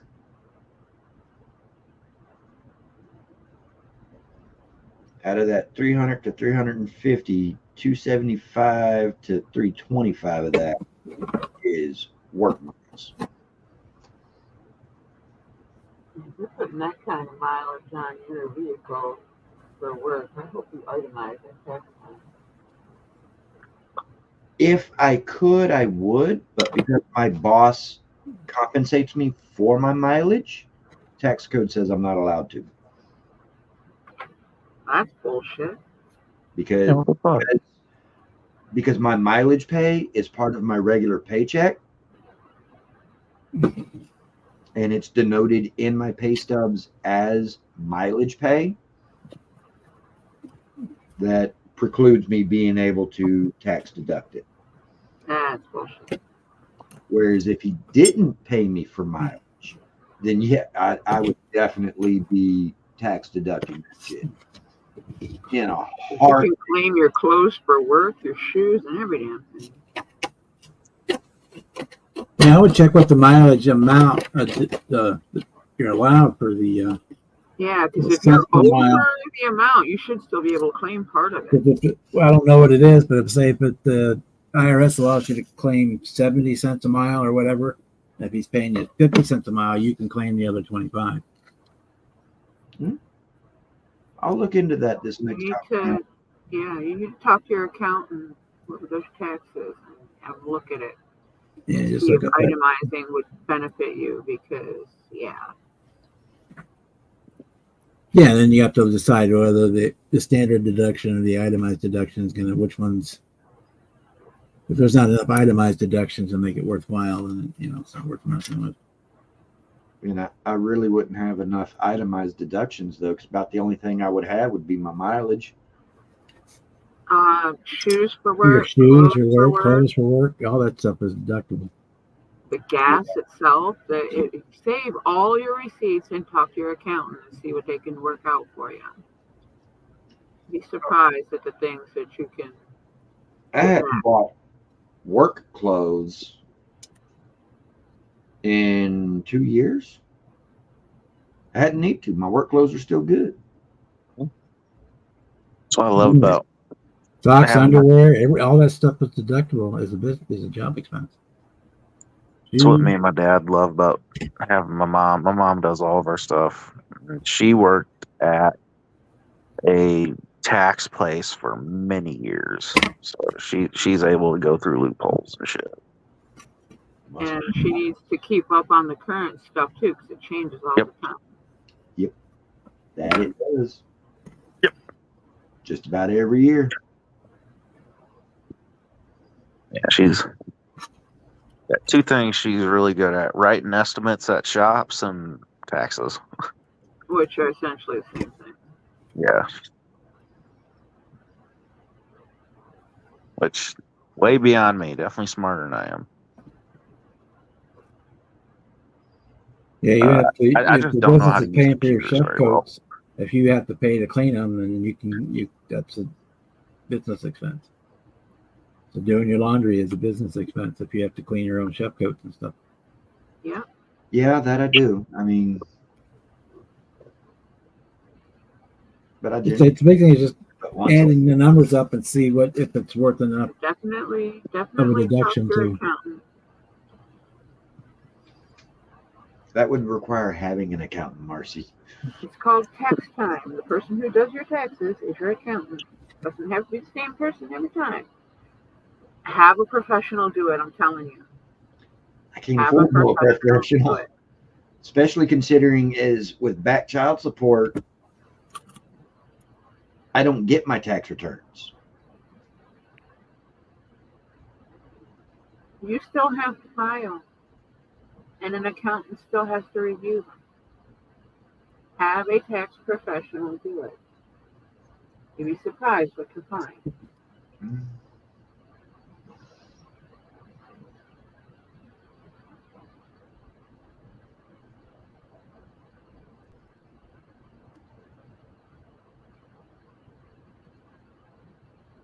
I mean, yeah, I do still file, but I generally just download the PDFs to print out my print out the 1040 EZ, and then I bring Your the W-2 and you just fill in the blanks. And I'm telling you, there's way more out there than the basics. yeah. The government banks on people doing the basics and not thinking they're entitled to more. Have a professional take a look. If it's beneficial, use it. If it isn't, chuck it. But check every year. They constantly change tax laws and change the way things are done. No single person can have all that information. And they sure as hell aren't going to give it to you with that little book with your tax form. Yeah. I mean, Yeah, I use online site. I use Free Tax USA, and it goes through and it files long form no matter what. So Yeah. it goes through and says, "Do you have this deduction? Yes, no. You have a receipt for this? Yes, no." And you go through, and if you have it, you fill it out, and it'll actually compute and say, "Well, you're better off doing it this way, or you're better off doing it that way." Yeah. And then what they do is then they charge you to file your state taxes. don't have They state do the federals for free. Texas don't have state taxes. Well, there you go. Then it's all the way free.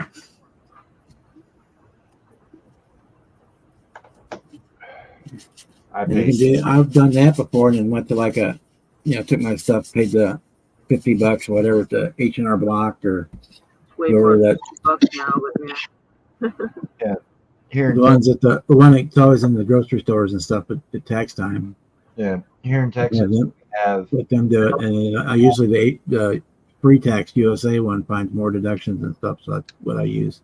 Yeah, we have the federal income tax that all 50 states pay, and then we have sales tax, and that's it. But yeah, we don't pay state income tax here in Texas, which is kind of nice.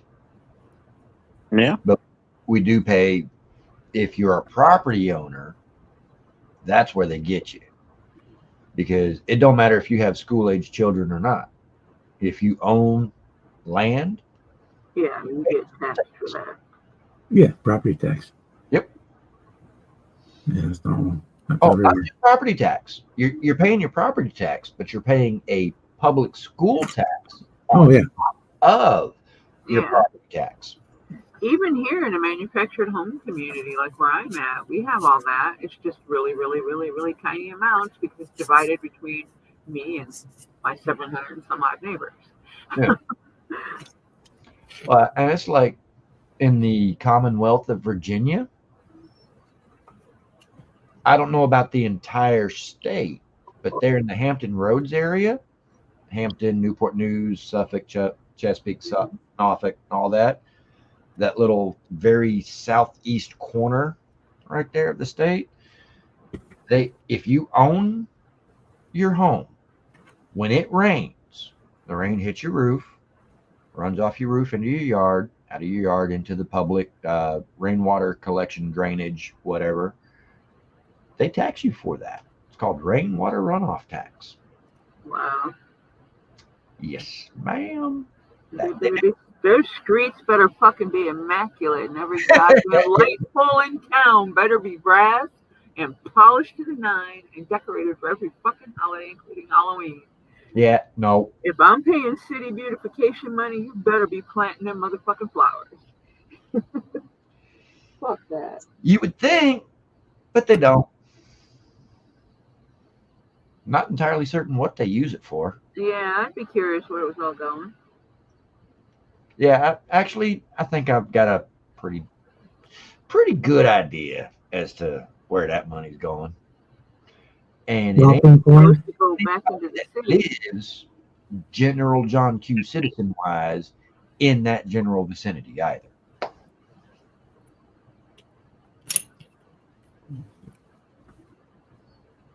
Now, their county and state workers better be paid really well, and it better be fucking spotless. They better sweep the fucking street twice a week, man.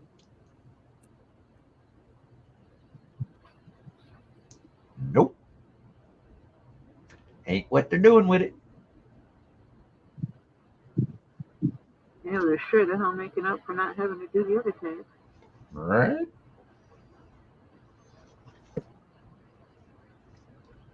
All right, y'all.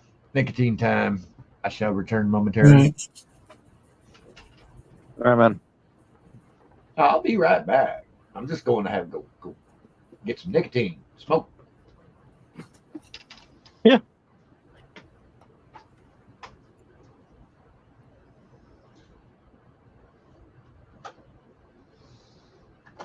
That's one thing I will say about my plastic dildo. I don't have to walk outside. Yeah, I got one of those. It helps, but it ain't quite good enough.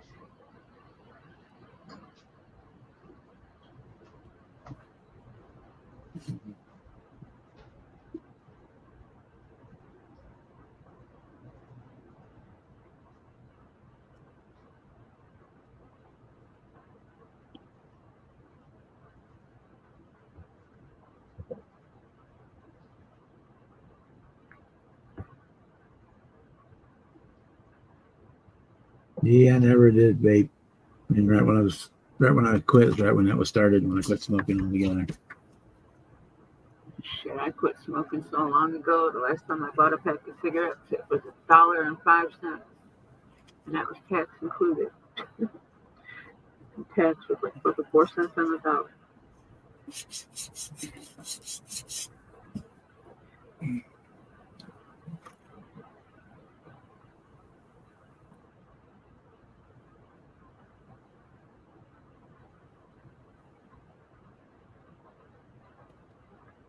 Just a hair more, just a fraction more.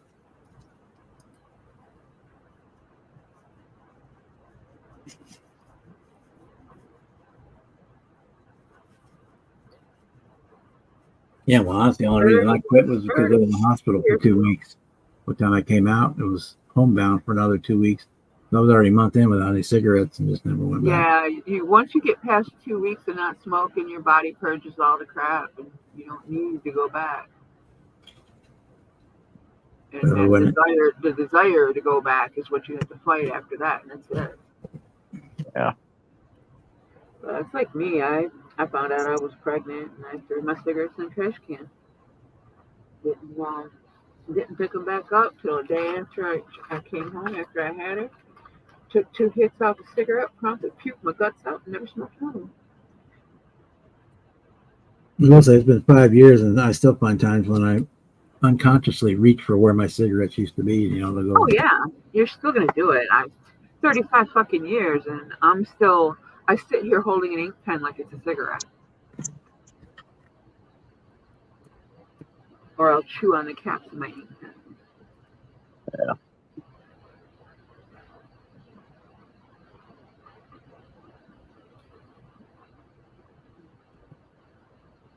Yeah, the only thing is, Boston, it never did. You were giving yourself a false sense of security or two distinctly different smells.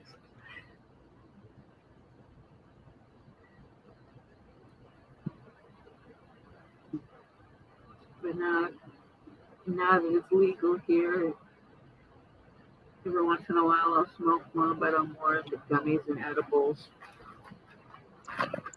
Surprisingly, So I quitting really, smoking Smoking pot was anything is easier than bad, meth. man. Anything in your lungs is bad. Yeah. I can't remember the last When time I I quit had smoking pot, it was a easier than joint. when I tried to quit this before. Just got to do it. That's all there to it. You got to just do it. I told myself I was going to quit. No, And, I don't know. Boston, you got you smoking again. You made the conscious choice to light it. Yeah, nobody else can make you do it. You got to do it yourself. You just got to. One day your body, your mind and body will just decide that's it. I mean, so I ended up because I was in a position where I couldn't smoke for 4 weeks. It was over the physical addiction at that point. But Yep, your body purged everything. if I'd have come home from the hospital after being in there 2 weeks instead of doing cigarettes at home, I'd have right back in it. Never would have stopped. Just happened to look fortunate that I guess, or unfortunate, fortunate, however you want to look at it, that there were. I had no cigarettes in the house, and I couldn't go nowhere to get them. Yeah, I was still hooked up. something my Still hooked grandpa up to couldn't tubes. kick. He was in the hospital going through heart and kidney shit, like literally sitting there on his deathbed. And freaking, he got in trouble for his one of his buddies snuck him outside just so he could go smoke a cigarette. Oh yeah, they offered me the Nurse nicotine came in and patch yelled while I at him. was in there. Grandpa said, "If I'm dying anyway, fuck it." Yeah, you just gotta decide to do it and do it. I mean, all there is to it.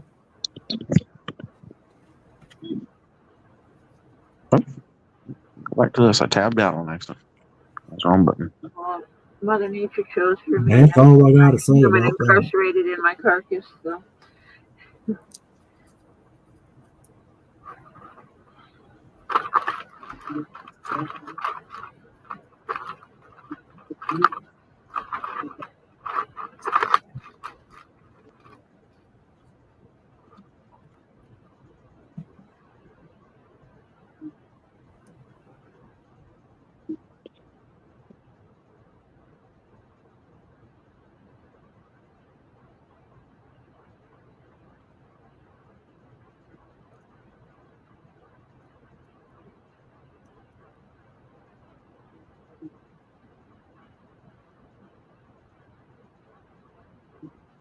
Okay.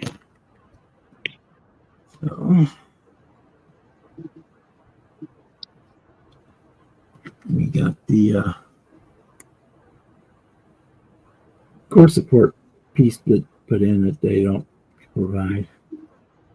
The scratch building. There you go. So I had a big hole sticking in the front of the car.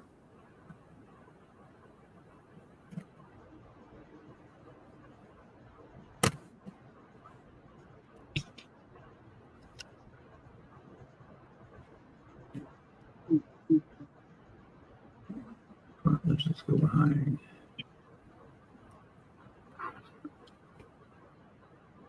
And last time, my buddies were making fun of me last time I quit, and I was going through a little period. So I'm one of them. If I start noticing my weight is getting up there, and if I'm over 300 pounds, I'll start hitting the gym and I'll go back down to 260 where I'm usually at. And within that while I'm losing weight, I'll quit smoking. As soon as I get back to my weight, I'll start right back up again. Freaking my friends will always laugh at me for that shit. Like, why would you quit for that little bit and then go back? I don't fucking know. I really don't. Think of all the money you could put away. Yeah, especially now because they're. Even when I quit, they were They still were $5 less a than pack. $2 when I quit. So freaking $20 for 2 fucking packs of cigarettes now, and that's not even a high quality one. Yeah. So running those shit. And vaping in the long run is more expensive and twice as dangerous because it all tastes so good. You're likely to do more of it. It's a tough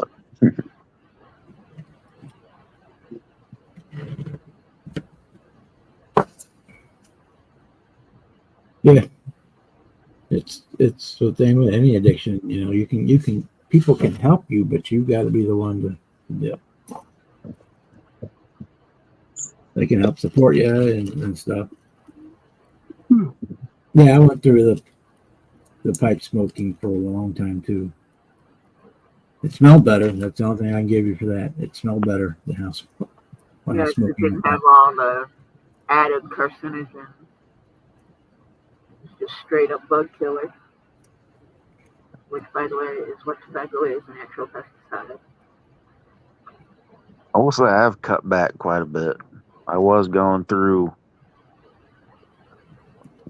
every week and a half. I was going through them.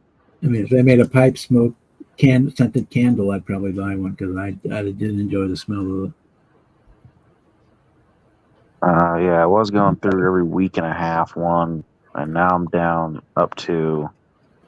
I won't go through them for 3 or 4 weeks. I'll have one. I've definitely cut back how much I hit it.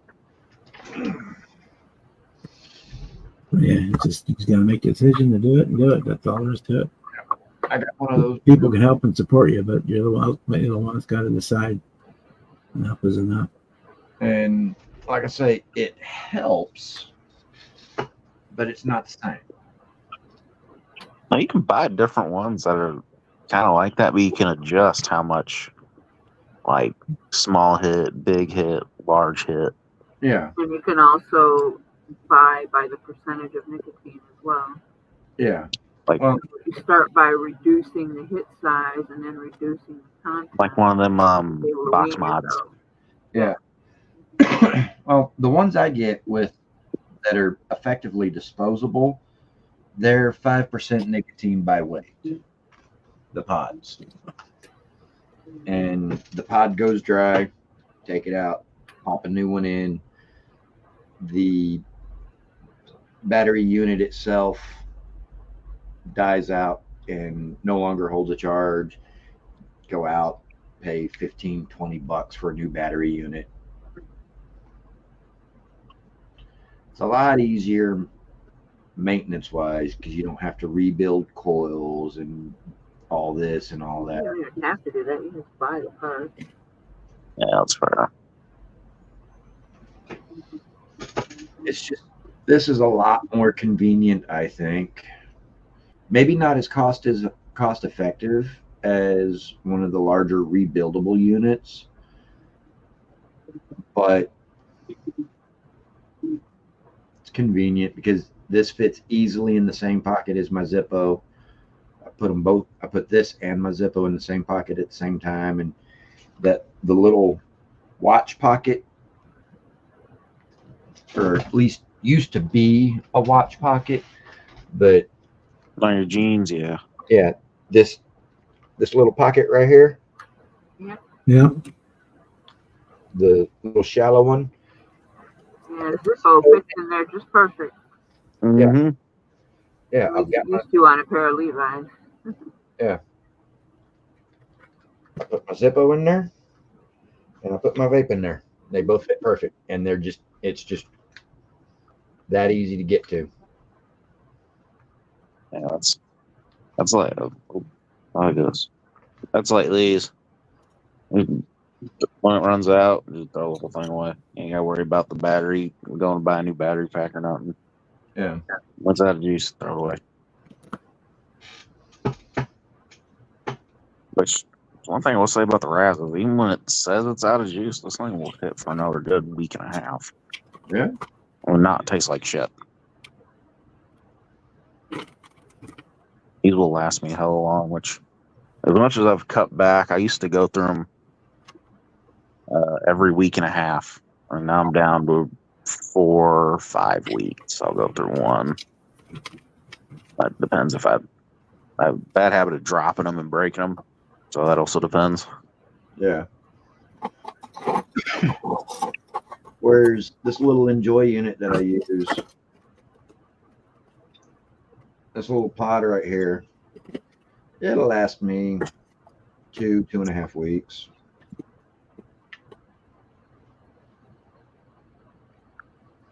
Yeah, I know the high dollar ones like this. The one I just had, it's 9,000 puffs. Yeah. And the You pod, can get more expensive ones that are like 15, 20,000 puffs. pods come to a pack. So, you know, I mean, and it's like $10 for a pack. And this is the original battery unit for the Enjoy that I ever bought. And it's as yet, I've had this thing 7-8 months now. I've been using this for like 7 or 8 months now, and the battery runs out of juice, and that's by this little LED indicator down here. When you take a hit, it lights up, and when it starts flashing as you're taking a hit, means it's time to plug it into the little micro USB on the bottom of it, and it'll light up solid. And then once that light goes back out, it's charged. You unplug it, and you can use it while it's charging. So That's probably a bad idea. And before this, I was using the Views, basically the exact same thing, but the brand name was Views. The smaller one, yeah. Yeah, the little skinny little thing. Yeah. I was getting a new battery part every month and a half, because they wouldn't last. They were trash. I don't know. I always heard that. I had the same one for a good year and a half. Yeah. Until I switched to these ones. Because I just liked that one better. The pods were only, it was a 4-pack, $14. Yeah. But the pods weren't lasting me very long. But that's like when I first started. Like I say, the pods for this Enjoy, like I say, they last me about 2.5 weeks.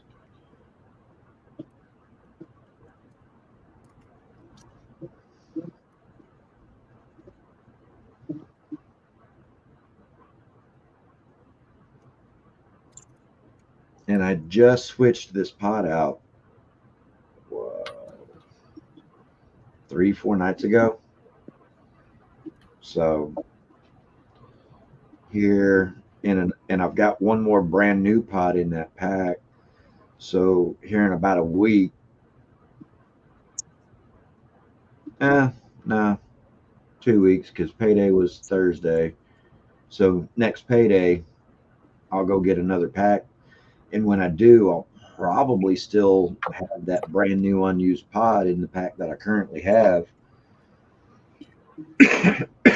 So, Yeah. Granted, I don't really hit this a whole lot. I don't use this a whole lot. So,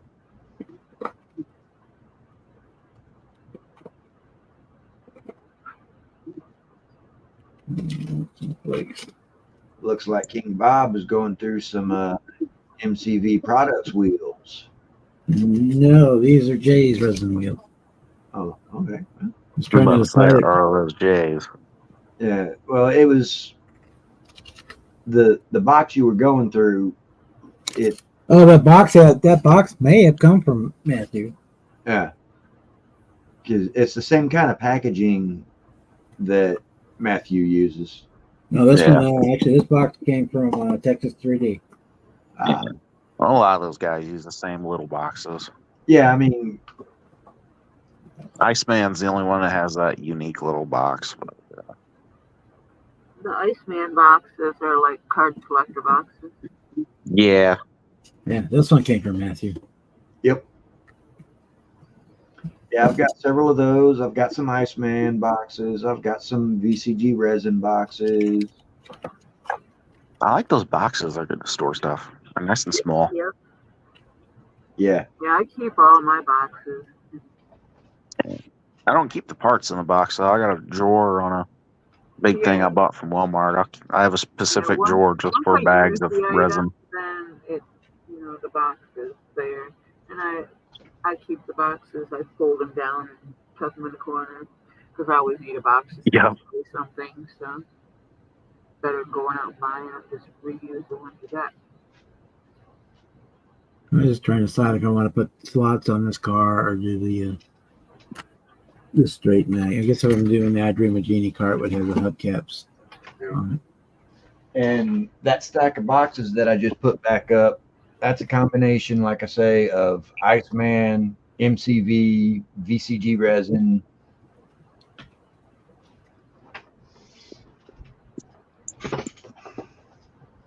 So It would look better with those turbines, but I don't have tires to fit those.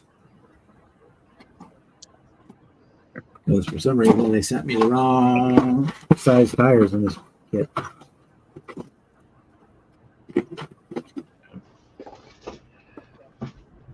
I got the four bias plies, and then they sent me four. What are these four Eagle GTs that don't fit the wheels. And then they sent me two Goodyear. I got the pipe cover. Supposedly for the backs. They didn't send the. This I almost never use. I'll load up a bowl of tobacco in this, and I'll smoke on that bowl 2 or 3 times before the bowl is cashed. And I'll load it up once, smoke on it for a little bit, let it go back out. 2-3 days later, light it back up, smoke on it for a little bit, let it go back out. 2-3 days later, light it back up again.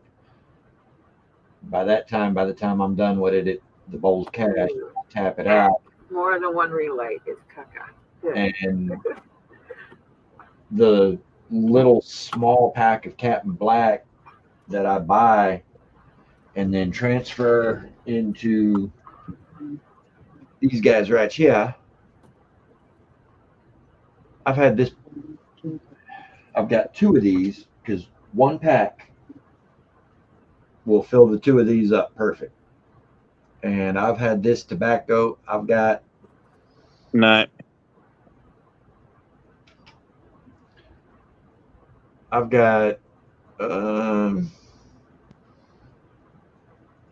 little bit more than 1 1/4 of these left. This one's full, and this one's a little bit more than 1/4 full. I've had this tobacco for like 2.5, 3, maybe even 4 months.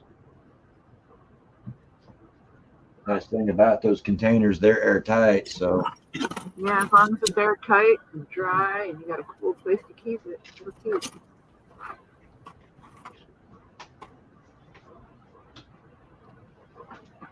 yeah, I don't smoke my pipe very often. Not that I don't smoke my pipe, just I don't do it very often. Maybe not as often as I should. Maybe I wouldn't smoke too many cigarettes if I smoked my pipe a little bit more.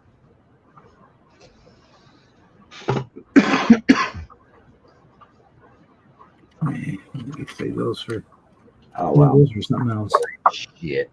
See if I can't get it to refocus. All right. Not that y'all want to see this ugly mug, but hey,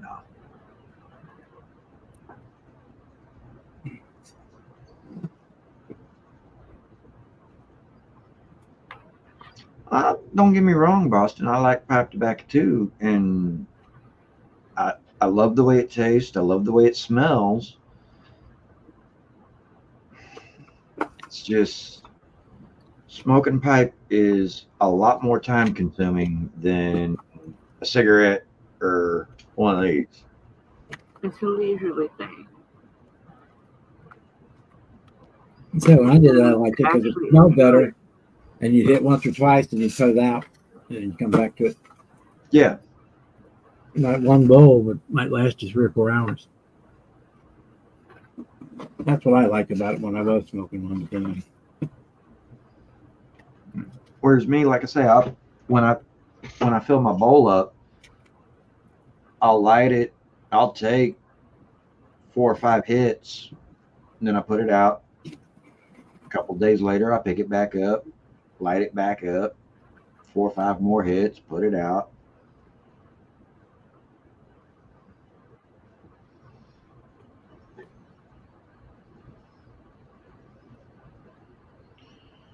Ooh, Walker Texas Ranger on. Eh. You know, speaking of Walker Texas Ranger, and that putting me in mind of the actor that plays the title character, you know, once a rattlesnake bit Chuck Norris. And after about 4 or 5 days of excruciating pain, the yeah, rattlesnake. we know the snake died.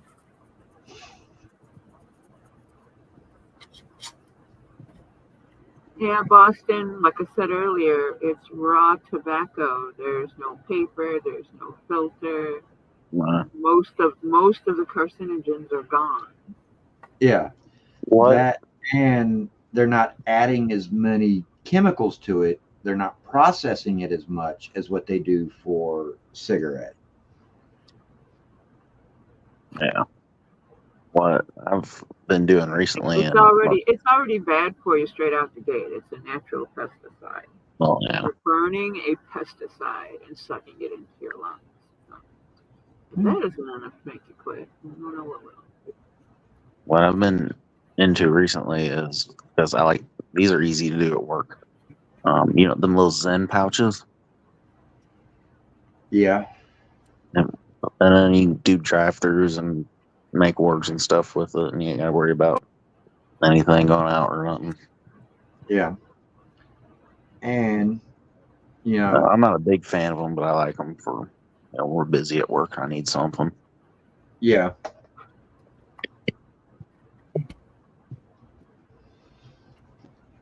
They come in. I used the when I was working at Pizza Hut as a cook.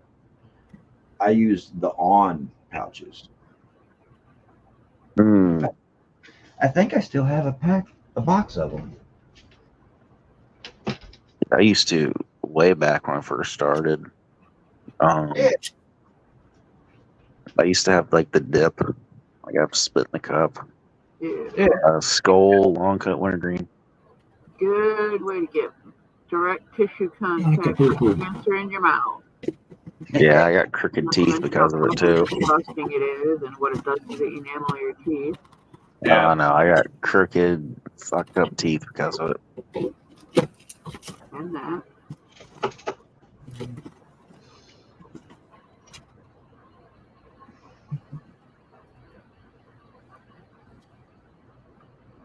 You know, I mean, I inherited my grandmother's bad teeth. I mean, y'all have all heard of osteoporosis, right? The condition that attacks the calcium in your bones, makes them brittle and whatnot. Well, Mm-hmm.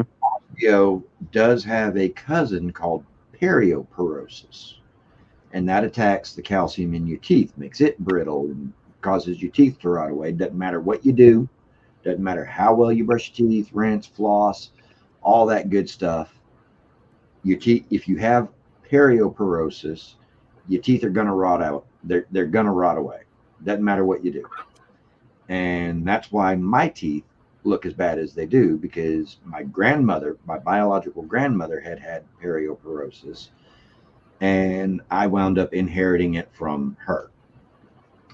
So, the fact that I've used smokeless tobacco and things like this for the better part of my life, plus the fact that I smoke cigarettes, have since I was in my teens.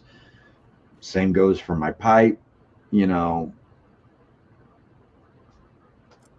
Yeah, my teeth are shot. Boston, it was not that bad. Skull, long cut wintergreen, that was my shit. I always thought Copenhagen was a little nasty.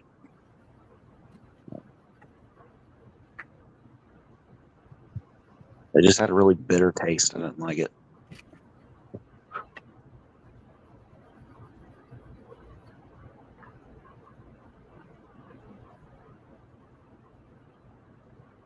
The only thing nasty about it is when you forget which water bottle you're spitting in.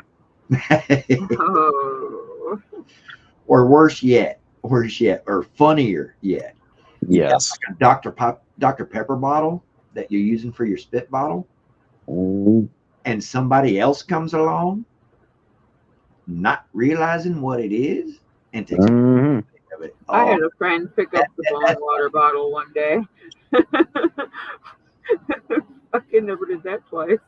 Oh my gosh, I watched my buddy drink that before. We bet him $100 he wouldn't try it. The damn bong water. So my kid didn't Oh send him my to the god. hospital. He threw up quite a bit, but he was $100 richer.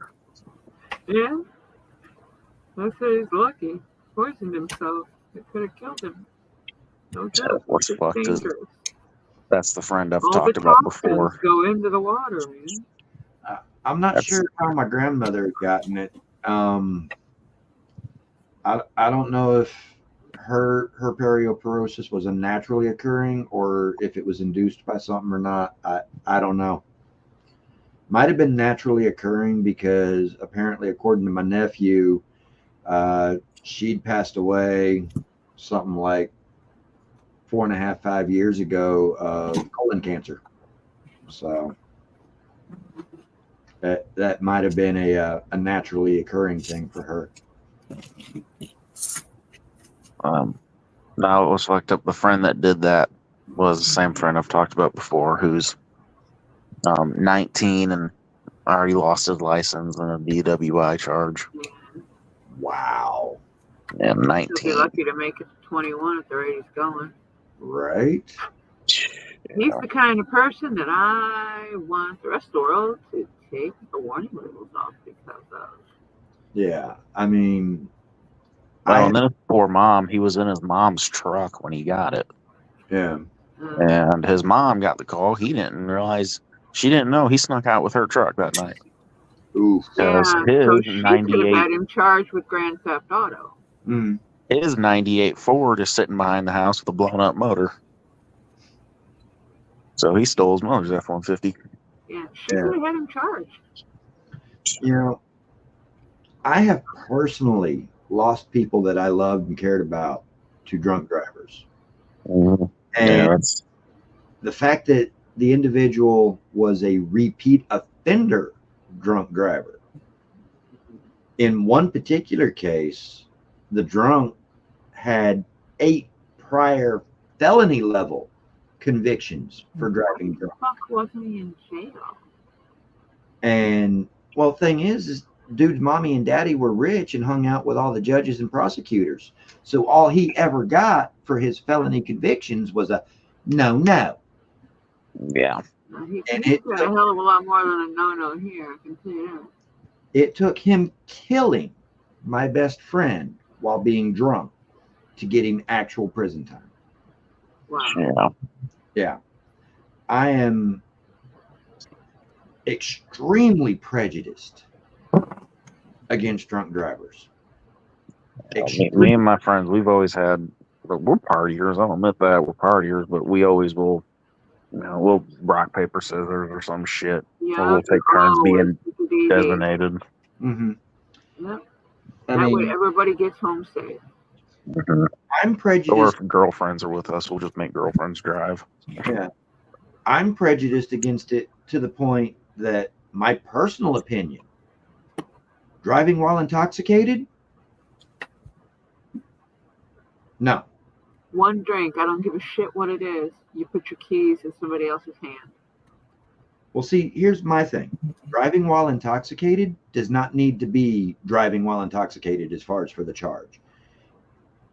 If you drink and then get in your car and drive somewhere, because of the fact that we have don't drink and drive, this is why education from the time before you hit kindergarten all the way up. It's in newspapers, it's in magazines, it's on billboards, it's in books, TV shows, movies, internet, anywhere and everywhere. It's on the radio.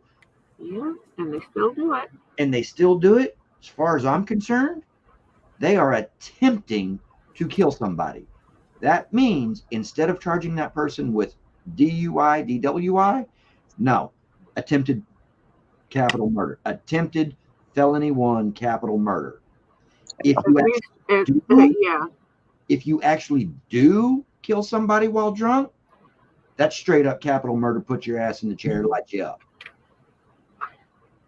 Yeah, if we had capital punishment here, it'd be a lot nicer place, I can tell you that. And our jails wouldn't be so over fucking full. That's just my personal opinion on drinking and driving. Which is why if I go out to a bar, if I know I'm going to personally be drinking when I'm at the bar, my truck stays right here in this driveway. And I will either take the metro, a taxi, or an Uber to the bar. I'll meet up with whoever I'm going to be at the bar with. And then I'm going to take I'm going to take either the metro, if it's still running. I'm going to take a taxi or an Uber. Either way, back here at the house. If I'm here at the house and I crack open a beer, that truck doesn't start till the next day. Mm-hmm. I won't even maneuver that truck around the driveway once I've had a beer. Mm-hmm. I'm that anti-drink drive.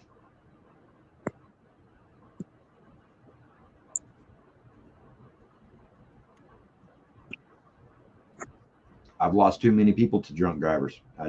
No, I can't do it. I cannot. I can't. Yeah, fucking last time we were all partying, we almost kicked his ass. Knowing he has no license, we're all partying, and his girlfriend went to pick him up. And they pull up there in her car, and he's driving. And we were fucking pissed. She's a fucking idiot. She's the one that was with him that night, and she's no help with what he's going through or what he's doing. She's no help. Yeah, obviously not. Worst thing you could do is fucking enable somebody that's already getting in enough trouble on their own.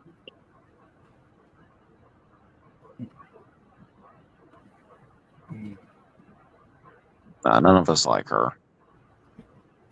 She's full of drama and just, definitely not good for him. Especially not if she's letting him drive after he's been drinking. He hadn't been drinking, but he's got no license. This was after he lost his license. He was sober, but he still didn't have a license. That's still moronic. I'm just saying. As easy as it is. And whoever her car is registered to will be responsible for anything he does. Her dad that bought her a brand new freaking Kia.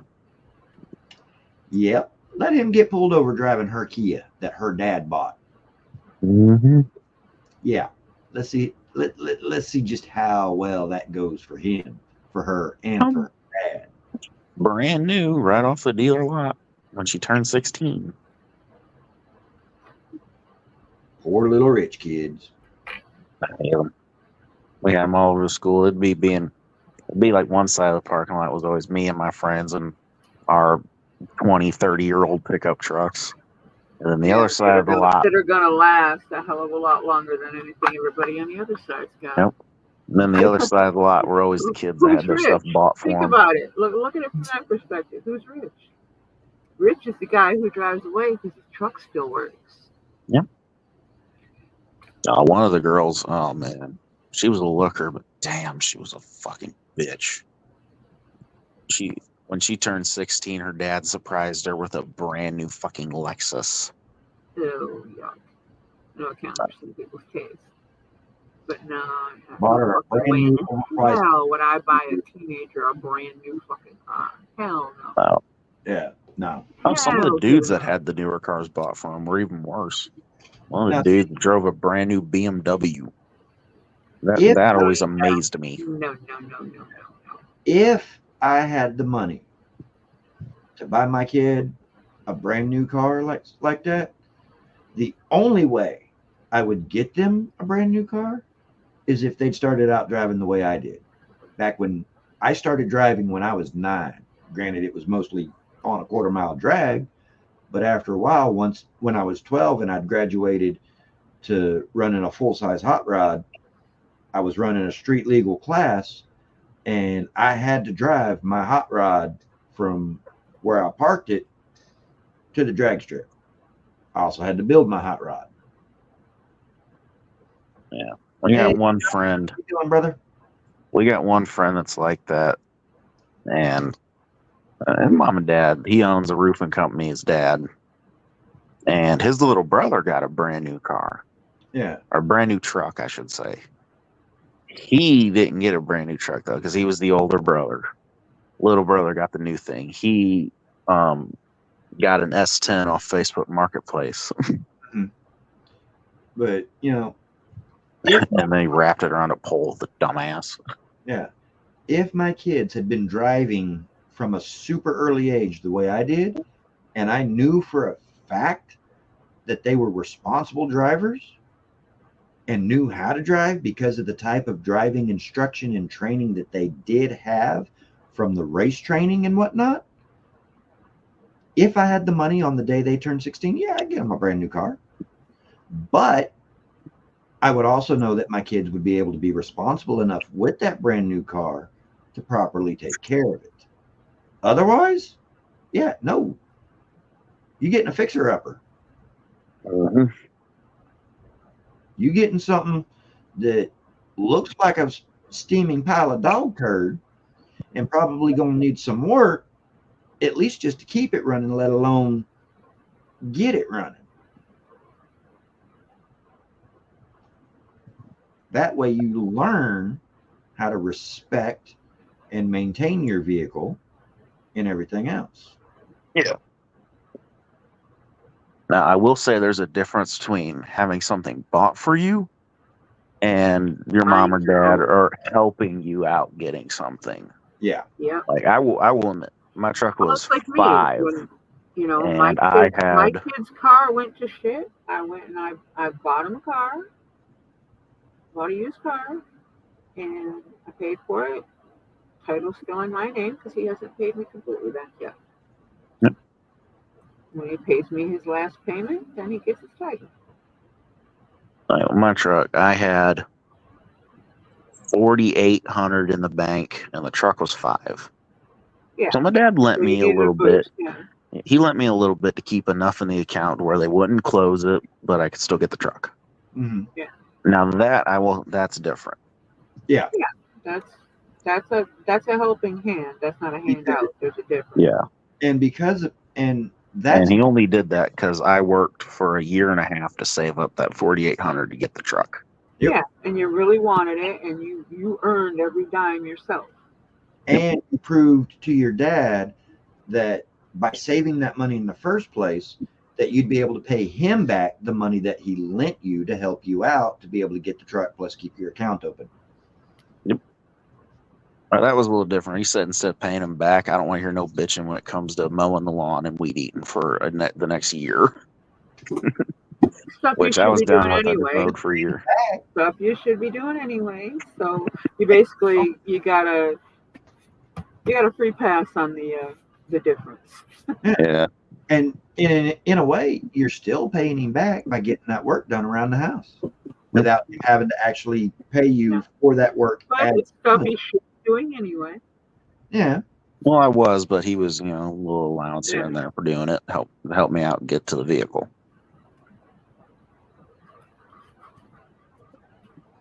Okay, kiddos, I am out of here. Yep, I'm thinking the same thing. It's what, quarter to 20 Yeah, to I 11. know. That's how late it was. I should have done Dad's medication 10 minutes ago. I was Yeah, probably I sitting outside having a cigarette anyways. I got 20 minutes till 11 here in Houston, so Same. it's getting a little bit late. Yeah. Thankfully, I don't have to go to work tomorrow. I actually have a day off. Wait a minute, day off? Yeah, I hell, have day to off. work, but I work later in the day. And, Yeah. Dad That's said, what I like about night shifts. I ain't got to be there till 3. I don't go in till 11. So, Now Thursday I clock in at 7 a.m. and I won't clock out till somewhere between 4:30 and 5:30 p.m. hi, Josh. Bye, Josh. I didn't see you. Yeah, you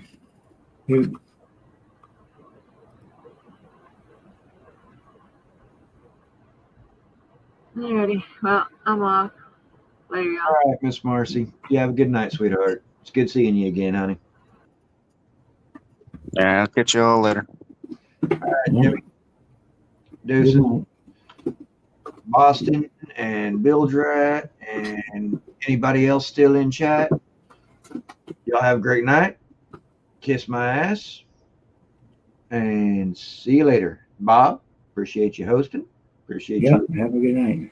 Appreciate you being on long enough for me to come in and say hi and whatnot. So, No problem. We're probably on Thursday or Friday night, depending on what else is going on. all right. Well, All right. catch you later, brother. Good night, everybody.